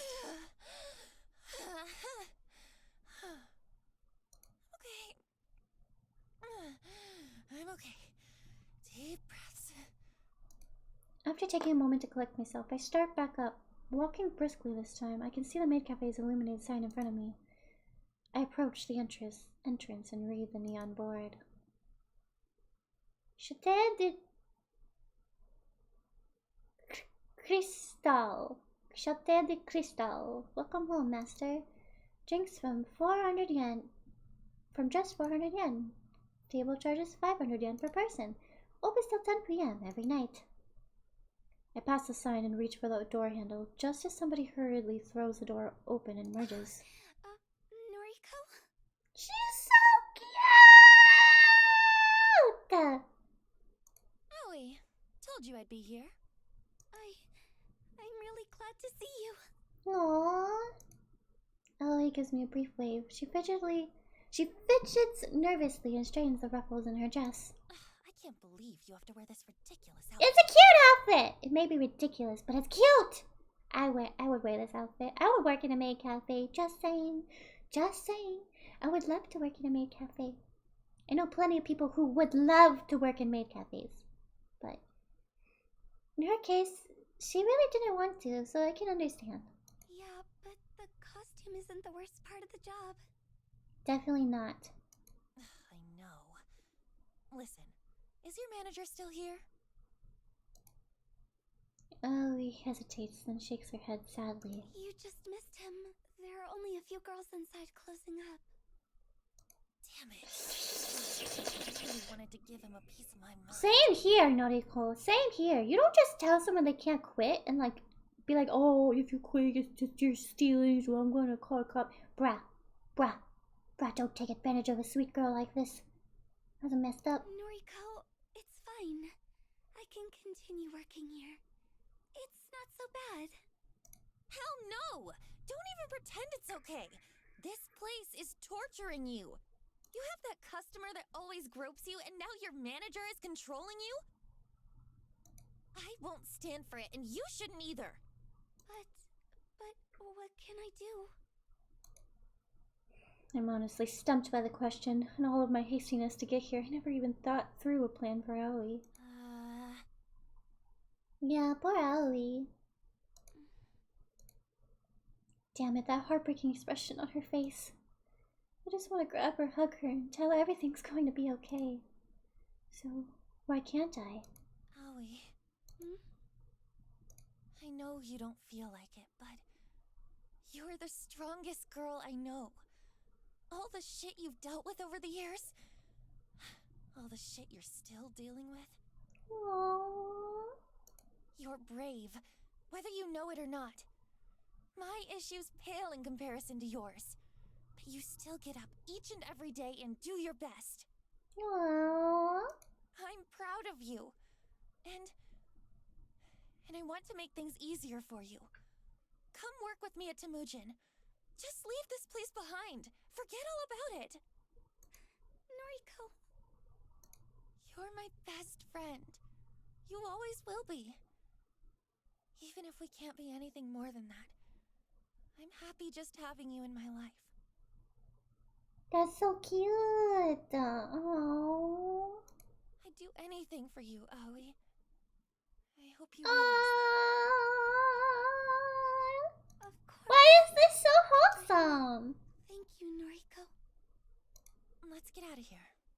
It's really late. It's super Come back to my wholesome. place. Who thought Noriko could be wholesome? You know I can't. All my things are at home, and I need to check everything first. Otherwise... I nod calmly, I understand. I can't push her too much. Don't worry. I get it. And the thing is, I can't just run away from this place. Yeah, that would leave bad stuff on your resume. That stalking customer. He knows where I live, and, well, if I stop showing up to work, he said he'll visit me at home. Excuse me? Oh, you need to go to the police. Go to the police. Yeah. I can't do that. Why not? Why is it rain? Without warning, Aoi bursts into tears just as the rain begins to spill from the clouds. I can't get him in trouble. I just can't.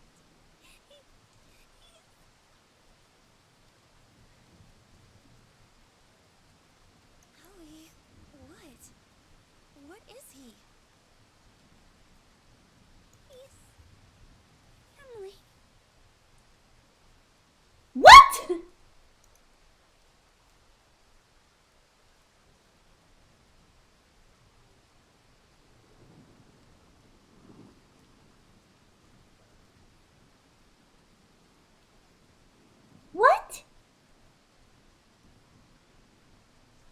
gust of wind blows down the narrow street, causing my hair to whip wildly in my face. I brush it out of my eyes and mouth, only to see Aoi standing still, her head down. The stalker. He's family? Bro. I could never bring myself to tell you. But surely you must have wondered why I've put up with it for so long. This poor girl! What the frick? This poor girl! I'm still putting up with it because you don't want him arrested. We're crying too! Yes. If he goes to prison, the rest of my family will disown me. Then I'll truly have no one.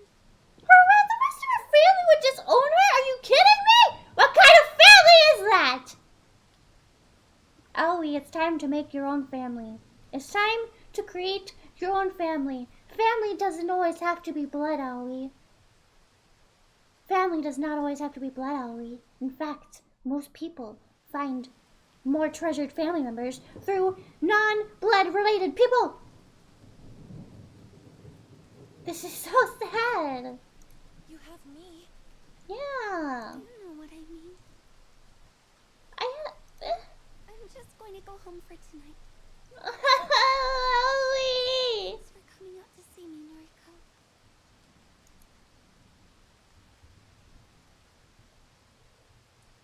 Aoi turns on her heel and strolls away, the click-clack of her shoes against the wet pavement echoing through the street.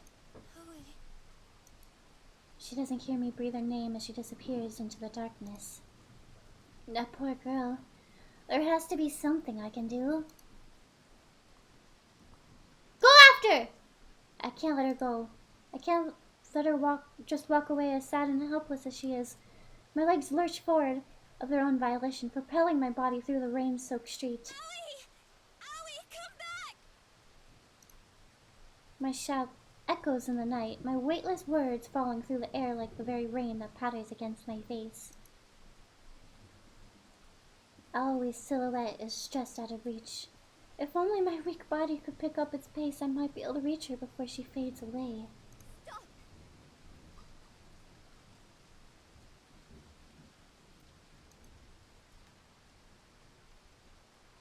Her unexpected command fulfills its purpose. I halt, my shoes skidding across the wet ground. Aoi is closer than I expected her to be.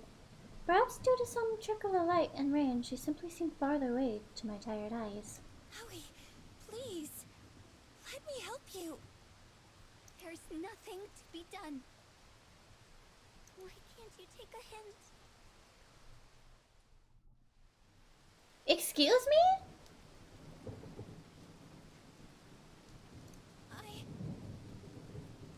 You just never give up, do you? I'm trying to help you, you B-word! What is wrong with you? Aoi? Aoi? You just want to smother me. Excuse me? You don't trust me to handle things on my own. That's not it. I just care for you so much. I know that. You think you haven't made that clear in the past?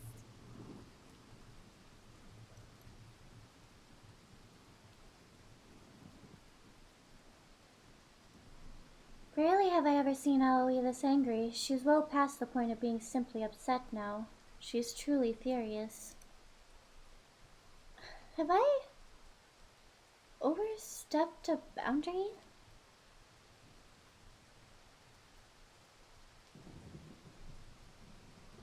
You're not my guardian angel, or my savior, or whatever.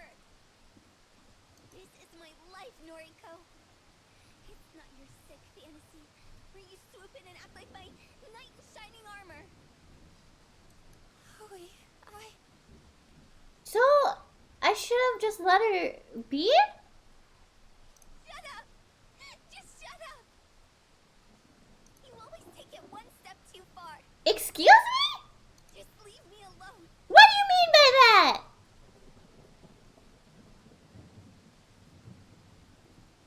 I should have saved. I can't get another word in before she vanishes into the night. I reach a hand out into the darkness, like some foolish attempt to stop her, but I know it's pointless. She made her thoughts perfectly clear. She doesn't need or want my help. Even if she cares for me, she doesn't love me in the same way I love her, and I don't think she ever will. So, Noriko has like a massive, I guess, one-sided crush on Aoi? Maybe? It really feels that way. I sigh and look up at the thick cloak of clouds above. The rain continues to fall. Yeah, too late now. We may do like another playthrough another time, but hold on. Just a second.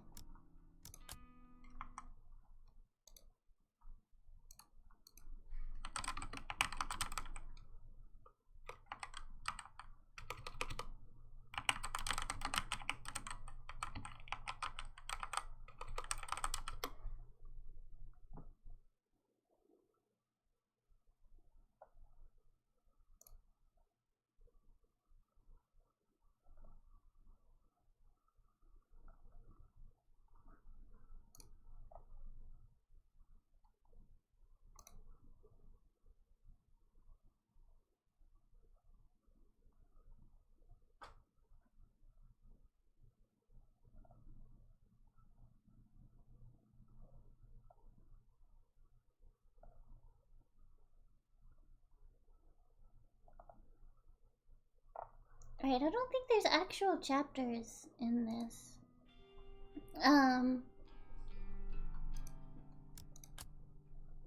So I think we just have to return to the title, because I'm not sure. Oh, she's sitting here now. Yeah, I'm not sure if there's like actual chapters or anything. Let me double check.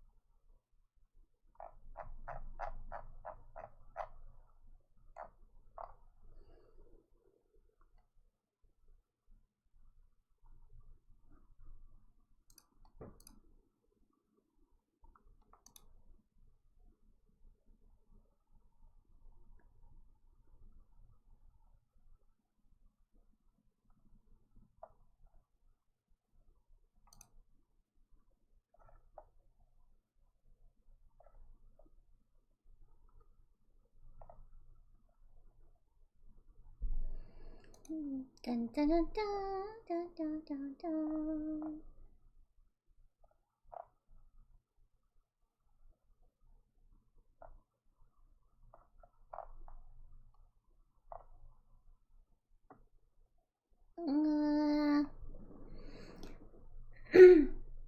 I mean, it's just kind of telling me like different sections and such, so I'm not sure if it like will tell me the chapters.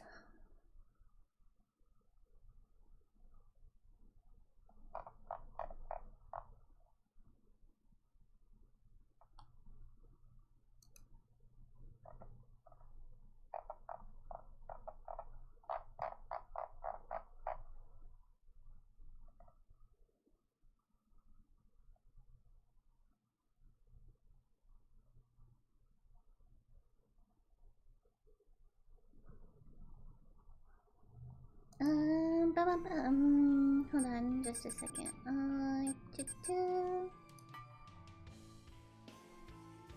It doesn't really, yeah, I don't think that it really says any chapters, so... And we've been playing for almost 5 hours. I was really hoping to, like, do these by chapters, but I don't think that there are chapters, so yeah, that's a bit on me. Alrighty, okay.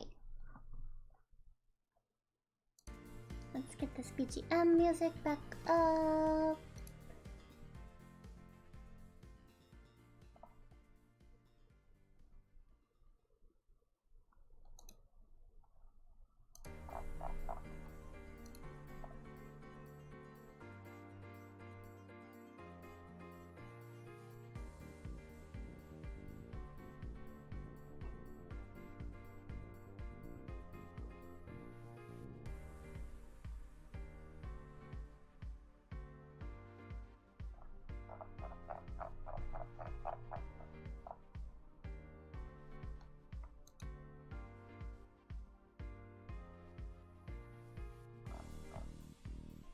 Yeah, I don't think it has actual chapters. Sadly, but there will be a part 2 Saturday of this week.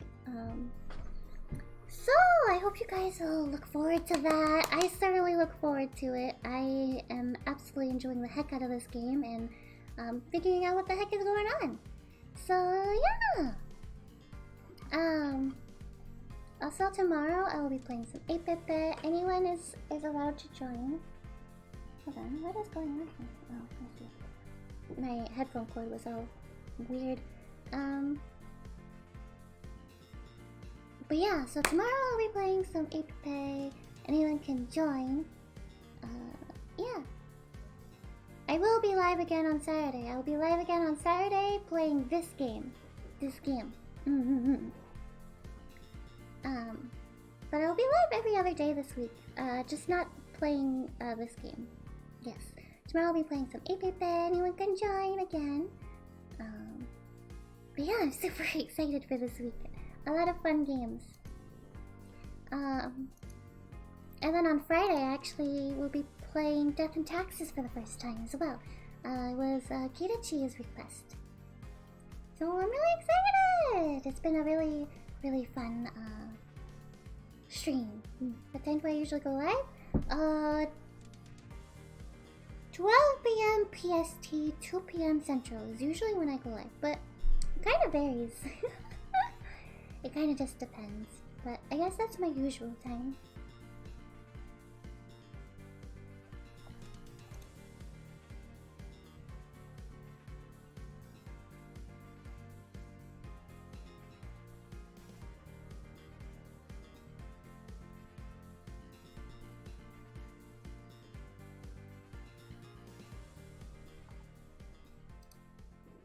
Okay, everyone, thank you so much for coming to today's stream.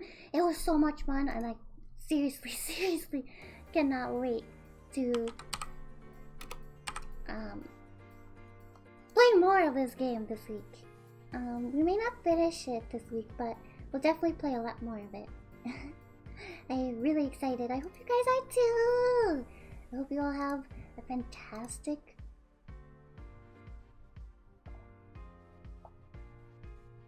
sorry, I'm trying to... There we go.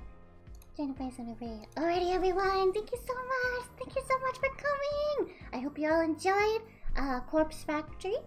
Again, the recordings will be on YouTube eventually. It will be on my Twitch channel immediately after the stream. So if you missed anything and would like to rewatch, please feel free to do so. And also, thank you for your support and thank you for watching. As always, daisukeyo minna, arigatou! Go, go! See you all tomorrow. Jane, jane, jane, jane.